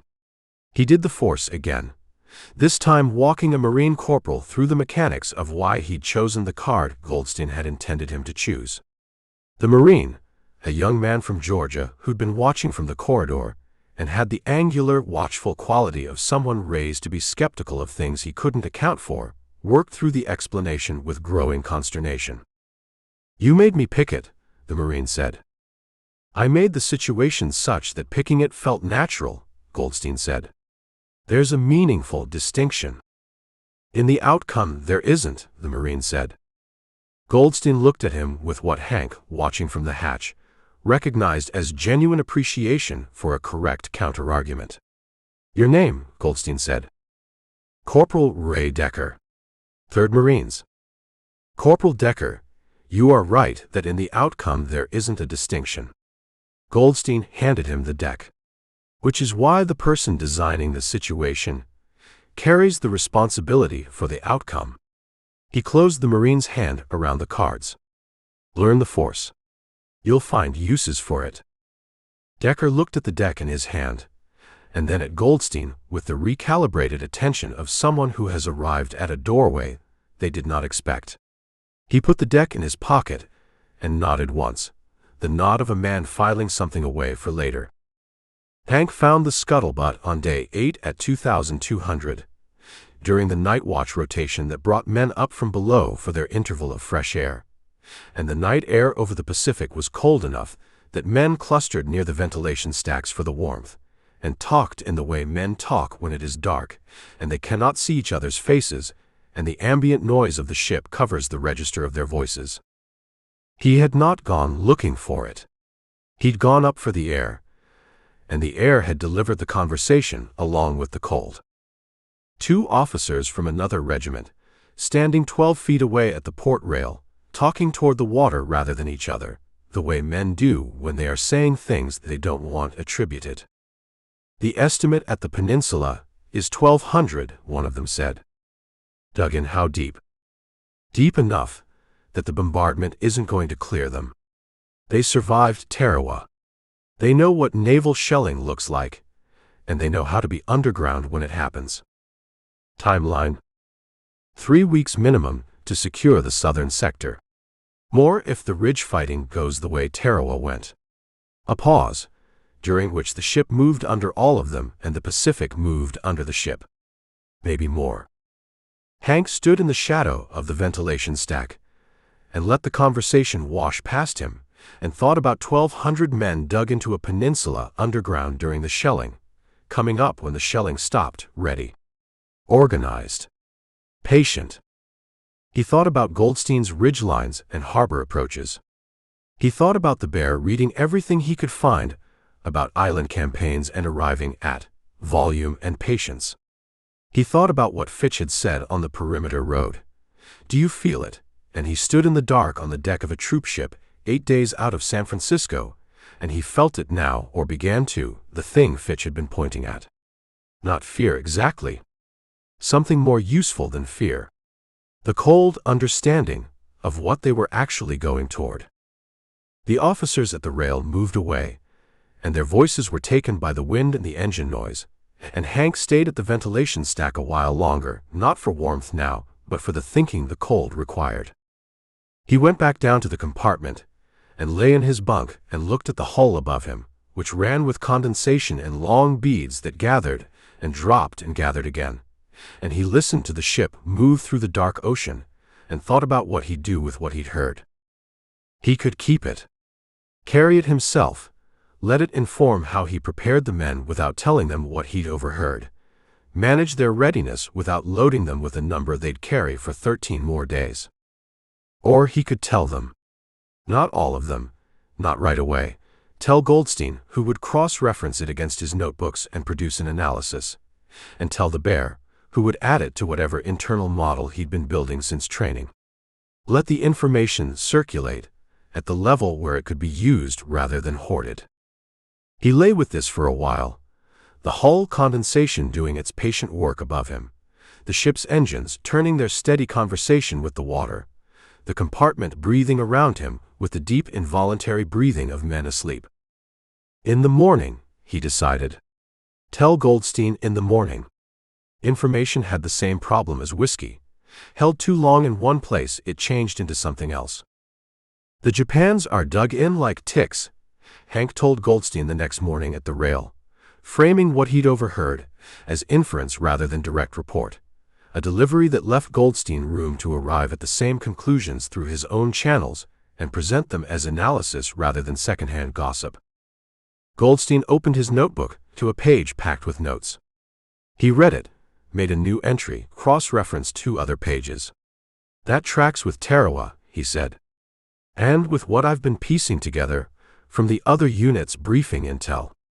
He looked up from the notebook at the water ahead of the bow, which extended unbroken to the horizon. 1,200 is a minimum estimate. The actual number could be higher. And the Arot Peninsula bunker network is going to require? He stopped himself, doing an internal recalculation of what to say versus what to keep, until the analysis was solid. It's going to require a different approach than the standard assault sequence. What approach? Hank said. Patience, Goldstein said. Volume and patience, like the bear said. You can't rush a bunker network. You go around the covered approaches. You cut the supply lines. You let time do the work that firepower can't. He made another note. I'm working out the specifics. How long? Give me 2 days. He closed the notebook. And tell the bear what you heard. He's been building a picture in his head since Fort Jackson. He needs this piece. Hank nodded and pushed off the rail. Behind them on the deck, the daily exercise rotation was beginning. 5,000 men cycling through calisthenics in the organized choreography of a ship that understood mass boredom as a command problem. And Lucky was visible in the middle of his group, moving through jumping jacks with the resigned efficiency of someone who had run the cost-benefit on resistance and found it wanting. Decker, the Marine from Georgia, stood in the adjacent group doing his own calisthenics with a deck of cards visible in his shirt pocket, the corner just showing. He caught Hank's eye across the deck with the neutral acknowledgement of men who have registered each other's presence without yet having a reason to act on it. Hank noted him and moved on. The Pacific continued its indifferent progress under the hull, and the horizon stayed where it had always been, ahead of them, always at the same distance, the sea's oldest trick, receding at exactly the rate the ship advanced. 13 days of water yet to cross, and on the other side of it an island getting no smaller, dug in and waiting, patient as the sea. Chapter 10. Land, said a Navy rating at the port bow rail. and the word went through the men on deck the way current goes through a wire, not loud, not slow, just immediate and complete.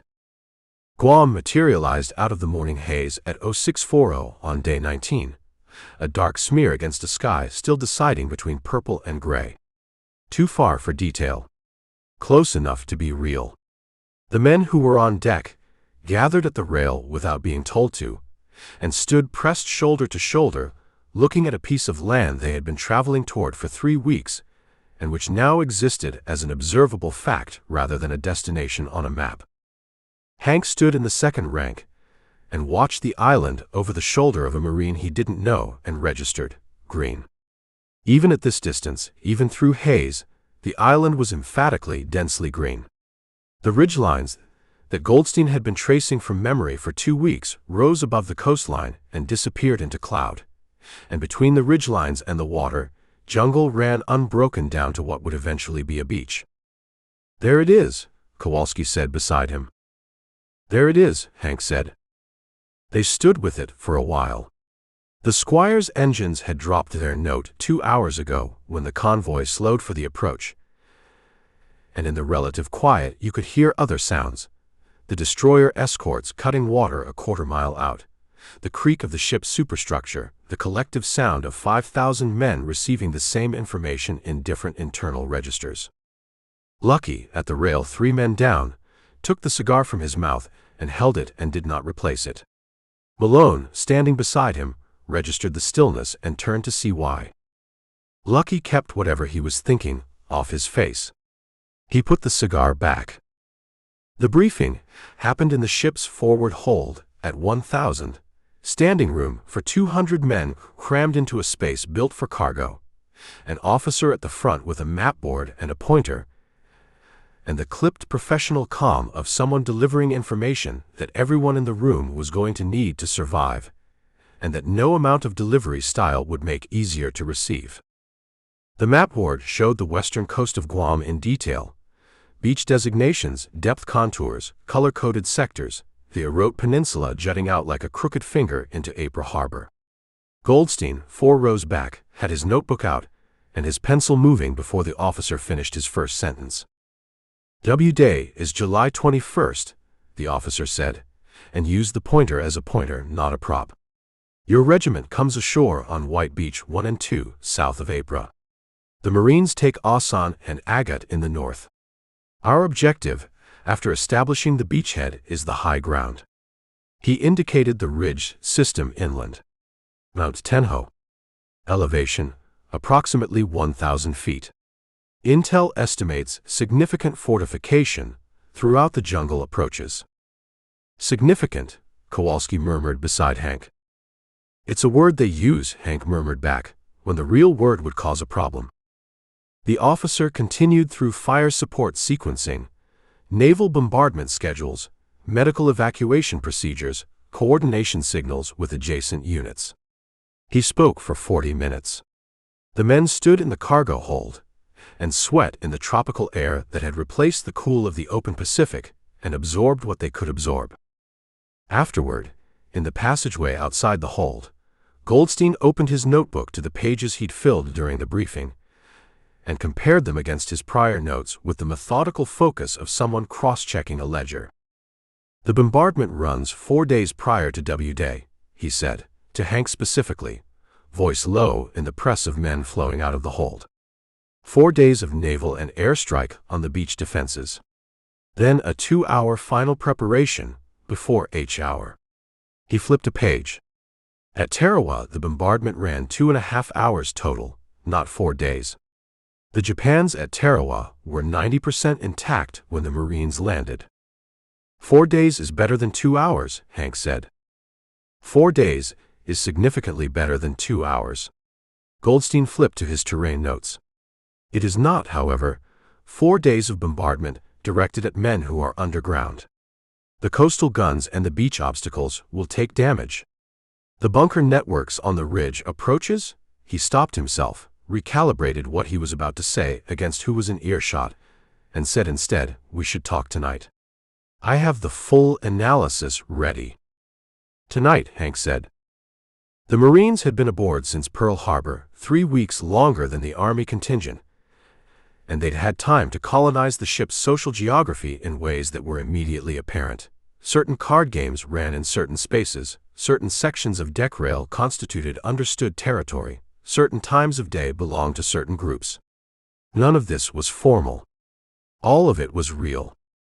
Hank spent the afternoon of day 19 walking the accessible decks, not aimlessly. He had a specific project. Build a picture of what the Marines were, how they operated, what they thought of the Army units sharing their ship, and specifically what they thought of a group of men whose average age exceeded 38, and who had arrived from a training evaluation program whose unusual nature had by this point in the voyage been widely discussed. He had learned, over 19 days at sea, that ships compressed information the same way tenements did. Walls were thin, corridors carried sound. Everyone knew more about everyone else than they would in a larger space, and the knowing arranged itself into reputation whether you managed it or not. The reputation that had preceded the experimental cohort was mixed in its valence, but consistent in its content. Old Army, experimental, and this was the part that interested Hank, apparently effective enough to have shipped out rather than washed out. He found Decker near the stern on the port side, leaning against the superstructure with 2 other Marines, all 3 of them watching the destroyer escort run its parallel course 200 yards out. Decker had the deck of cards in his shirt pocket, the one Goldstein had given him on day 6, and was doing a one-handed cut absently over and over, the cards rising and falling with the practiced automaticity of a new habit fully installed. "Corporal," Hank said. Decker registered Hank's rank and his face, and sorted the combination into its correct category without making a performance of it. "Sergeant." The 2 Marines beside him oriented toward the conversation with the alert, assessing quality of men freshly briefed on a combat landing, and running on whatever that knowledge produces in people who are good at what they do. "Your unit," Hank said. "Heading to the northern sector." "Asan Beach," Decker said. "First wave." "What do you know about the Fonte Plateau?" Decker's card cut paused. "You've done your reading." "My accountant has." "He shares." One of the other Marines, broad, sunburned, the kind of build that suggested he had been large since he was 12 and had simply grown into it over subsequent years, shifted his weight off the superstructure and gave Hank a more direct assessment. His name, stenciled on his jacket, was Reilly. "You're the old guys," Reilly said. "Not hostile. Factual." "We're the experimental cohort," Hank said. "The old guys is informal." "How old?"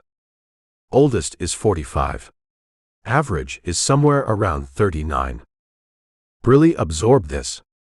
"My father's 43, he said." "Tell him I said hello." The 3rd Marine, who had not spoken, and whose name tag read Ostrovsky, produced a sound in the vicinity of a laugh, but not committed to it. "The Fonte Plateau," Decker said, returning to the question with the focus of someone who liked questions more than small talk. "Command thinks the Japans have their counterattack force staged behind it. After the landing, after we're on the beach and pushing inland, they wait for us to get extended, and then they come over the plateau." He did the card cut again, up, down, automatic. "It's what I do." "It's what their doctrine says they'll do," Hank said. "Delay, absorb, counterattack at night." Decker stopped the card cut entirely and gave Hank the direct attention he'd been allocating partially. "Where did you get doctrine?" "Same accountant," Hank said. "He's thorough." Goldstein's briefing happened in the compartment that evening, after chow, with the squad arranged on bunks and floor space in the configuration of men who had done this before and knew how to fit 7 people into a space built for less. He taped his traced maps to the bulkhead. He traded 2 meals of dessert to a Navy rating for a roll of tape, the Goldstein economy at work, and he stood in front of them with his notebook and delivered the analysis he'd been building for 3 weeks with the focused authority of a man presenting the one thing he was most qualified to present. He covered the beach gradients and the likely surf conditions on WWII. The approach corridors from the beach to the jungle line, where exposure would be maximum and cover minimum. The ridge system and the bunker networks. His information assembled from the briefing, from his collected notebooks, from Hank's overheard officers, from Decker and the Marines. The Arot Peninsula in detail, tracing the geography of the defensive position with his finger on the map, and naming what each section would cost to take. The squad listened. They listened with the attention of men who understood that what they were hearing might be the difference between getting off the beach and not getting off the beach, and that Goldstein was giving them the most accurate available picture of what getting off the beach would require. "The jungle," the bear said when Goldstein paused after the ridge section. He'd been still throughout, sitting on the floor with his back against the lower bunk, his arms on his knees, studying the map on the bulkhead. "What about it?" Goldstein said. "How dense?" The bear indicated the green-shaded interior on the map. "Tropical second-growth jungle runs different from primary. If they've had 2 years on this island, they've been moving through it, cutting trails, establishing positions. Their trails versus ours, they know every one of theirs. We know none. Primary jungle north of the ridge line," Goldstein said, checking his notes. "Secondary growth on the coastal approaches. You're right that they've had time to establish internal movement routes we won't have on the maps. So we go slow," the bear said. "You don't rush jungle you don't know. You go slow, and you listen and you let the ground tell you where it goes." "Command is not going to be interested in slow," Malone said from the top bunk, not complaining, just putting the constraint on the table where everyone could see it. "Command's interest doesn't change the jungle," the bear said. Hank had his back against the bulkhead beside the map, and his arms folded and his eyes moving between the map and his men, as Goldstein and the bear worked through the problem, and he filed what he was seeing. These men had stopped being trainees. At Fort Jackson, they'd been men learning things. On this ship, on this night, they were men applying things, and the application had a quality to it, an earned seriousness, a competence that had accumulated without ceremony, that was different in kind from anything that had happened before. "Questions," Goldstein said to the room. "Lucky," from the bunk beside Kowalski, "the counterattack. Decker's Fonte Plateau theory. What's the timing on that?" 3 to 5 days after landing, based on Saipan precedent, Goldstein said. "They wait until the beachhead is established, and the units are pushing inland and the supply lines are extended. Then they come at night, in force, at the junction points between units." "Junction points," Lucky repeated. He had his deck of cards in his hand, not shuffling, just holding the weight of it. "Where the coordination is hardest." "Where the coordination is hardest," Goldstein confirmed. "So the bet," Lucky said, "is whether our coordination at those points is better than their intelligence about where those points are." "That's one framing," Goldstein said. "It's the only framing that matters at 3 in the morning on day 4, Lucky said. He put the cards away. "I'd rather know that now than find it out then." Walt found Hank at 2300 on the fantail, which was the one section of deck accessible at night without a duty assignment, open to the sky and the ship's wake. The convoy had reduced speed further as the landing date grew close, and the wake ran quieter than it had at full steam, less turbulence, more phosphorescence, the disturbed water glowing green-white in the dark behind the ship. "Couldn't sleep," Walt said, coming to stand at the rail. "No." Hank had spent 40 minutes on the fantail watching the wake and running numbers that never resolved into anything useful. 2 days to WWII. The island visible in daylight. The destroyer escorts out there in the dark, running without lights. "You know what I keep thinking about?" Walt said. "No." "My still." Walt put both hands on the rail and leaned on them. "I had a production schedule. 3 counties, rotation, you knew which families got what and when. I had it in my head. Every stop, every amount, who paid in advance and who paid on delivery." He looked at the phosphorescent wake. "I keep running through it. Like a thing I forgot to finish. You finished it, Hank said. You left. I know I left. But in my head, it's still running. Walt straightened up. You ever have that? Something that keeps going in your head after you've left it behind. Hank ran through his own inventory of things that kept going. The poker game on West Division Street, the $62 in the pot. Read his letter, the one line he'd read 6 times. The document work, the names and roots, the careful architecture of a life built on the margins of legitimate activity. Yes, he said. What do you do with it? Let it run, Hank said. It stops eventually. Or it doesn't, and you learn to run alongside it. Walt considered this against the wake. My daddy used to say a man's work follows him everywhere except the grave, and you shouldn't trust a man who claims otherwise. Your daddy was a sensible man.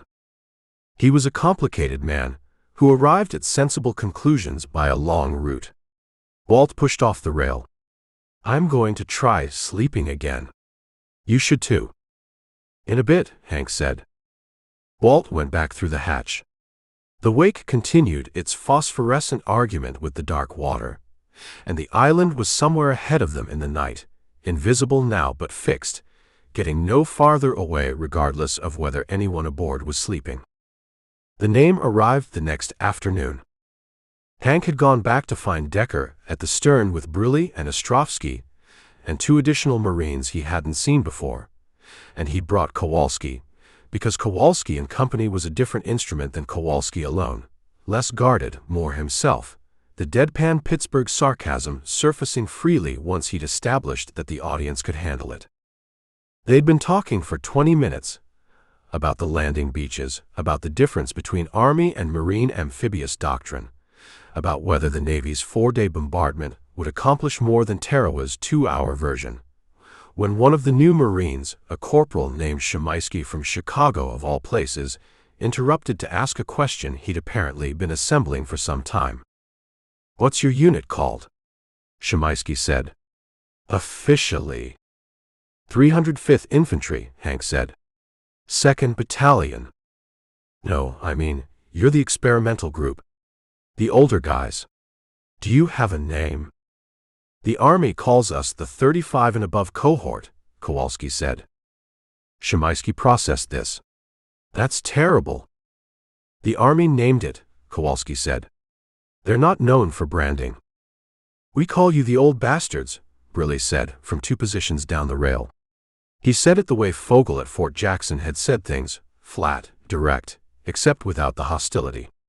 Reilly said it like a designation. Started on the ship. Everybody says it. Hank and Kowalski exchanged a look over the rail. Old bastards, Kowalski said, testing the shape of it. It's not an insult, Decker said from his end of the group. He'd stopped his card cut. It means you're old enough to know better, and you're here anyway. In Marine terms, that's a compliment. In Marine terms, Hank said. In Marine terms, Decker confirmed. Kowalski squared his shoulders slightly, the posture of a Pittsburgh steelworker receiving information he intends to carry correctly. Old bastards, he said again. He nodded once, the nod of a man filing something under permanent. Hank stretched both arms along the rail behind him and surveyed the group. 3 Marines from the 3rd, Decker and his cards, Kowalski with his new designation sitting on him like a proper fitted coat, and ran through the calculation he'd been running since the first day on deck, what these men were, whether they could be useful to each other, where the connection points were. Decker's unit would be on Osan Beach. His own would be on White Beach 1 and 2, 2 miles south. Their operations would be adjacent, not joint, but adjacent meant shared flanks, and shared flanks meant coordination. And coordination on a beach where everything was noise and confusion meant knowing the people you were coordinating with before you needed to coordinate with them. Corporal, Hank said. Your unit's objective after Osan, you're pushing for Attala Point. Decker gave him the flat, considering attention of someone resorting a previous assessment. Among others, he said carefully, because operational specifics were not for rail conversations. "Our regiment comes up from the south," Hank said, keeping it at the same level of generality. "At some point, the operations converge." "At some point," Decker said. "I'd rather know who's coming from the north before I need to know it," Hank said. A beat of silence, during which Decker ran his own calculation. Reilly kept his arms folded and his face neutral. Ostrovsky picked at a loose thread on his jacket cuff. "Tomorrow morning," Decker said. "Forward deck. 0700. "We'll be there," Hank said. Walt made the joke about the sake at dinner on the last evening before WWII, when the squire had dropped anchor in the convoy staging area, and the island sat visible and green 6 miles off the port side, close enough now to see individual trees on the ridgeline in the morning light. He said it to the table, their table, the 7 of them, the configuration they'd held at every meal since Fort Jackson and which had become as automatic as breathing, and he delivered it with the timing of someone who had been holding that line for the right moment and judged this was it. "You know what I figure," Walt said, setting down his fork. 6 miles off that island, I'm probably the closest I've ever been to a Japanese sake brewery. It seems like a waste not to at least ask about a trade." Malone stared at him. "A trade," Malone said. "Corn whiskey for rice wine. It's a cultural exchange. There are 1,200 armed men on that island, who presumably have opinions about liquor, same as everyone else." Walt retrieved his fork with the serene patience of a man whose joke is proceeding on schedule. "I'm just saying, the opportunity exists in principle." "In principle," Goldstein said, in the tone he used when classifying a statement as technically true and comprehensively useless. "All commerce starts in principle," Walt said. Lucky, across the table, put his fork down on his tray. "I'll give you 2-1 against the trade happening," he said. "And 5-1 against it happening peaceably." "I'll take the 2-1, Walt said. "Peaceably, I'll grant you." Hank ate his food and let the table run, and the island sat 6 miles out the porthole above the table, green and patient and completely uninterested in anyone's odds, and the table talked and argued and found its rhythm. 7 men who'd been eating together long enough that silence at the table would feel like the stranger. At 0700 the next morning, on the forward deck with the island visible over Decker's left shoulder, Hank conducted a different kind of briefing than Goldstein's, less data, more geometry. He introduced the bear, because the bear's knowledge of terrain and jungle movement was the asset most directly useful to men who would be operating on adjacent ground, and let them talk while he listened and assessed.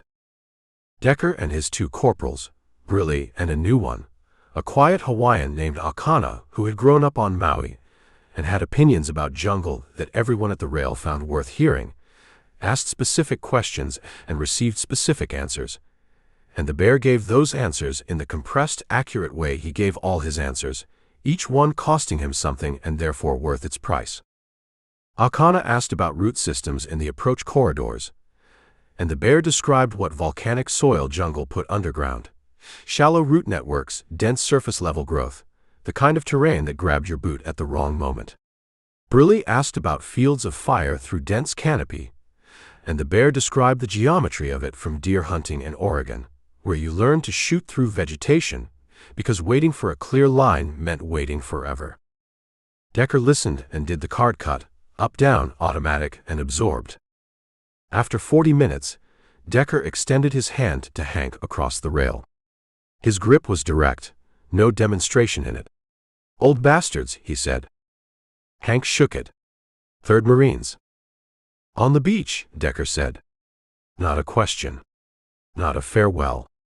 Just a statement of where they'd both be, and the understanding that containing in it.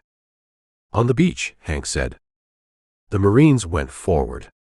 Hank stayed at the rail with the bear and let the island sit in his vision. 6 miles of green and ridge and cloud, of bunkers dug by patient men into volcanic rock, of jungle trails their boots hadn't touched yet. 2 days. The bombardment had started yesterday. Naval guns, audible even at this distance as a low, periodic percussion, felt more than heard, the ship's hull conducting it up through the deck plates and into the feet. "Jungle," the bear said, his eyes on the ridgeline.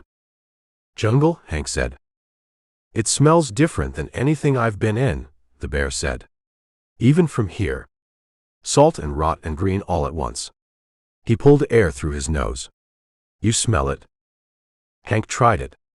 Over the diesel and the salt and the ship, something else. Dense, organic, vegetable, and ancient. The exhalation of 200 square miles of tropical growth, doing its continuous patient work regardless of what was happening on its coastlines. "I smell it," he said. The bear put both hands on the rail and leaned into the view with his weight forward, like a man trying to read something at a distance that required closing. "Going to be something," he said. 2 days. Somewhere below, in the compartment on D-deck, Goldstein's maps were on the bulkhead, and Malone's kit was in its final configuration, and Lucky's cards were in his pocket, and Kowalski was writing a letter he would not mail from this ship but would carry ashore sealed in his breast pocket, the address on the outside in his careful hand in case someone else needed to send it.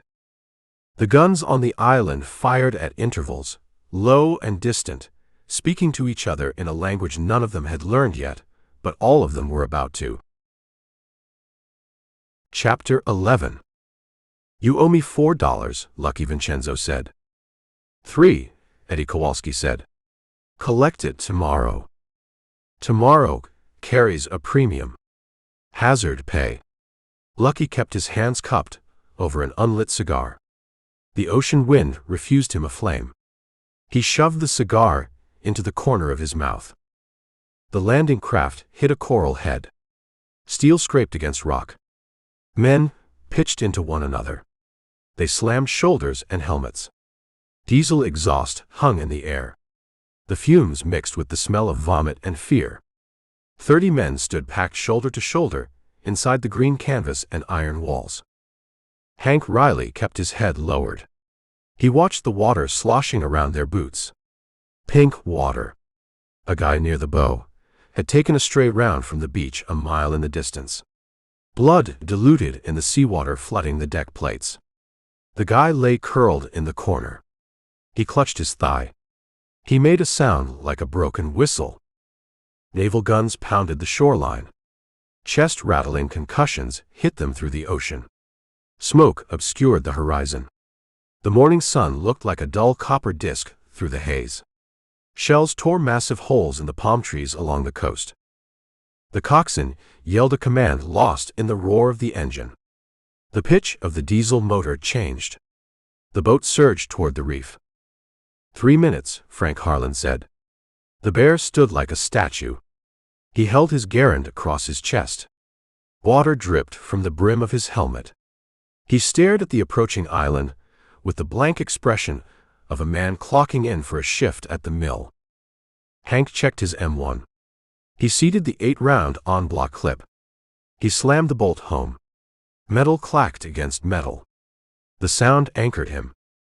"Listen to me," Hank said. He raised his voice over the engine noise. He made eye contact with the men in his unit. "The Japans have this beach measured. They know the yardage. Do not stop on the sand. The sand is a target. We move to the tree line." Benny Goldstein wiped ocean spray from his thick glasses. He squinted at the shoreline. "Mortar flight time runs 12 seconds from the sound of the launch. We pace our movements between volleys." "Do not do math on the beach specs," Hank said. "Run." The craft ground into the reef. Metal shrieked. The ramp slammed into waist-deep water. Noise hit them like a physical wall. Machine gun fire ripped the ocean surface into white froth. Mortar shells detonated. Geysers of red water and torn coral shot into the air. Men froze on the ramp. A kid from an Ohio unit dropped his rifle. He stared at the shoreline, mouth open.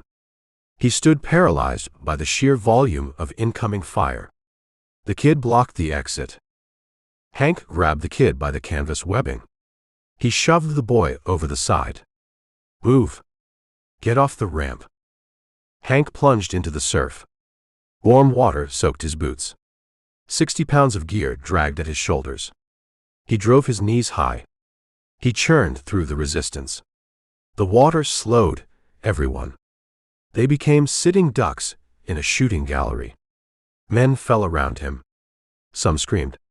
Some sank under the weight of their packs and stayed submerged. A shell hit the water 50 yards from the boat. The concussion punched Hank in the ribs. Salt water rained upon them. Hank read the impacts.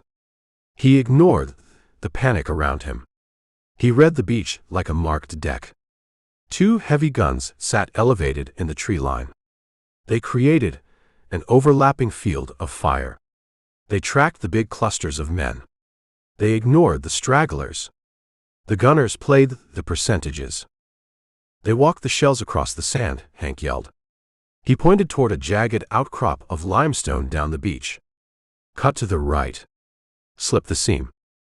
Hank grabbed Thomas Malone by the shoulder strap. He hauled the pharmacist through the surf. Lucky followed. Lucky kept the unlit cigar clamped between his teeth. They waded through the water, cutting an angle from the main bulk of the landing force. They hit the sand. Wet coarse grit stuck to their uniforms. They scrambled behind a jagged coral berm. They dropped flat against the earth. Kowalski sat in the sand. He clutched his left knee. He grimaced. Salt water rots the joints. Lead rots the brain, Walt Jenkins said. He patted his canvas kit bag. Glass clinked inside. Cargo survived. Keep your head lowered, Whiskey, Hank said. Sand kicked over the top of the berm. A Nambu machine gun chewed a trench in the coral above their helmets. Rock splinters rained upon them. Pinning fire, Goldstein said. He wiped his glasses on his wet shirt. They lock us here. The mortars dial in the coordinates. Hank peered around the edge of the coral. He scanned the dense vegetation. He found the source. Spider hole, Hank said. 10 o'clock. 30 yards in the distance. A helmet popped from a hole covered in palm fronds. A rifle barrel, leveled at the berm. Hank raised his M1. He tucked the stock into his shoulder. He found the sight picture. He exhaled. He pulled the trigger twice. The helmet vanished. No drama. No grand gesture. The Japanese soldier disappeared from sight. A rifle clattered against a limestone rock. Hank felt nothing but the recoil in his shoulder. Another transaction completed. A debt settled in lead. Got him, Hank said. Main nest sits in front of us, the bear said. In the banyan roots. They have a clear line of sight on the reef. The bear rose to his feet. He did not crouch. He did not weave. He moved toward the tree line. He hit the dense coastal underbrush. Vines snapped. Branches splintered. The bear moved like a falling timber rig. He ignored the snap of bullets clipping the leaves around him. He used his bulk to crush a path through the vegetation. The Japans shifted their fire to the massive target, tearing through their camouflage. The bear raised his Garand. He fired from the shoulder. He emptied the clip into the brush. The metal pinged clear, ejecting into the dirt. He reached his belt and produced a fragmentation grenade. He pulled the pin and hurled the explosive into a dark gap between 2 banyan trees. A dull thump shook the ground.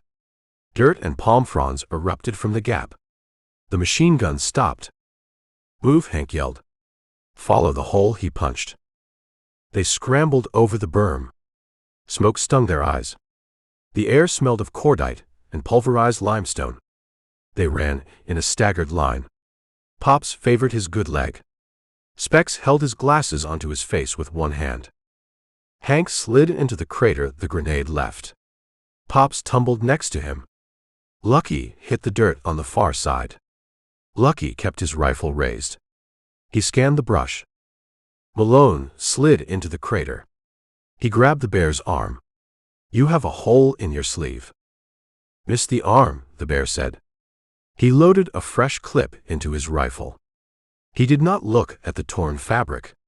He looked at the tree line. Lucky peeked over the crater lip. The Japan's retreat. Second defensive line. Hank wiped sweat and wet sand from his eyes. He looked at the dense green wall of jungle rising in front of them. The heat closed over them, thick and suffocating. The beach noise faded behind the chatter of rifle fire echoing from the center of the trees. "Load your weapons," Hank said. He chambered around.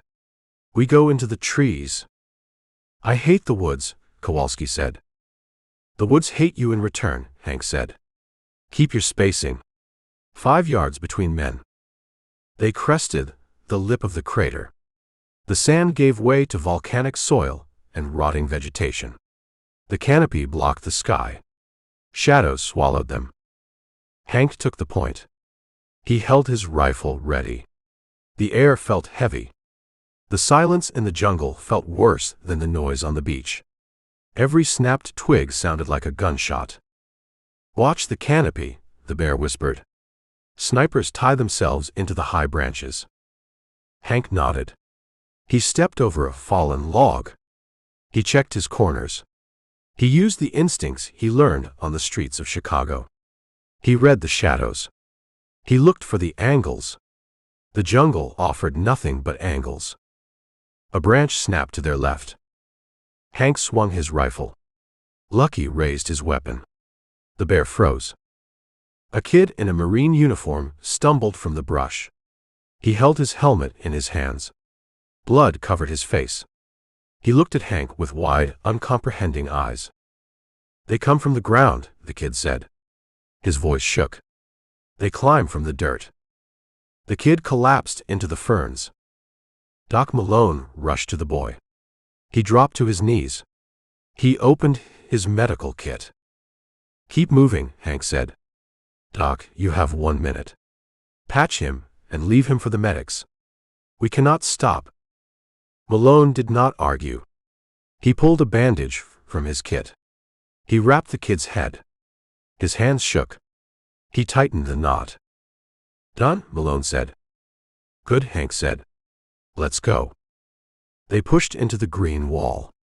The beach became a memory. The war became the 10 feet of jungle in front of them. Chapter 12. "Bugs the size of sparrows," Walt Jenkins said. He slapped his neck. He looked at his open palm. A crushed insect left a thick smear of blood across his skin. "They take their fill and leave a welt like a dime." "The blast furnace back home offered a better climate," Eddie Kowalski said.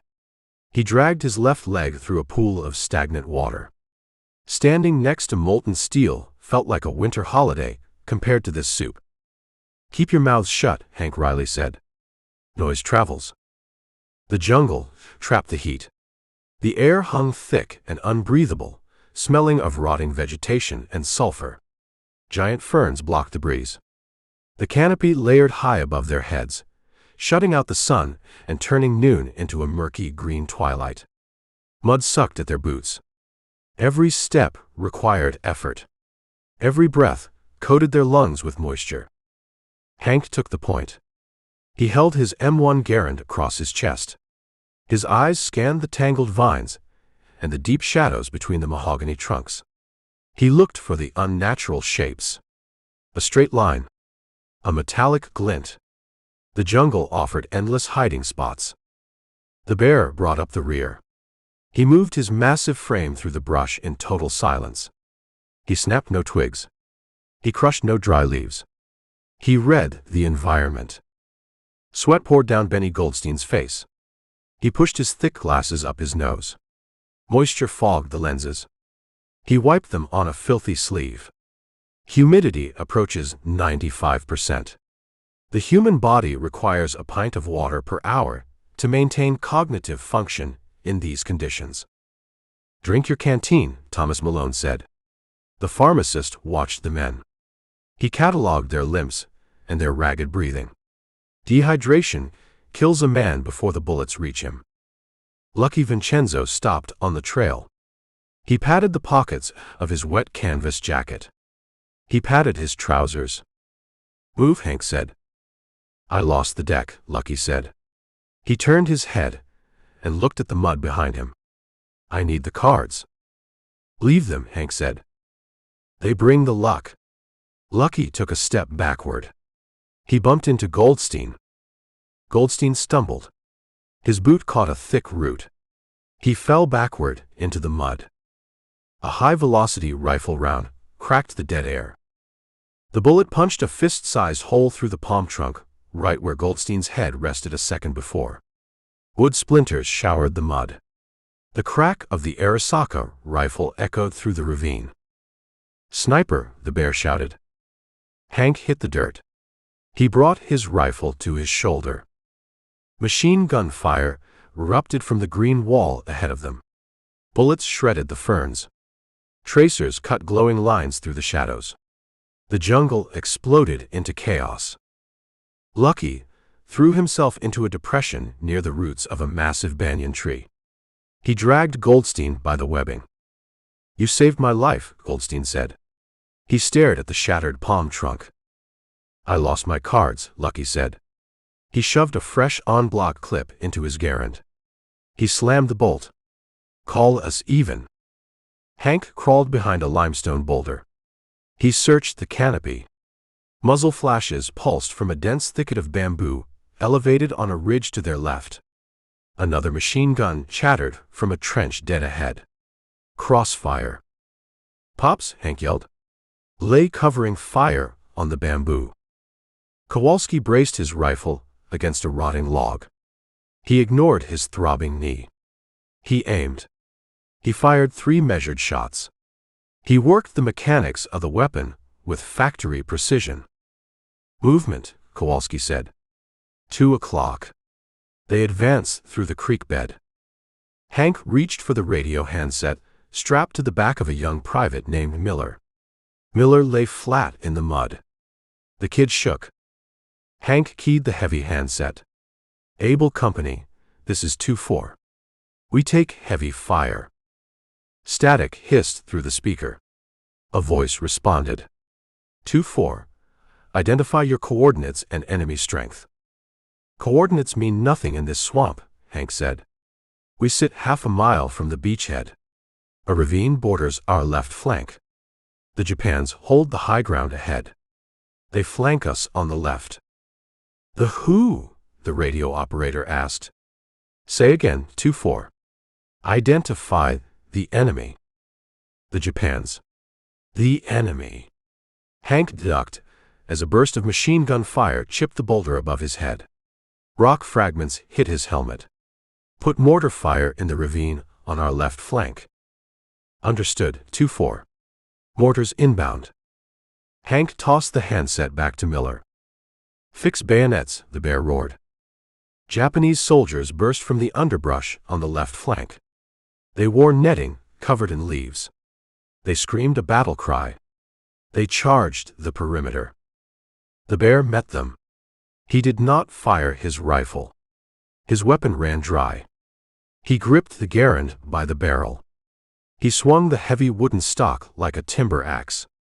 He shattered a jaw. He crushed a collarbone.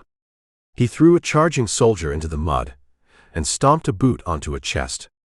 The bear moved with brutal, terrifying efficiency. Walt Jenkins pulled a trench knife from his belt.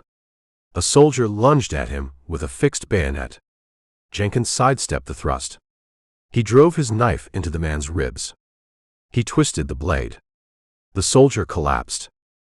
I need a drink, Jenkins muttered. He wiped the blade on his trousers. Miller tried to crawl backward. A bullet struck his calf. The kid screamed. He grabbed his leg. Blood soaked his trousers. Medic, Miller screamed. Malone lay behind a stump. He watched the bullets tear through the vegetation. He heard the kid scream. Fear gripped his chest. His hands shook. He looked at the medical bag strapped to his side.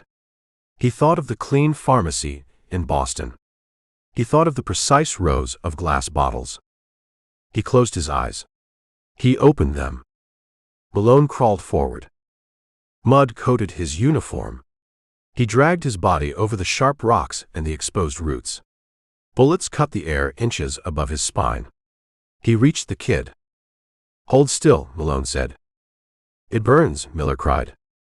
Malone ignored the incoming fire. He ignored his own shaking hands. He pulled his trench knife and cut the bloody pant leg open. The bullet passed clean through the muscle. He opened his kit.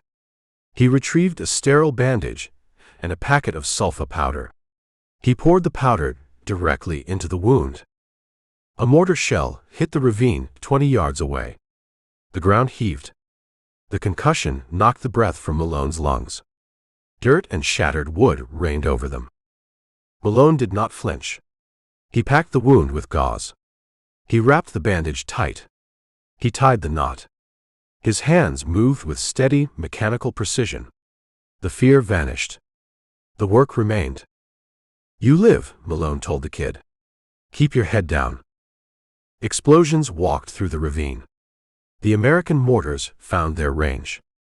Plumes of black smoke and orange fire erupted among the bamboo thickets. The Japanese flanking maneuver shattered under the barrage. The machine gun in the trench fell silent. Hank watched the smoke drift through the canopy. The shooting stopped. The jungle sounds returned. Birds called in the distance. Lucky sat up. He checked his rifle. He looked at the mud around his boots. He spotted a wet, mud-caked ace of spades. He picked the card from the dirt. He wiped it on his shirt and placed it in his breast pocket. "Found the luck," Lucky said. Hank stood. He surveyed the perimeter. The men breathed hard. Sweat and mud covered their faces. They looked older than their years. They looked ragged. "Check your weapons," Hank said. He ejected an empty clip and slammed a fresh one into the receiver. "We have a ridge to climb." Chapter 13. The Japanese Type 92 machine gun fired a heavy 7.7 mm rimmed cartridge. The weapon fed from a rigid, 30-round metal strip. It operated with a deliberate, rhythmic thud. Marines called it the woodpecker. Right now, the woodpecker chopped a thick mahogany trunk into splinters and turned broad palm fronds into green confetti. Hank Reilly pressed his face into the volcanic dirt. The earth smelled of sulfur and century-old rot. The machine gun hammered the air 2 feet above his helmet. Hot brass casings rained from the firing slit of the pillbox and pinged against the coral rocks. The pillbox sat wedged into the hillside. Poured concrete and steel rebar formed a brutalist snout protruding from the banyan roots. Coral slabs and dead vegetation concealed the flanks. The horizontal firing slit commanded the entire choke point of the ravine. A sheer limestone cliff bordered the right side. A deep, stagnant swamp anchored the left. "We hit a wall," Frank Harlan said. The bear lay flat on his stomach. He kept his massive arms tucked close to his ribs. "We pushed through it," Hank said. "With what?" Lucky Vincenzo asked. He spit a mouthful of grit into the ferns. "Language. Charm. I hold 3 clips of ammunition. Specs holds 2. That concrete looks thick enough to stop a tank." "They have overlapping fields of fire," Benny Goldstein said. The accountant studied the geometry of the ravine. The primary gun sweeps the center. A secondary Nambu light machine gun covers the left flank. Approach means death. "We left the satchel charges on the beach," Thomas Malone said. The pharmacist gripped his medical kit. His knuckles showed white through the grime. "We have no heavy explosives." Eddie Kowalski crab-walked through the mud. The Pittsburgh steelworker dragged his bad knee. He ignored the pain. He reached the depression where Hank lay. Pops carried an object wrapped in a torn canvas sandbag. He set the heavy bundle down. "I found a prize," Pops said. He unrolled the canvas. An American 60mm mortar shell sat in the dirt. The olive drab paint showed deep scratches. "Dud," Hank said. "The impact fuse sheared off on a rock," Pops said. "The primary explosive charge remains intact. 2 pounds of TNT inside this casing." "You plan to throw it?" Walt Jenkins asked. I plan to rig it, Pop said. He looked at Hank. Give me your fragmentation grenades. Hank unclipped 2 Mk2 grenades from his webbing. He handed them to Pops. Pops lined up the hardware in the mud. He worked with the grease-stained hands of a factory mechanic. He pulled a roll of black friction tape from his jacket. He pulled a length of copper wire stripped from a wrecked radio handset. The mortar shell lacks a detonator, Pop said. He wrapped the friction tape around the cast iron body of the first grenade, binding it to the heavy mortar casing. The Mk2 grenade provides the spark. The blast from the grenade breaches the mortar casing and triggers the TNT. Sympathetic detonation, Goldstein said. Factory physics, Pop said. He bound the second grenade to the opposite side of the mortar shell. He wrapped the copper wire around the bundle, pulling the tension tight. He twisted the wire ends with a pair of pliers. The steel must hold together. The grenades need to explode inward. Walt Jenkins watched the machine gun chew another layer of bark off the mahogany tree. The barrel glowed dull red in the jungle shadows. I need a drink after this dance, Whiskey said. You need a drink before breakfast, Malone said. A man requires pacing, Whiskey said. He checked the action on his rifle. How do we deliver the package to the customer? The firing slit offers a target 10 inches high, Pop said. He patted the taped bundle of explosives. The package weighs 6 pounds. I need to stand 10 feet from the concrete to make the throw. 10 feet puts you dead in the crossfire, Hank said. You provide the distraction, Pop said. I provide the delivery. Hank looked at the terrain. The mud offered no cover. Stumps and shattered logs littered the clearing. The woodpeckers swept left to right in a continuous arc. Bear, Hank said. Take the swamp edge. Draw the Nambu. Specs, Lucky Whiskey. You target the main slit. Put every round you have through that 10-inch gap. Force the gunner to duck. What is your role? Lucky asked. I take the center, Hank said. I give the primary gunner a target he cannot ignore. Pops moves up the blind spot on the right. Pops gripped the heavy explosive bundle. He nodded. Wait for the reload, Hank said. The Type 92 uses 30-round strips. The gunner must feed a new strip. The pause lasts 4 seconds. They listened to the rhythm of the heavy gun. Thud, thud, thud, thud. Brass showered the mud. The gun chopped through the foliage. The rhythm stuttered. The firing stopped. Go, Hank roared. The bear surged upright. He plunged into the swamp water. The Nambu light machine gun pivoted toward the splash. The bear fired his Garand on the move, blasting heavy .30 caliber rounds into the palm fronds hiding the secondary nest. Goldstein, Lucky, and Whiskey opened fire. They braced their weapons on the limestone rocks. They hammered the concrete face of the pillbox. Sparks flew from the rebar. Rock dust clouded the firing slit. Hank sprinted straight up the center of the ravine. He abandoned cover. He kept his rifle at his shoulder. He fired at the dark slit in the concrete. He made himself the biggest, loudest target in the jungle. Inside the pillbox, the Japanese gunner slammed a fresh ammunition strip into the feed tray. He racked the bolt. He swung the heavy barrel toward the man running up the middle. The woodpecker resumed its lethal rhythm. Bullets churned the mud around Hank's boots. The air cracked and snapped. Hank dropped to his knees. He raised his rifle. A heavy 7.7 millimeter round found him. The bullet carved a deep groove across his right side, just beneath the armpit. Searing heat replaced the air in his lungs. The impact spun him around like a shoved top. Flesh parted. Blood soaked his canvas jacket. He hit the coral rock hard. His helmet flew off. The M1 Garand slipped from his numb fingers and clattered into the dirt. Pain arrived a second later. A blinding white-hot spike drove through his ribs. Hank tasted copper and swamp water. He clutched his side. Blood poured through his fingers. He lay in the open, vulnerable and unarmed. The machine gunner tracked the fallen man. The barrel lowered.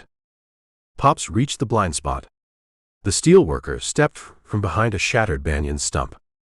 He stood 10 feet from the concrete snout. He held the improvised explosive in his right hand. He pulled the pins on both Mk2 grenades. He released the spoons. The fuses sparked. Pops stepped into a baseball pitcher's wind-up. He threw the heavy bundle. The taped mass of iron and high explosives sailed through the gunsmoke. It cleared the concrete lip. It vanished into the horizontal firing slit. Pops threw himself backward into the mud. "Fire in the hole," Pops bellowed. A profound, unnatural silence held the jungle for a fraction of a second. The pillbox detonated. The explosion tore the hillside apart. 2 pounds of TNT and cast-iron shrapnel expanded inside the enclosed concrete box. The roof of the bunker lifted 10 feet into the air. The thick concrete walls shattered outward. A shockwave flattened the ferns in a 50-yard radius. A fireball rolled through the canopy, turning the green leaves brown. Chunks of rebar and pulverized rock rained down on the ravine. Dust choked the air, thick as gray snow. Hank pressed his face into the dirt. The blast deafened him. A high-pitched ringing filled his ears. His side burned with a fierce, radiating agony. He tried to push himself up. His right arm refused the command. His muscles felt like water. The dust began to settle. Smoke drifted through the shattered mahogany trees. Hank blinked the grit from his eyes. He looked toward the ruins of the pillbox. The concrete snout lay in jagged ruins. The heavy machine gun lay twisted and broken amid the rubble. Movement caught Hank's eye. The bunker held a rear tunnel. The explosion destroyed the front chamber, leaving the deep earthworks intact. Figures emerged from the gray smoke. Japanese soldiers. They wore dirt-caked uniforms and carried Arisaka rifles. They stepped over the concrete rubble. They fixed long sword-like bayonets to their rifle muzzles. They looked down the slope. They saw the American sergeant bleeding in the mud, separated from his squad, reaching for a weapon he could not hold. The lead soldier raised his rifle. He charged down the slope. Chapter 14. The Japanese soldier charged. He lowered the Arisaka rifle. The fixed bayonet caught the sunlight streaming through the gunsmoke. Hank Reilly lay in the mud. Blood soaked his right side. His fingers slipped on the smooth wood of his fallen M1. He watched the steel blade approach. He calculated the distance. He had no time to move. He possessed no leverage to roll. A heavy M1 Garand swung through the air like a timber axe. The wooden stock connected with the charging soldier's helmet. The impact sounded like a dropped anvil. The helmet dented. The soldier collapsed into the ferns. The Arisaka clattered against a limestone rock. Frank Harlan stood over the body. The bear lowered his rifle. He did not breathe hard. "You took your time," Hank said. He pressed a hand to his bleeding ribs. "I had to walk around the crater," the bear said. Thomas Malone slid down the embankment. The pharmacist dropped his medical bag into the mud. He ripped Hank's canvas jacket open. He tore the blood-soaked shirt. "Do not move," Malone said. "I have no plans to move," Hank said. Pain radiated from his armpit down to his hip. Malone inspected the wound. The bullet carved a trench along the ribs. It missed the lung. "You lost blood. The tissue damage looks significant." "Tape it up, Doc." Malone poured sulfa powder into the open groove. Fire erupted in Hank's side. He ground his teeth together. He tasted copper. Malone packed the wound with sterile gauze. He wrapped a thick bandage around Hank's chest, pulling the fabric tight. "The bleeding stops for now," Malone said. He tied the knot. You need to avoid sudden movements. I will inform the enemy of my restrictions, Hank said. The sun dropped behind the ocean. Night swallowed the jungle. The heat remained. The air turned into a thick, wet blanket. The smell of cordite faded. The stench of century-old rot and sulfur took its place.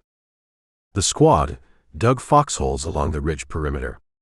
They used folding and trenching tools. The steel blades scraped against volcanic rock and buried coral. Sparks jumped in the twilight. Blisters formed on older hands. Eddie Kowalski stopped digging. The steelworker leaned on his short shovel. He wiped sweat from his eyes. This dirt fights back. Pittsburgh slag gives less resistance. Keep digging, Pops, Hank said. Hank sat against the massive, twisting roots of a banyan tree. The bandage bound his ribs. Every breath sent a sharp ache through his chest. We need 2 feet of depth. The Japans own the night. Lucky Vincenzo sat in a half-finished hole. He chewed the end of a cold cigar. They own the bugs, too. Mosquitoes the size of nickels. They drain a man dry. Walt Jenkins slid into the shadows next to Hank. Whiskey unscrewed the cap of his canteen. He held the metal container out. Water? Hank asked. Better, Whiskey said. Hank took the canteen. He took a long pull. Raw, high-proof moonshine burned a path down his throat. The heat hit his stomach and spread outward. The throbbing in his side dulled a fraction. Good batch, Hank said. He handed the canteen back. A man needs anesthesia in this climate, Whiskey said. The terrain demands it. Midnight arrived. The jungle canopy blocked the moon. Complete, suffocating darkness covered the ridge. Crickets and tree frogs created a deafening chorus. Hank sat in the perimeter trench. He held his trench knife in his left hand. His right arm felt weak. The bear sat 3 feet away. The massive logger stared into the black underbrush. She built the house herself, the bear said. His voice dropped to a rumble beneath the insect noise. Oregon pine. She drove the nails. My father left us with the land and nothing else. Hank kept his eyes on the tree line. He listened. She ran the place, the bear said. Now she wanders the rooms. The neighbor woman writes the letters. My mother forgets the kitchen. She forgets her own name some days. She sits by the window and waits for a boy to come back from the timber camp. You survived the timber camp, Hank said. You survived the Widowmaker branch. You survived this rock. You go back and remind her. She forgets the face, the bear said. A face fades. The feeling remains. She feels the absence. Hank shifted his weight. His ribs protested. He thought of the poker table in Chicago. He thought of the $62. He thought of Rita on North Milwaukee Avenue. A man left a multitude of open tabs behind. We close the distance, Hank said. One day at a time. We get off this island. We go home, and we fill the empty rooms. The bear nodded in the dark. A slow, heavy movement. A twig snapped. The sound did not belong to the wind. It did not belong to an animal. It carried the distinct, flat crack of weight placed on dry wood. Hank touched the bear's arm. The bear froze. The jungle chorus stopped. The crickets fell silent. The tree frogs ceased their calling. The ensuing quiet felt heavier than the noise. Hank strained his eyes against the darkness. He looked for movement against the black tree trunks. Shadows detached from the banyan roots. The Japanese infiltration team wore black uniforms. They carried no rifles. Rifles clattered against branches. Rifles caught the starlight. These men carried fixed bayonets removed from the barrels. They carried combat knives. They moved barefoot over the wet leaves. They came to test the perimeter. They came to slit throats in the dark. A shadow lunged toward Kowalski's foxhole. Pops did not shout a warning. Pops did not reach for his M1. The The steelworker swung his entrenching tool in a brutal upward arc. The sharpened steel edge of the shovel crunched into bone. The shadow collapsed without a sound. Two more figures rushed the trench line. A young Japanese soldier vaulted into Hank's hole. He moved with terrifying speed. The kid thrust a heavy combat knife downward.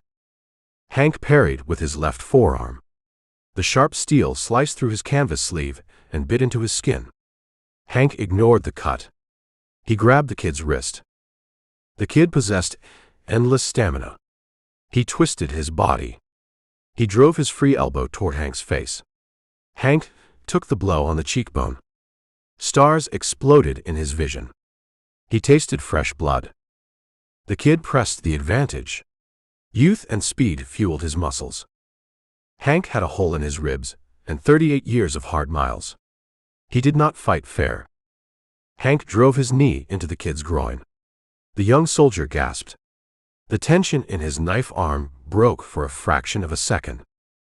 Hank brought the heavy brass knuckle duster handle of his own trench knife down on the kid's temple in a crushing blow. The kid went limp. He dropped into the mud at the bottom of the hole. In the next foxhole, the bear grappled with a second infiltrator. The Japanese soldier slashed with a bayonet. The bear sidestepped the thrust. He clamped his massive hands onto the man's uniform. He used pure leverage. He lifted the soldier off his feet and slammed him headfirst into a coral boulder. The crack echoed down the ridge. Lucky Vincenzo fought in silence. He wrapped the thick leather sling of his gerund around an attacker's throat. Lucky twisted the leather tight. He held the man down in the dirt until the thrashing stopped. The skirmish ended in under 2 minutes. Brutal, sweaty, intimate. The older men leaned against the dirt walls of their foxholes. They breathed hard in the dark. Lungs burned. Hearts hammered against ribs. Benny Goldstein crawled through the brush. The accountant adjusted his glasses in the dark. He counted the bodies. 4 attackers, Goldstein said. A standard scouting element. They probe the line. They look for the weak points. They report back to the main force. They report nothing tonight, Lucky said. He retrieved his cigar from the mud. He threw it into the ferns. Thomas Malone slid into Hank's hole. He shined a red lens flashlight on Hank's arm. A surface cut, Malone said. He pulled a fresh bandage from his kit. You attract sharp objects. I attract trouble, Hank said. The sharp objects follow. They send boys, Pop said. He wiped the edge of his shovel on the wet grass. Boys move fast, Hank said. He spit a mouthful of blood into the dirt. He felt his cheekbones swelling. Speed matters, the bear said. He picked up his gerund. He checked the action in the dark. Knowing where to put the shovel matters more. Chapter 15. The mountain disappeared under the barrage.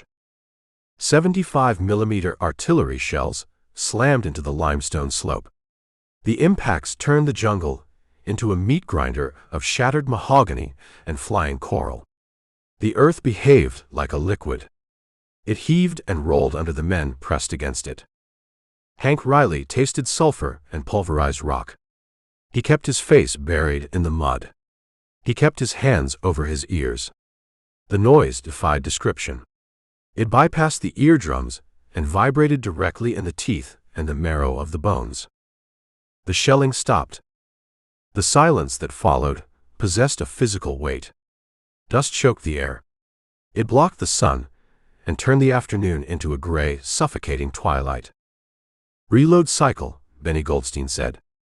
The accountant coughed. He wiped a paste of mud and sweat from his cracked glasses. They run 2 guns. Emplaced in caves near the summit. They fire 6-round salvos, then cool the barrels. We have 90 seconds. Hank pushed himself off the wet earth. His ribs screamed against the tight bandage. He ignored the fire in his side. He checked his M1 Garand. The action cleared the mud. Where are the Marines? Hank asked.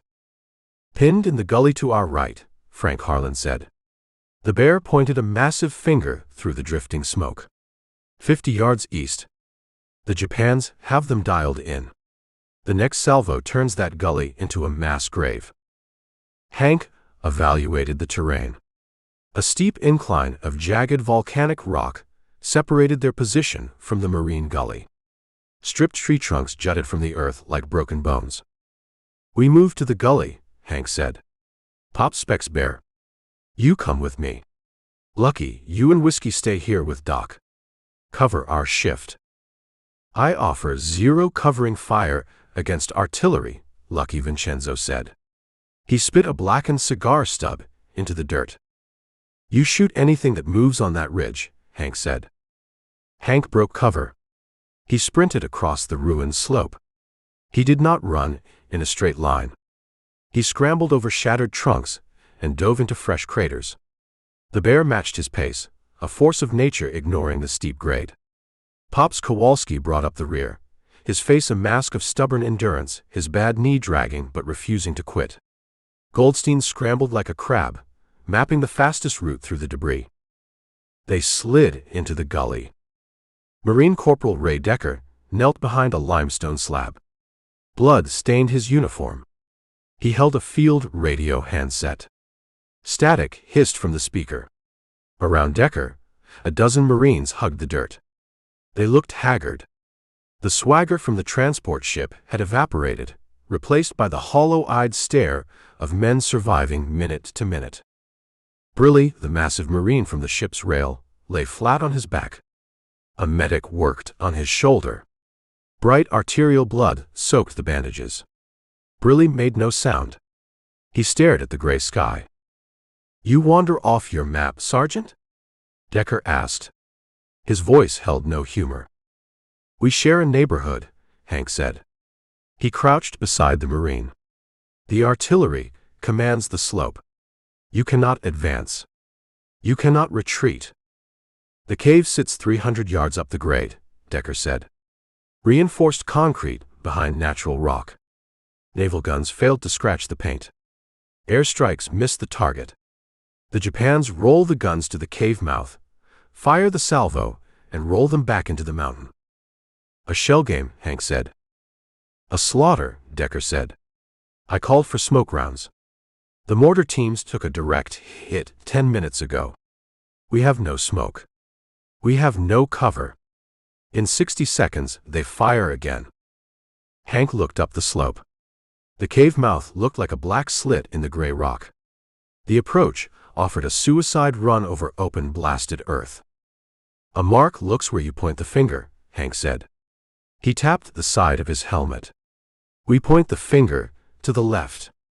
We sell them a ghost company. Decker stared at him. Explain the con. Pops, Hank said. He turned to the steelworker. You possess the satchel charges we scavenged from the beach. You possess the captured blasting caps. Pops unslung a canvas bag. He nodded. I have 6 pounds of composition C2. I have 3 time fuses.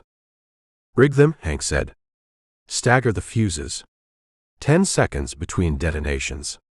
Specs, calculate the distance. Where do we place the charges to mimic a flanking maneuver? Goldstein looked at the slope. 100 yards west. A cluster of boulders provides visual cover.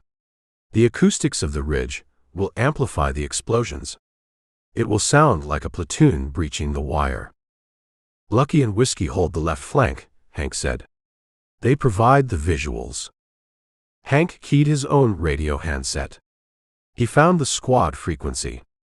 Lucky. Whiskey. Listen to the play. Pops brings you packages. You set the packages in the boulders to your left. You strip the gear from the dead. Helmets. Webbing. Prop them on branches. When the packages blow, you push the helmets up. You make noise.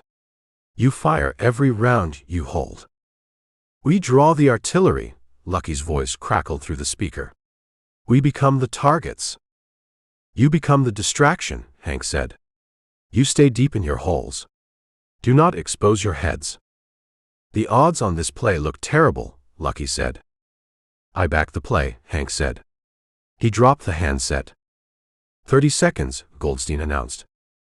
Pops finished wiring the last satchel charge. He shoved the explosives into a canvas sack. He handed the sack to the bear. You have the legs for this run, Pop said. The bear took the sack. He vaulted out of the gully. He crossed the open ground with terrifying speed, a shadow tearing through the smoke. He reached the left flank. He vanished into the boulders. Hank turned to Decker. When the guns pivot left, we go right. We climb the sheer face of the ridge. We approach the cave from the blind angle.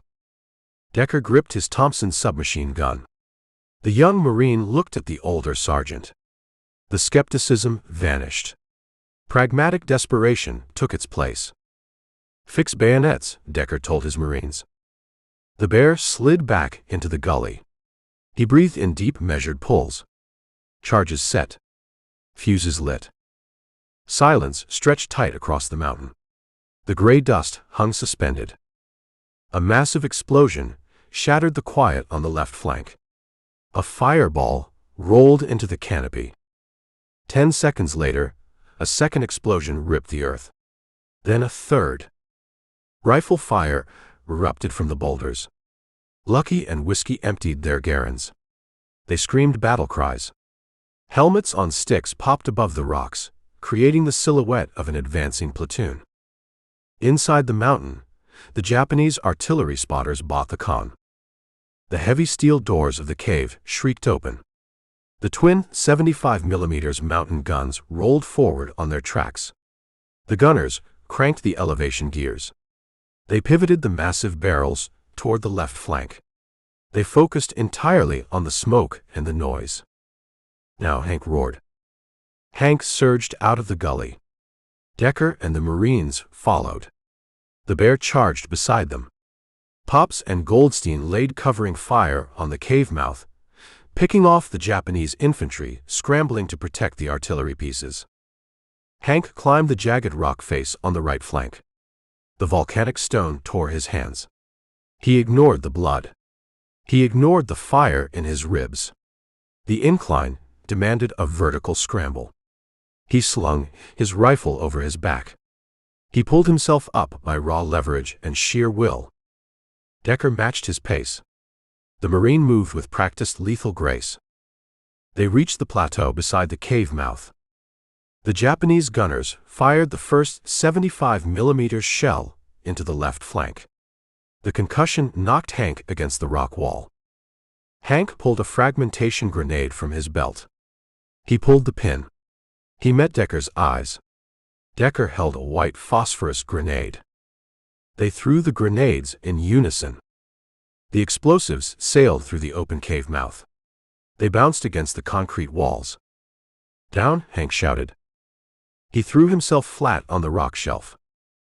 The cave detonated. The blast wave blew a storm of fire and pulverized concrete out of the tunnel. White phosphorus ignited the ammunition stores inside the cave. A secondary explosion rocked the mountain. A massive tongue of orange flame shot 50 feet into the air. Screams echoed from the deep tunnels, cut short by the inferno. Smoke poured from the ruined cave. The two 75mm guns sat twisted and blackened on their tracks, their barrels warped by the heat. Hank stood up. He unslung his M1 Garand. He chambered a round. He stepped into the smoke. No resistance remained in the forward chamber. The fire consumed the oxygen. The Japanese defenders lay charred among the shattered artillery shells. The stench of roasted flesh and melted brass filled the tunnel. The Marines poured over the lip of the plateau. They secured the perimeter. They set up defensive positions facing the interior tunnel network. Hank walked back to the cliff edge. He looked down the slope. Pops, Goldstein, and the bear picked their way up the rocks. Below them, Lucky and Whiskey emerged from the boulders on the left flank, covered in dirt but intact. Decker approached Hank. The Marine wiped soot from his face. He slung his Thompson over his shoulder. He looked at the ruined artillery pieces. He looked at the aging, battered sergeant from Chicago. "You run a solid con, Sergeant," Decker said. "The mark proved eager," Hank said. Decker extended a filthy, blood-stained hand. Hank shook it. "3rd Marines consider you annexed," Decker said. "Welcome to the 305th Marines." Hank accepted the title. He felt no surge of pride. He felt only the grinding ache in his bones and the sharp pain in his ribs. The banter felt empty. The wry humor died on the slope. The squad gathered on the plateau.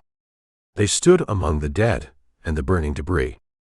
They looked exhausted. Gray skin. Sunken eyes. The brutal reality of the island stripped away the jokes and the complaints. Pops sat on a rock. He stared at his boots. The leather gaped open, shredded by the coral. He did not complain about the cost. He simply stared at the ruin. "We hold the high ground," Goldstein said. His voice carried no triumph. He stated a geographic fact. Hank walked to the edge of the plateau. He looked inland. The island offered no reprieve. Beyond the captured ridge, another valley stretched into the distance. Beyond the valley, another jungle-choked mountain rose against the gray sky. Hundreds of caves pockmarked the green slopes. Thousands of Japanese soldiers waited in the dark. The ground trembled. Hank looked down. A red flare streaked into the sky from the valley floor. It popped, bathing the jungle in a harsh crimson glare. Shadows moved in the valley. Not a squad. Not a platoon. A massive wave of infantry formed in the red light. Bayonets caught the glare. Officers raised samurai swords. A deep collective roar built in the tree line. "Banzai," Decker whispered. The bear racked the bolt of his gerund. The metal clacked loud in the sudden quiet. Hank raised his rifle. He found his sight picture in the crimson light. Chapter 16.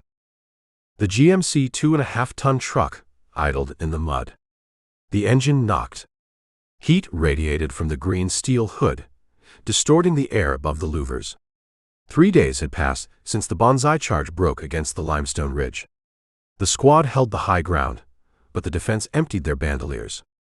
They drove the scavenged truck down the mountain to haul sea rations and ammunition from the beachhead. Lucky Vincenzo stood in the rutted jungle track. He held 3 packs of Lucky Strike cigarettes.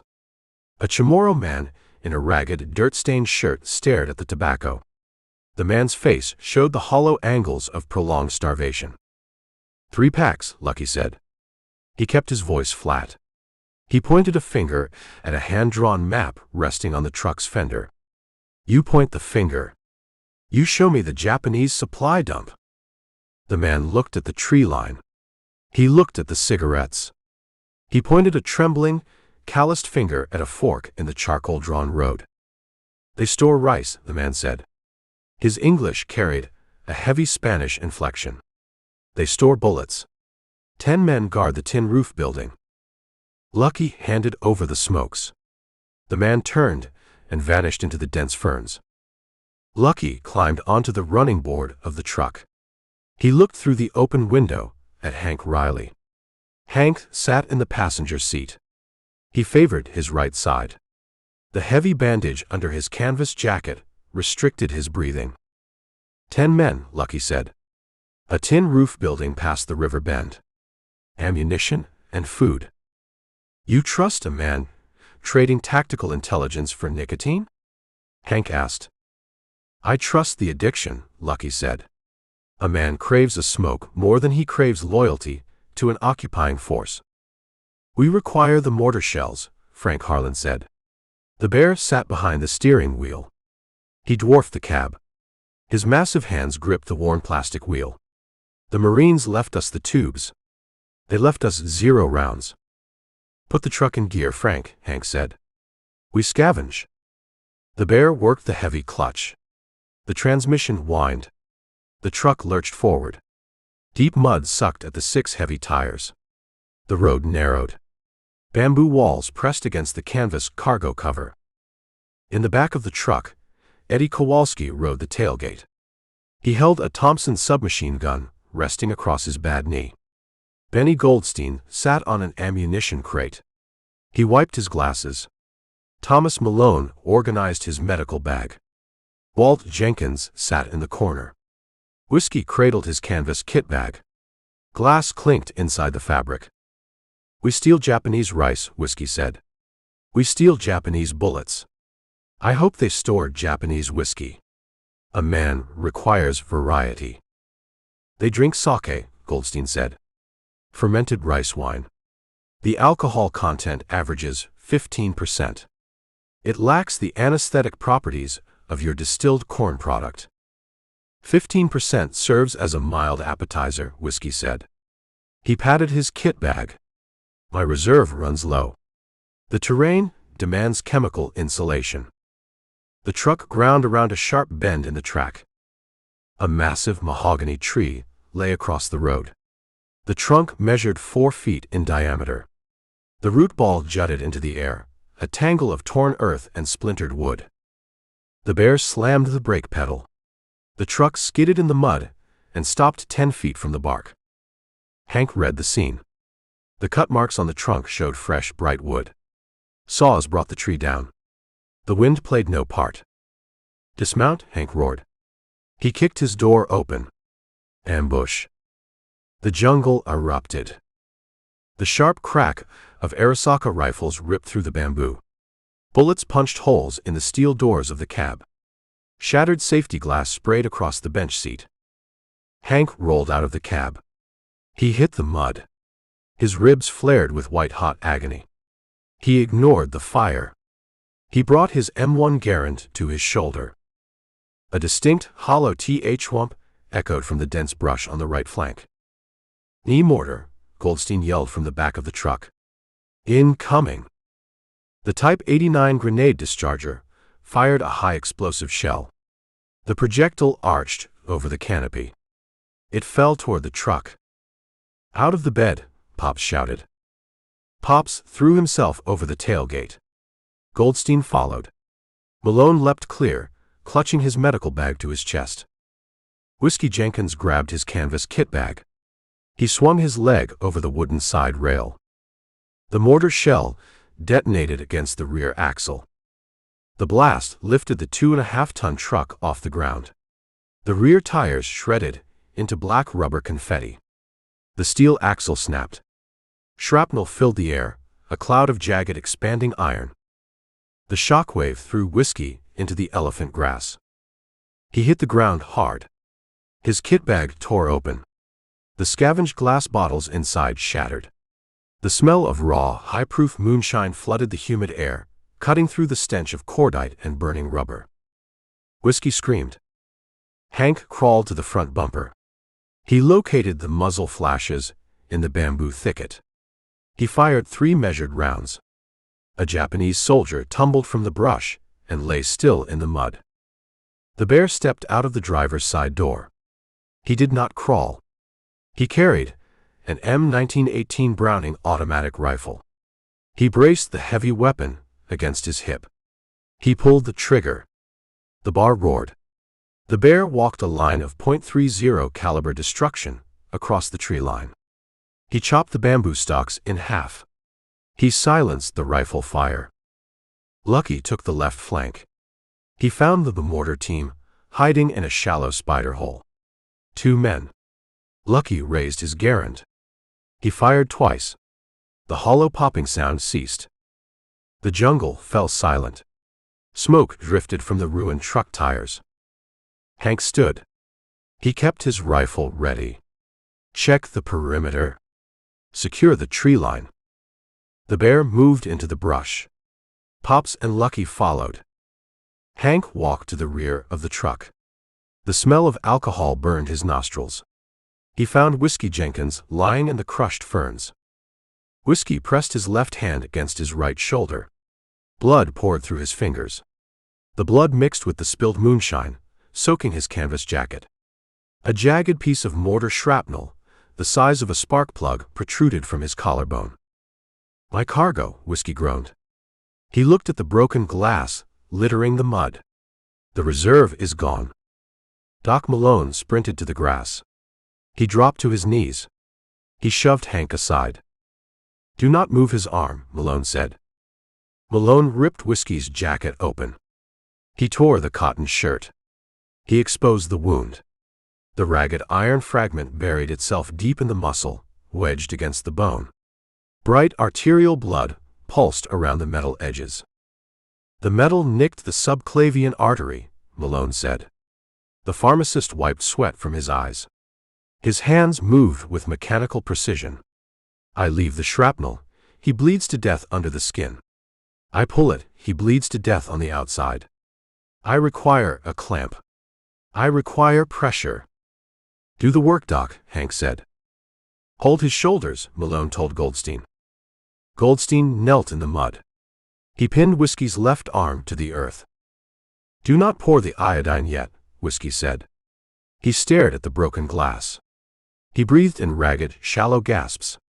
His face turned the color of wet ash. The anesthetic saturated the dirt. I possess no insulation. You take this raw, Malone said. He pulled a pair of steel forceps from his kit. He pulled a roll of sterile gauze. Bite your belt. Hank unbuckled his leather web belt.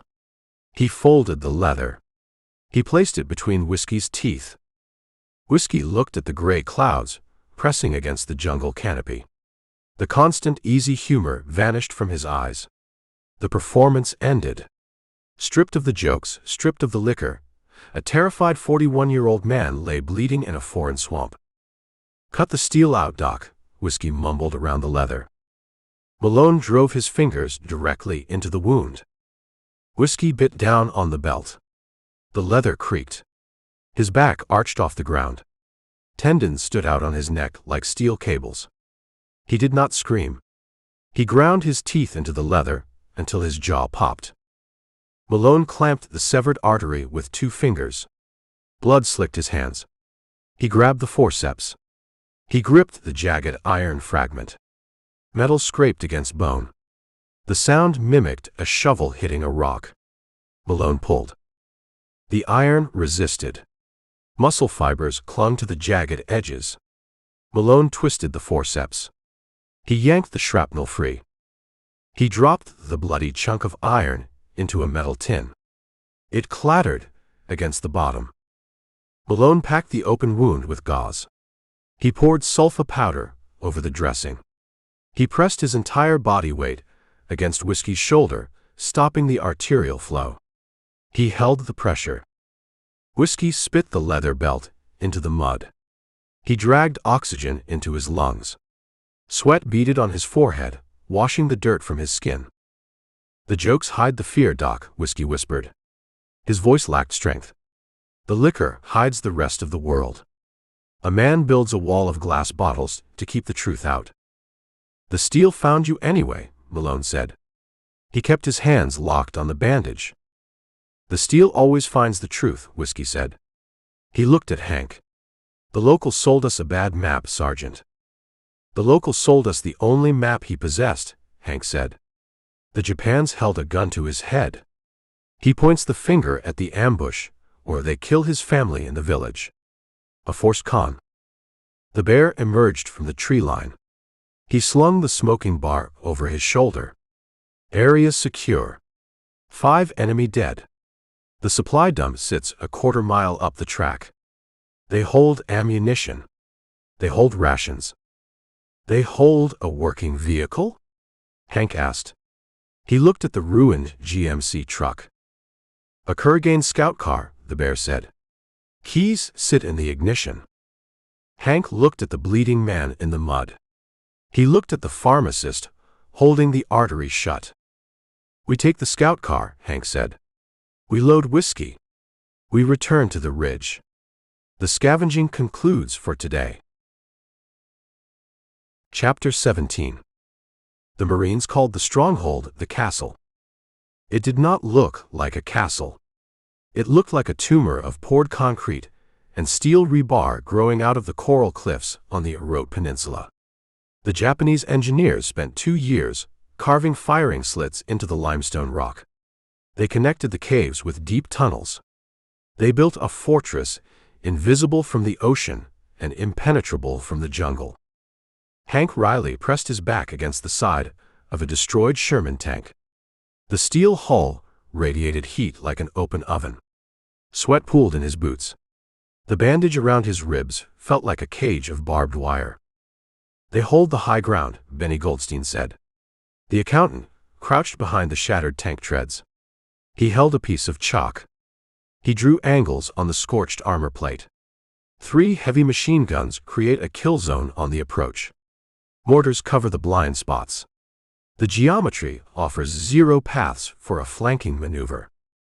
"The geometry offers a cemetery," Lucky Vincenzo said. He checked the action on his M1 Garand. "We lack the numbers to push the front door." 50 yards behind them, the jungle slope burned. Marine infantry platoons lay pinned in the ash. The attack stalled. The castle commanded the peninsula. Hank looked past the tank treads. A Willys Jeep sat sideways in a crater 20 yards away. A dead Marine slumped over the steering wheel. A bulky gray metal box dominated the rear seat. Twin horn speakers mounted on a steel pole pointed toward the sky. "PSYOPs," Hank said. "Psychological operations gear." The brass brought a loudspeaker to talk them into surrender. "Nobody surrenders from a concrete box," Eddie Kowalski said. Pops sat on the dirt. He rubbed his swollen left knee. "You never ask a mark to surrender," Hank said. "You ask a mark to look the wrong way." Hank unslung his rifle. He looked at Frank Harlan. The bear knelt in the coral dust. He carried an M1918 Browning automatic rifle and a canvas bag filled with fragmentation grenades. The bear breathed in slow, even pulls. He waited for the work. "Frank," Hank said, "I intend to crawl to that Jeep. I intend to turn the volume to the maximum limit. I will project my voice at that bunker." "You will draw every gun on the cliff," the bear said. "I will draw their attention," Hank said. "When the heavy guns pivot to chew the Jeep into scrap, you take the blind spot. You run the right flank. You put a grenade through the primary firing slit. You break the lock on the front door." "I break the lock," the bear agreed. "Pop's lucky," Hank said. "You provide covering fire for Frank. Specs, you stay here and call the angles." Hank dropped to his stomach. He crawled out from the cover of the Sherman tank. Machine gun fire snapped over his head. The bullets sounded like tearing canvas. Hank dug his elbows into the sharp coral. The rock shredded his sleeves. He dragged his body through the dust. He reached the crater. He slid down the slope and hit the side of the Willys Jeep. He reached into the back seat. He found the power switch on the gray metal box. He flipped it. A low hum vibrated through the steel pole. Hank grabbed the heavy black microphone. He thumbed the transmit button. The speakers popped. He did not use the cadence of an army sergeant. He did not issue military commands. Hank reached into his past. He resurrected the voice of a West Division Street bookie demanding a debt. He used the tone of a man holding all the cards and growing bored with the game. "Listen to me," Hank's voice thundered across the peninsula. The amplified sound echoed off the limestone cliffs. It overpowered the crack of rifle fire. Inside the concrete bunker, the Japanese gunners stopped firing. The sheer volume of the voice demanded attention. "We hold the supply dump past the river bend," Hank broadcasted. "We took the tin roof building. We took the Kurragane scout car. We eat your rice. We took the Imperial seal off the crates." Rifle fire erupted from the cliff face. Bullets sparked against the Jeep's hood. "You die for empty caves," Hank boomed. He kept his finger locked on the button. He poured disdain into the microphone. "The fleet sits at the bottom of the sea. The radio lies to you. Your officers lie to you. We possess your ammunition. We possess the high ground. The heavy Type 92 machine gun inside the castle pivoted. The gunner abandoned the choke point. He sought the source of the insult. The woodpecker roared. Heavy 7.7 millimeter rounds hammered the Willie's Jeep. The windshield shattered. The tires exploded. The engine block absorbed a dozen impacts, ringing like a struck bell. Hank curled into a ball in the dirt beneath the chassis. Hot shrapnel rained over his helmet. "Go!" Hank yelled, though no one could hear him. The bear went. He surged from the cover of the Sherman tank. The massive Oregon logger charged the right flank. He crushed the coral under his boots. He moved with brutal, terrifying momentum. He carried the heavy bar across his chest. Pops and Lucky stepped from cover. They fired their Garens, hammering the secondary firing slits. The bear reached the base of the concrete wall. The heavy gun continued to chew the Jeep to pieces. The gunner ignored the blind spot. The bear pulled a grenade from his canvas bag. He pulled the pin. He judged the distance to the dark slit above his head. He planted his right foot on a flat slab of limestone to find his leverage. The limestone betrayed him. The rock hit a deep, subterranean karst fissure. The crust collapsed under the bear's massive weight. His right leg plunged into the jagged hole up to the thigh. His forward momentum carried his torso over the gap. The knee twisted at an impossible angle. A sharp, wet crack severed the noise of the battlefield. The bear dropped. He hit the coral hard. The grenade slipped from his fingers. The explosive rolled 2 feet from his chest. The bear did not scream. He shoved his left hand against the dirt. He threw his massive upper body backward. He dragged his trapped, shattered leg against the sharp rock edge. The grenade detonated. The blast wave threw coral shrapnel into the air. The concussion slammed the bear against the concrete foundation of the bunker. He lay still in the dust. Hank watched the collapse from beneath the Jeep. He dropped the microphone. "Cover him," Hank roared. Hank scrambled out of the crater. He abandoned the ruined Jeep. He sprinted across the open ground. He ignored the bullets snapping past his ears. He reached the base of the bunker. He grabbed the bear by the canvas harness. He pulled. His injured ribs burned. He could not move the massive man. Thomas Malone sprinted across the kill zone. The pharmacist carried no rifle. He carried his medical bag. He slid into the dust beside Hank. "The leg remains trapped," Malone said. He ripped the canvas fabric of the bear's trousers. The joint pointed in the wrong direction. Bone protruded through the skin. Blood soaked the gray dust. "The femur snapped," Malone said. His hands moved with rapid, mechanical precision. The joint suffered complete structural failure. The ligaments tore from the bone. The bear opened his eyes. Sweat coated his face. He looked at his ruined leg. He looked at Hank. "I failed to break the lock," the bear said. His voice ground like crushed stones. "You drew the fire," Hank said. "We hold the position." "Leave me," the bear said.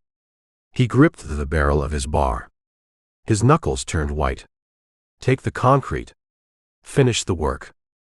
"I leave no man in the dirt," Hank said. A Japanese grenade sailed out of the firing slit. It bounced against the coral and rolled toward them. Eddie Kowalski stepped over the blast crater. Pops did not run. Pops limped. He carried a heavy canvas satchel charge in his right hand. He walked directly toward the live grenade. He kicked the small explosive device into the karst fissure. It detonated underground in a muffled thump. Pops reached the concrete wall. He stood directly under the main firing slit. "Hey!" Pops yelled at the dark opening. A Japanese rifle barrel poked through the slit. Pops shoved the 10-pound satchel of composition C2 directly into the opening. He pulled the friction fuse. He turned his back to the wall. He grabbed Hank by the webbing. Down, Pops yelled. Pops dragged Hank and Malone over the body of the bear. He covered them with his own bulk. The castle exploded. 10 pounds of high explosive shattered the structural integrity of the poured concrete. The roof lifted into the sky and cracked into 3 massive slabs. Rebar snapped like dry twigs. The front face of the bunker blew outward, showering the slope with pulverized rock and twisted steel. A shockwave flattened the trees at the edge of the clearing. Dust swallowed the sun. Silence reclaimed the peninsula. Hank pushed the debris off his helmet. He sat up. He looked at the smoking crater where the bunker had stood. He looked down at the bear. Malone tightened a tourniquet above the shattered knee. He packed the open fracture with sulfa powder and gauze. He injected a syringe of morphine into the bear's shoulder. "The bleeding stops," Malone said. He wiped his bloody hands on his trousers. "He requires a stretcher. He requires a surgeon. He walks no more on this island. He walks no more in this war." Hank looked at the massive logger. The bear stared at the gray sky. The morphine glazed his eyes.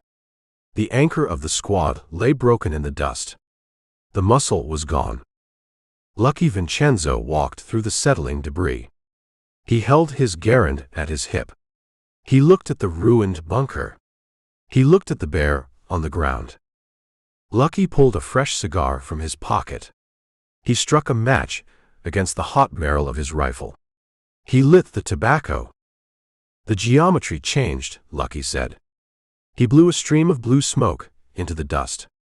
"The odds just dropped." "We cover the spread," Hank said. He picked up his rifle. He racked the bolt. "We cover it ourselves." Chapter 18. The flamethrower made a sound like a ruptured steam pipe. A young Marine combat engineer carried the M2 tank on his back. He stood 10 feet from the mouth of a limestone cave. He squeezed the trigger grip. Thick, jellied gasoline shot from the nozzle. The liquid fire ignited. A roaring stream of orange flame vanished into the dark tunnel. The heat pushed the men backward. The oxygen sucked out of the clearing. The jungle canopy above the cave withered and turned black in 3 seconds. Hank Reilly stood behind a shattered palm trunk. He kept his M1 Garand pointed at the ground. He did not need to aim. The fire did the work. He listened to the muffled screams echoing from the deep earth. The screams lasted a short time. The Marine released the trigger. Black smoke poured from the cave mouth. The smell of roasted pork and burned hair saturated the humid air. "Cave clear," the Marine said. He wiped soot from his goggles. He looked bored. He turned and walked down the coral path to the next dark hole. Hank looked at his squad. The numbers dwindled. The bear lay on a hospital ship with a shattered femur. Walt Jenkins lay in a field tent, a doctor trying to keep infection out of his severed artery. The muscle and the wild card vanished. The core remained, but the core looked frayed. Eddie Kowalski leaned heavily against his rifle. The Pittsburgh steelworker favored his left leg. The knee swelled to the size of a grapefruit under his canvas trousers. He breathed through his mouth. His skin carried a gray, waxy sheen. Benny Goldstein sat on a crate of captured ammunition. The accountant removed his glasses. He rubbed his eyes with a filthy hand. He looked at the smoking cave. 17, Goldstein said. 17 what? Lucky Vincenzo asked. Lucky chewed on a cigar stub. He no longer bothered trying to light it. He just ground the tobacco between his teeth. 17 caves we cleared today, Goldstein said. The brass calls it a mop-up operation. They use domestic terminology. You mop a kitchen floor. You do not mop a labyrinth of volcanic rock filled with desperate men holding hand grenades to their chests. The brass likes clean words for dirty work, Hank said. He slung his rifle over his shoulder. Move out. We have a grid square to finish. They walked along the jungle ridge. The heavy fighting ended 3 days ago on the Orote Peninsula. The organized Japanese resistance broke. The remnants scattered into the northern jungles. They hid in spider holes. They starved in caves. They staged suicidal ambushes over half-empty canteens. The war turned into an extermination detail. The sun hit its peak. The temperature crested 100 degrees. The humidity matched it. Every step required a conscious negotiation with exhausted muscles. They reached the ruins of a Chamorro village. Naval artillery leveled the structures weeks ago. Only the stone foundations remained, surrounded by crushed bamboo and shattered clay roof tiles. Bluebottle flies swarmed over the debris in thick buzzing clouds. 10 minutes, Hank said. He dropped his gear next to a crumbling stone wall. The men collapsed into the shade. They did not speak. They unscrewed their canteens. They drank the warm, metallic water in measured sips. Thomas Malone walked among them. The pharmacist possessed no more bandages. His kit held 2 syrettes of morphine and a bottle of iodine.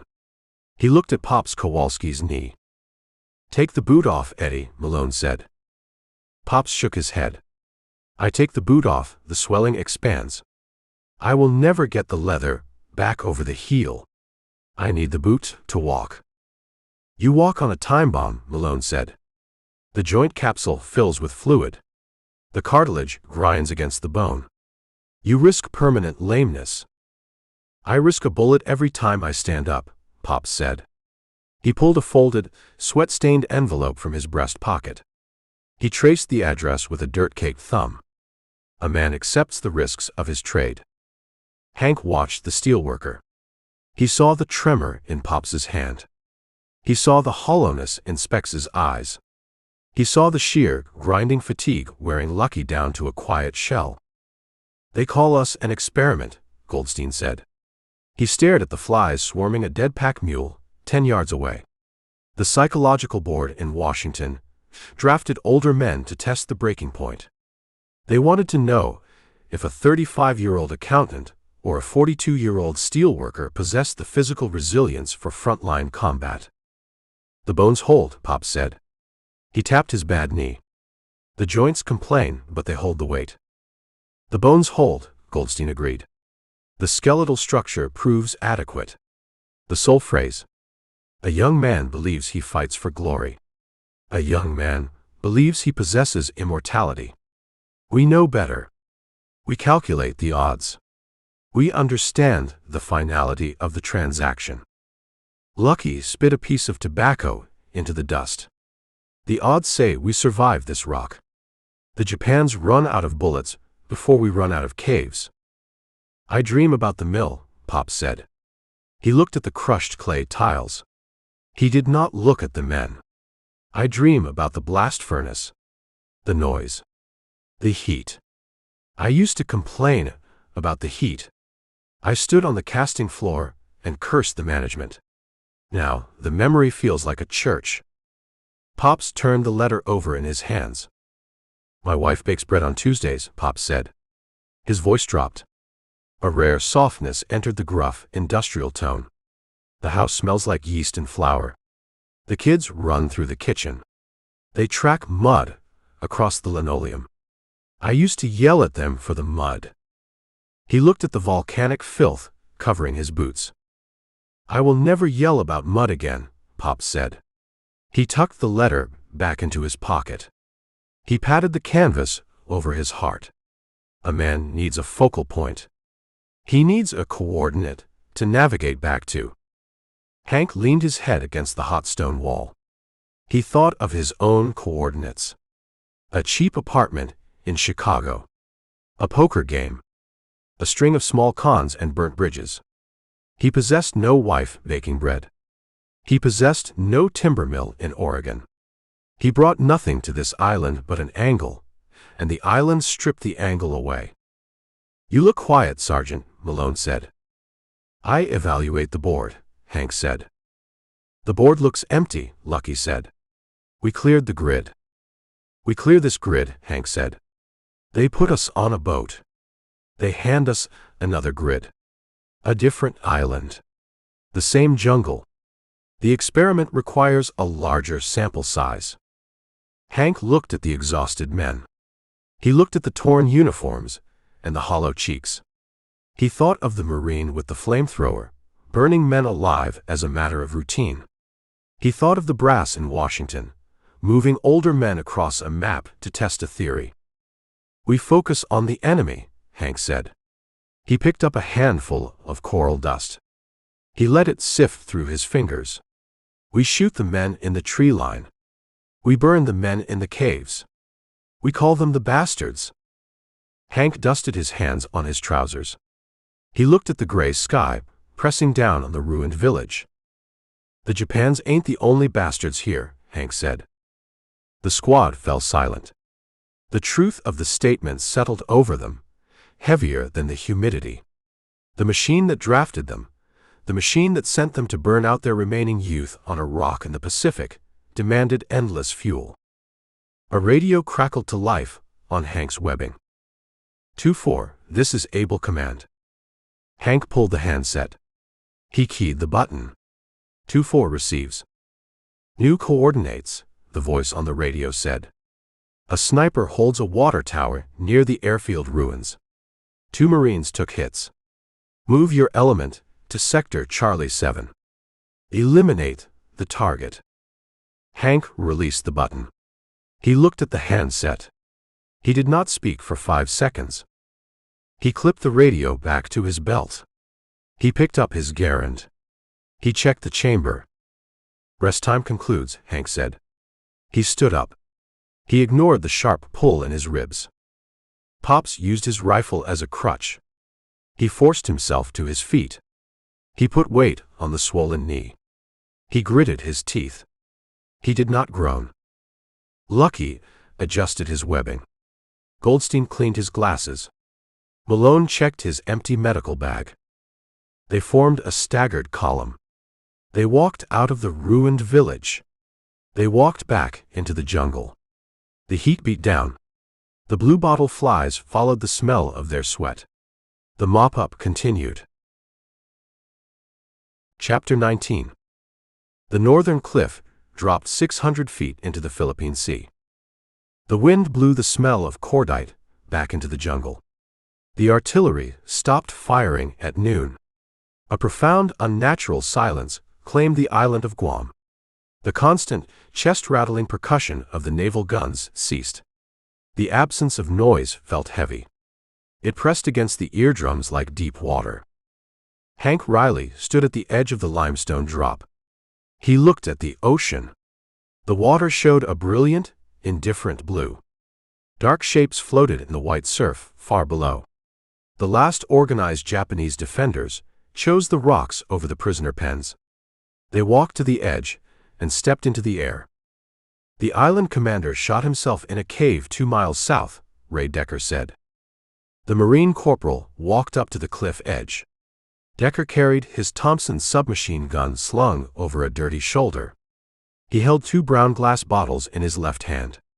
Condensation dripped from the glass. "The brass declared the island secure," Decker said. He offered a bottle to Hank. "Navy Seabees brought a refrigeration unit ashore yesterday. They cool the blood plasma. They cool the beer. A man pays $5 a bottle to the supply clerk." Hank took the bottle. He popped the metal cap against the receiver of his M1 Garand. Warm foam spilled over his knuckles. He drank. The beer tasted like aluminum and yeast. It tasted like survival. "The brass declares security," Hank said.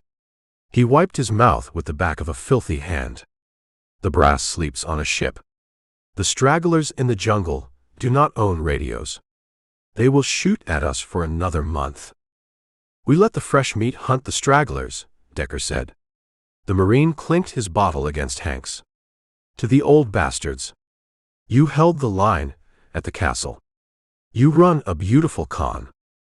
"A con requires a mark," Hank said. "We ran out of marks."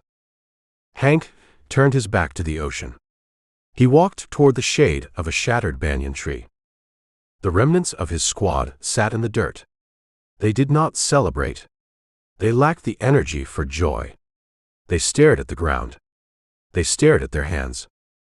Lucky Vincenzo sat on a wooden ammunition crate. He held a deck of playing cards. He did not shuffle them. A young Marine private with a bandage wrapped around his neck stood in front of the gambler. The Marine reached into his canvas trousers. He pulled a roll of damp greenbacks. He peeled off 5 $10 bills. He dropped them on the crate. "You bet against your own platoon," Lucky said. He picked up the money. He folded the bills and slid them into his breast pocket. "I bet the odds," the Marine said. His voice rasped from the throat wound. "I looked at you old men on the transport ship. I gave you 3 days in the jungle. I put my money on the heat and the terrain. I lost the wager." "You lost the cash," Lucky said. "You kept your life. Consider the $50 a tuition fee. You learned a lesson about durability." The Marine walked away. Lucky pulled an unlit cigar from his shirt. He clamped it between his teeth. He looked at Hank. "The kids place terrible bets," Lucky said. "They bet with their egos. They ignore the baseline statistics." "The baseline statistics put us in a hole," Benny Goldstein said. The accountant sat cross-legged in the coral dust. He held a leather-bound ledger in his lap. A canvas satchel rested beside his knee. The satchel held captured documents from the Tin Roof Supply Building. Specs wore a pair of cracked reading glasses he found in a ruined Japanese officer's tent. He turned a page in the ledger. "You read kanji now, Specs?" Hank asked. "I read numbers," Goldstein said. "Numbers require no translation." The Japanese quartermaster kept meticulous records. He recorded every crate of rice. He recorded every box of 7.7 millimeter ammunition. He recorded the shipping manifests. Specs tapped a column of precise black ink symbols. "They knew we would take the island," Specs said. "The command structure accepted the loss 3 weeks ago. The ledgers prove it. They stopped reinforcing the garrison. They diverted the supply convoys." "They diverted them where?" Hank asked. He took another pull of the cold beer. Specs pulled a folded map from the satchel. He spread the paper over the dirt. He traced a line across the blue ink of the Pacific Ocean. He stopped his finger on an archipelago to the west. "They shipped the heavy armor here," Specs said. "They shipped 4 infantry divisions. They consolidate the remaining fleet." Hank looked at the map. He read the English letters printed next to the landmass. "Leyte," Hank said. "The Philippines," Specs agreed. "A staging ground. They build a wall of steel and meat. They intend to bleed the invasion force dry. The ledgers outline a defensive strategy based entirely on attrition."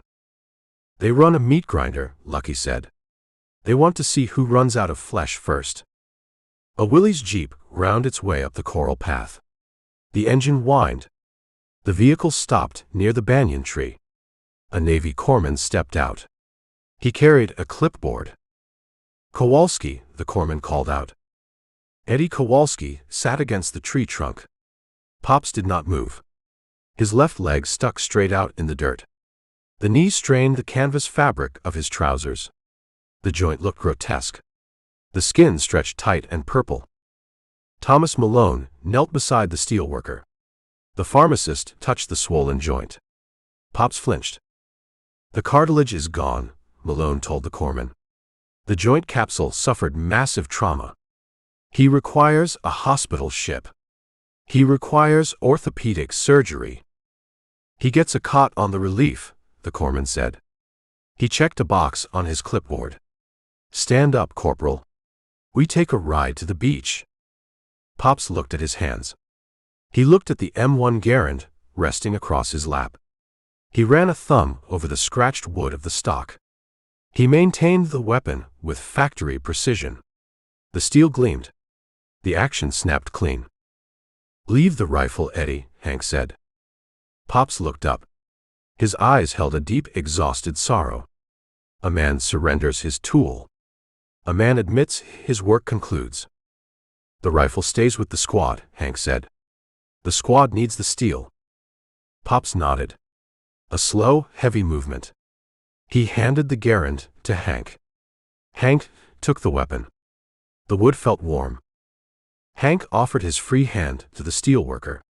Pops gripped Hank's forearm. Hank braced his legs. He pulled.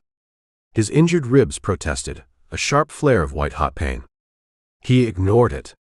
He hauled the older man to his feet. Pops swayed. He put his weight on his good leg. "You go back to Pittsburgh," Hank said. "You go back to the mill. You tell the foreman you require a desk chair." "I go back to the bread on Tuesdays," Pops said. His voice cracked. He cleared his throat. He restored the gruff, industrial tone. "You keep these boys out of the blast furnace, Sergeant."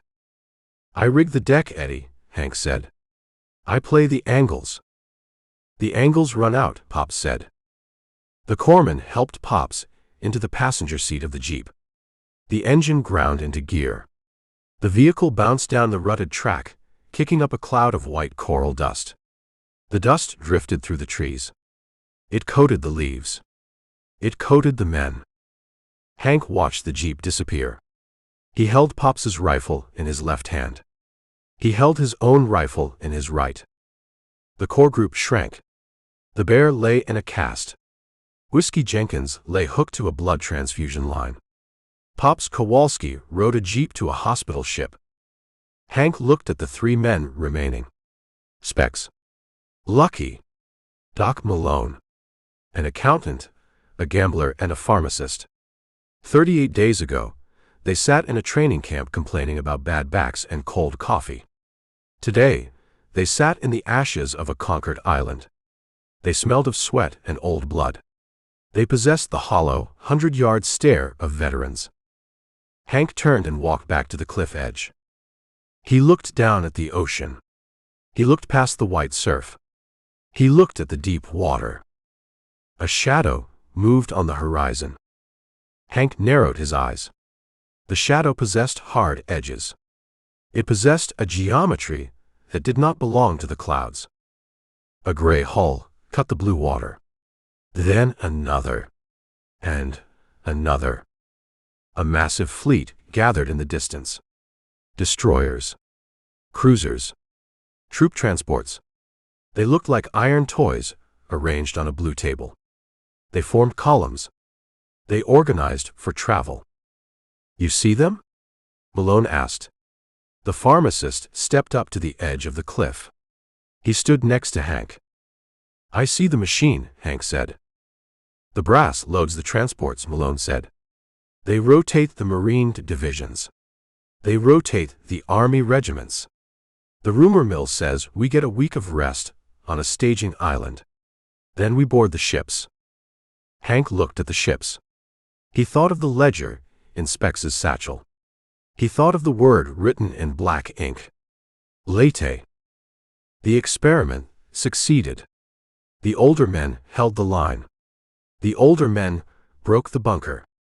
The brass in Washington received their data. A 38-year-old con man from Chicago could kill just as efficiently as an 18-year-old farm boy from Ohio. The machine did not discriminate. The machine only demanded fuel. "The victory tastes bitter, Doc," Hank said. He raised the beer bottle. He poured the remaining warm liquid over the cliff edge. It fell 600 feet into the sea. "We survived the rock," Malone said. "We survived the preliminary bout," Hank said. He turned away from the horizon. He walked back to the men sitting in the dirt. "Load your gear. The game continues." Chapter 20. The rain turned the staging camp into a swamp. Tents sagged under the water weight. Mud coated the canvas. Mud coated the cots. The men lived in a state of permanent dampness. Hank Reilly sat on a wooden ammunition crate. He stripped his M1 Garand. He dragged an oiled rag across the bolt carrier. He checked the firing pin. Lieutenant Evans entered the tent. Evans wore a pressed uniform. A waterproof poncho shielded his shoulders. He possessed the smooth, unlined face of a man fresh from the Naval Academy. He carried a leather map case. "Attention," Evans said. Nobody stood. Lucky Vincenzo continued shuffling a deck of cards. The paper corners showed severe water damage. Benny Goldstein wiped a layer of condensation from his spectacles. Thomas Malone stared at a bottle of iodine in his hands. "The 305th Regiment ignores protocol," Evans said. He frowned. "The 305th Regiment ignores protocol to conserve energy," Hank said. He snapped the trigger group into the rifle stock. "We bleed for the brass. We do not stand for the brass." Evans unrolled a map. He pinned the paper to a wooden display board. He pointed a brass pen at a cluster of islands. "The Navy forms the convoys," Evans said. "We board the transport ships at dawn. The invasion force targets Leyte." "The Philippines," Specs said. The accountant adjusted his glasses. He studied the map. "General MacArthur demands his return." "The general reclaims American territory," Evans said. "Intelligence reports indicate moderate resistance. The naval bombardment promises to shatter the coastal defenses." "Naval bombardments shatter palm trees," Hank said. "The Japans dig holes. They pour concrete. They survive the shells. We pay the butcher's bill on the sand." "You display a negative attitude, Sergeant," Evans said. "The command structure expects aggressive momentum. You men performed adequate work on the Arot Peninsula. The brass expects identical results at Leyte."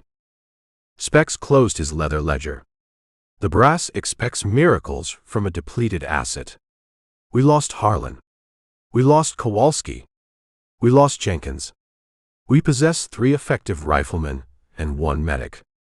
The statistical probability of continued survival approaches 0. You receive replacements at dawn," Evans said. "Farm boys from the Midwest. Fresh recruits." "Fresh meat," Lucky said. He placed the ace of spades on his wet cot. Evans rolled the map. He slid it into the leather case. "Prepare your gear. The trucks arrive at 0600. Evans exited the tent. The canvas flap slapped against the center pole. The sound of the rain filled the silence. Malone dropped the iodine bottle into his canvas medical kit. His hands shook. The glass clattered against a pair of steel forceps. "I cannot board another landing craft," Malone said. The pharmacist looked at his trembling fingers. "I close my eyes. I see the water turning pink. I hear the mortar shells." "You close your eyes to sleep, Doc," Hank said. He slung his rifle over his shoulder. The bandage bound his ribs tight. The wound remained a source of sharp, radiating agony. "The fear controls the muscles," Malone said. "My hands shake. A medic requires steady hands. I will fail the replacements." Hank stood. He crossed the mud floor. He stopped in front of the pharmacist.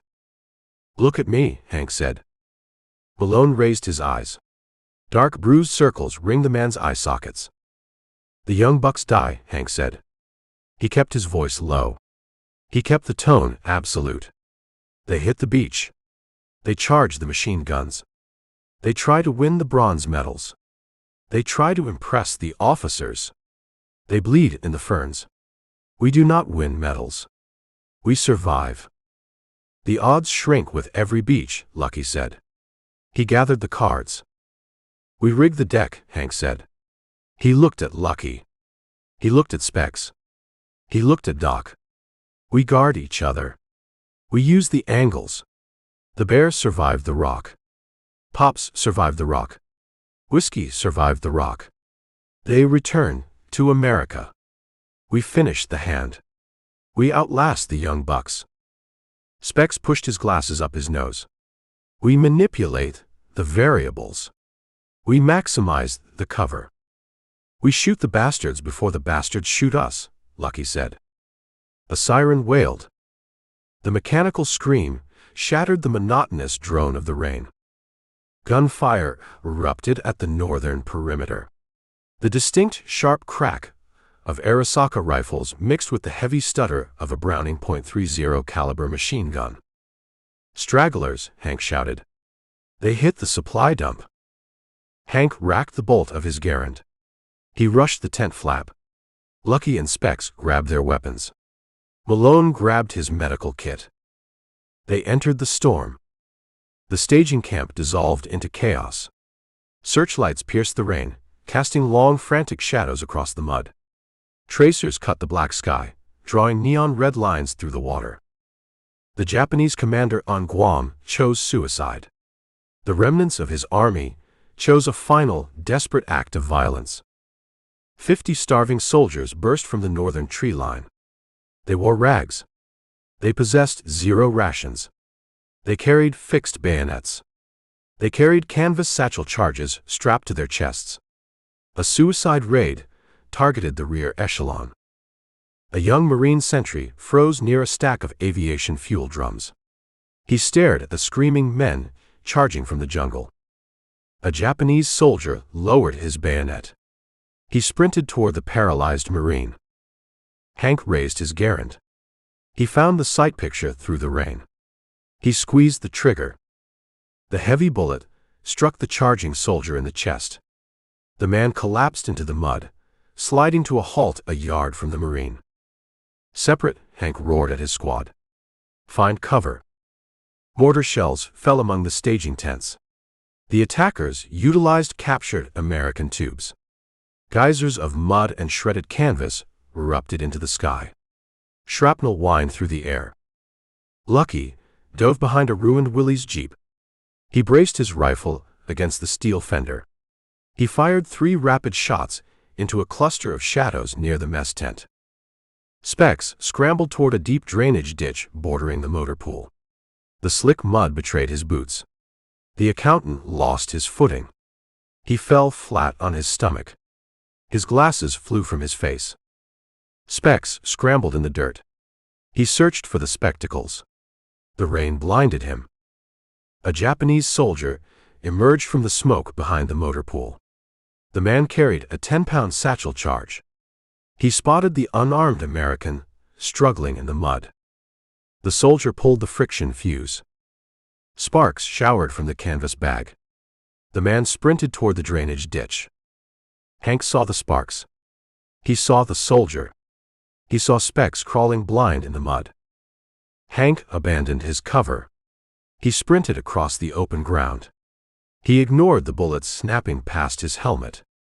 He ignored the burning fire in his ribs. He reached the edge of the ditch. Hank launched his body through the air.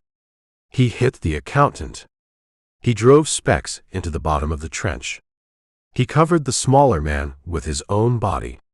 He pressed his face into the filthy water. The Japanese soldier reached the lip of the ditch. The man dropped the sparking satchel charge into the trench. Keep your head lowered, Hank hissed. The fuse burned. The rain hissed against the hot sparks. The canvas bag rested 2 feet from Hank's helmet. Specs squeezed his eyes shut. This concludes the game. Hank gripped his rifle. He braced his muscles against the inevitable shockwave. Ain't over till the fat lady drafts us home, Hank whispered. The satchel detonated.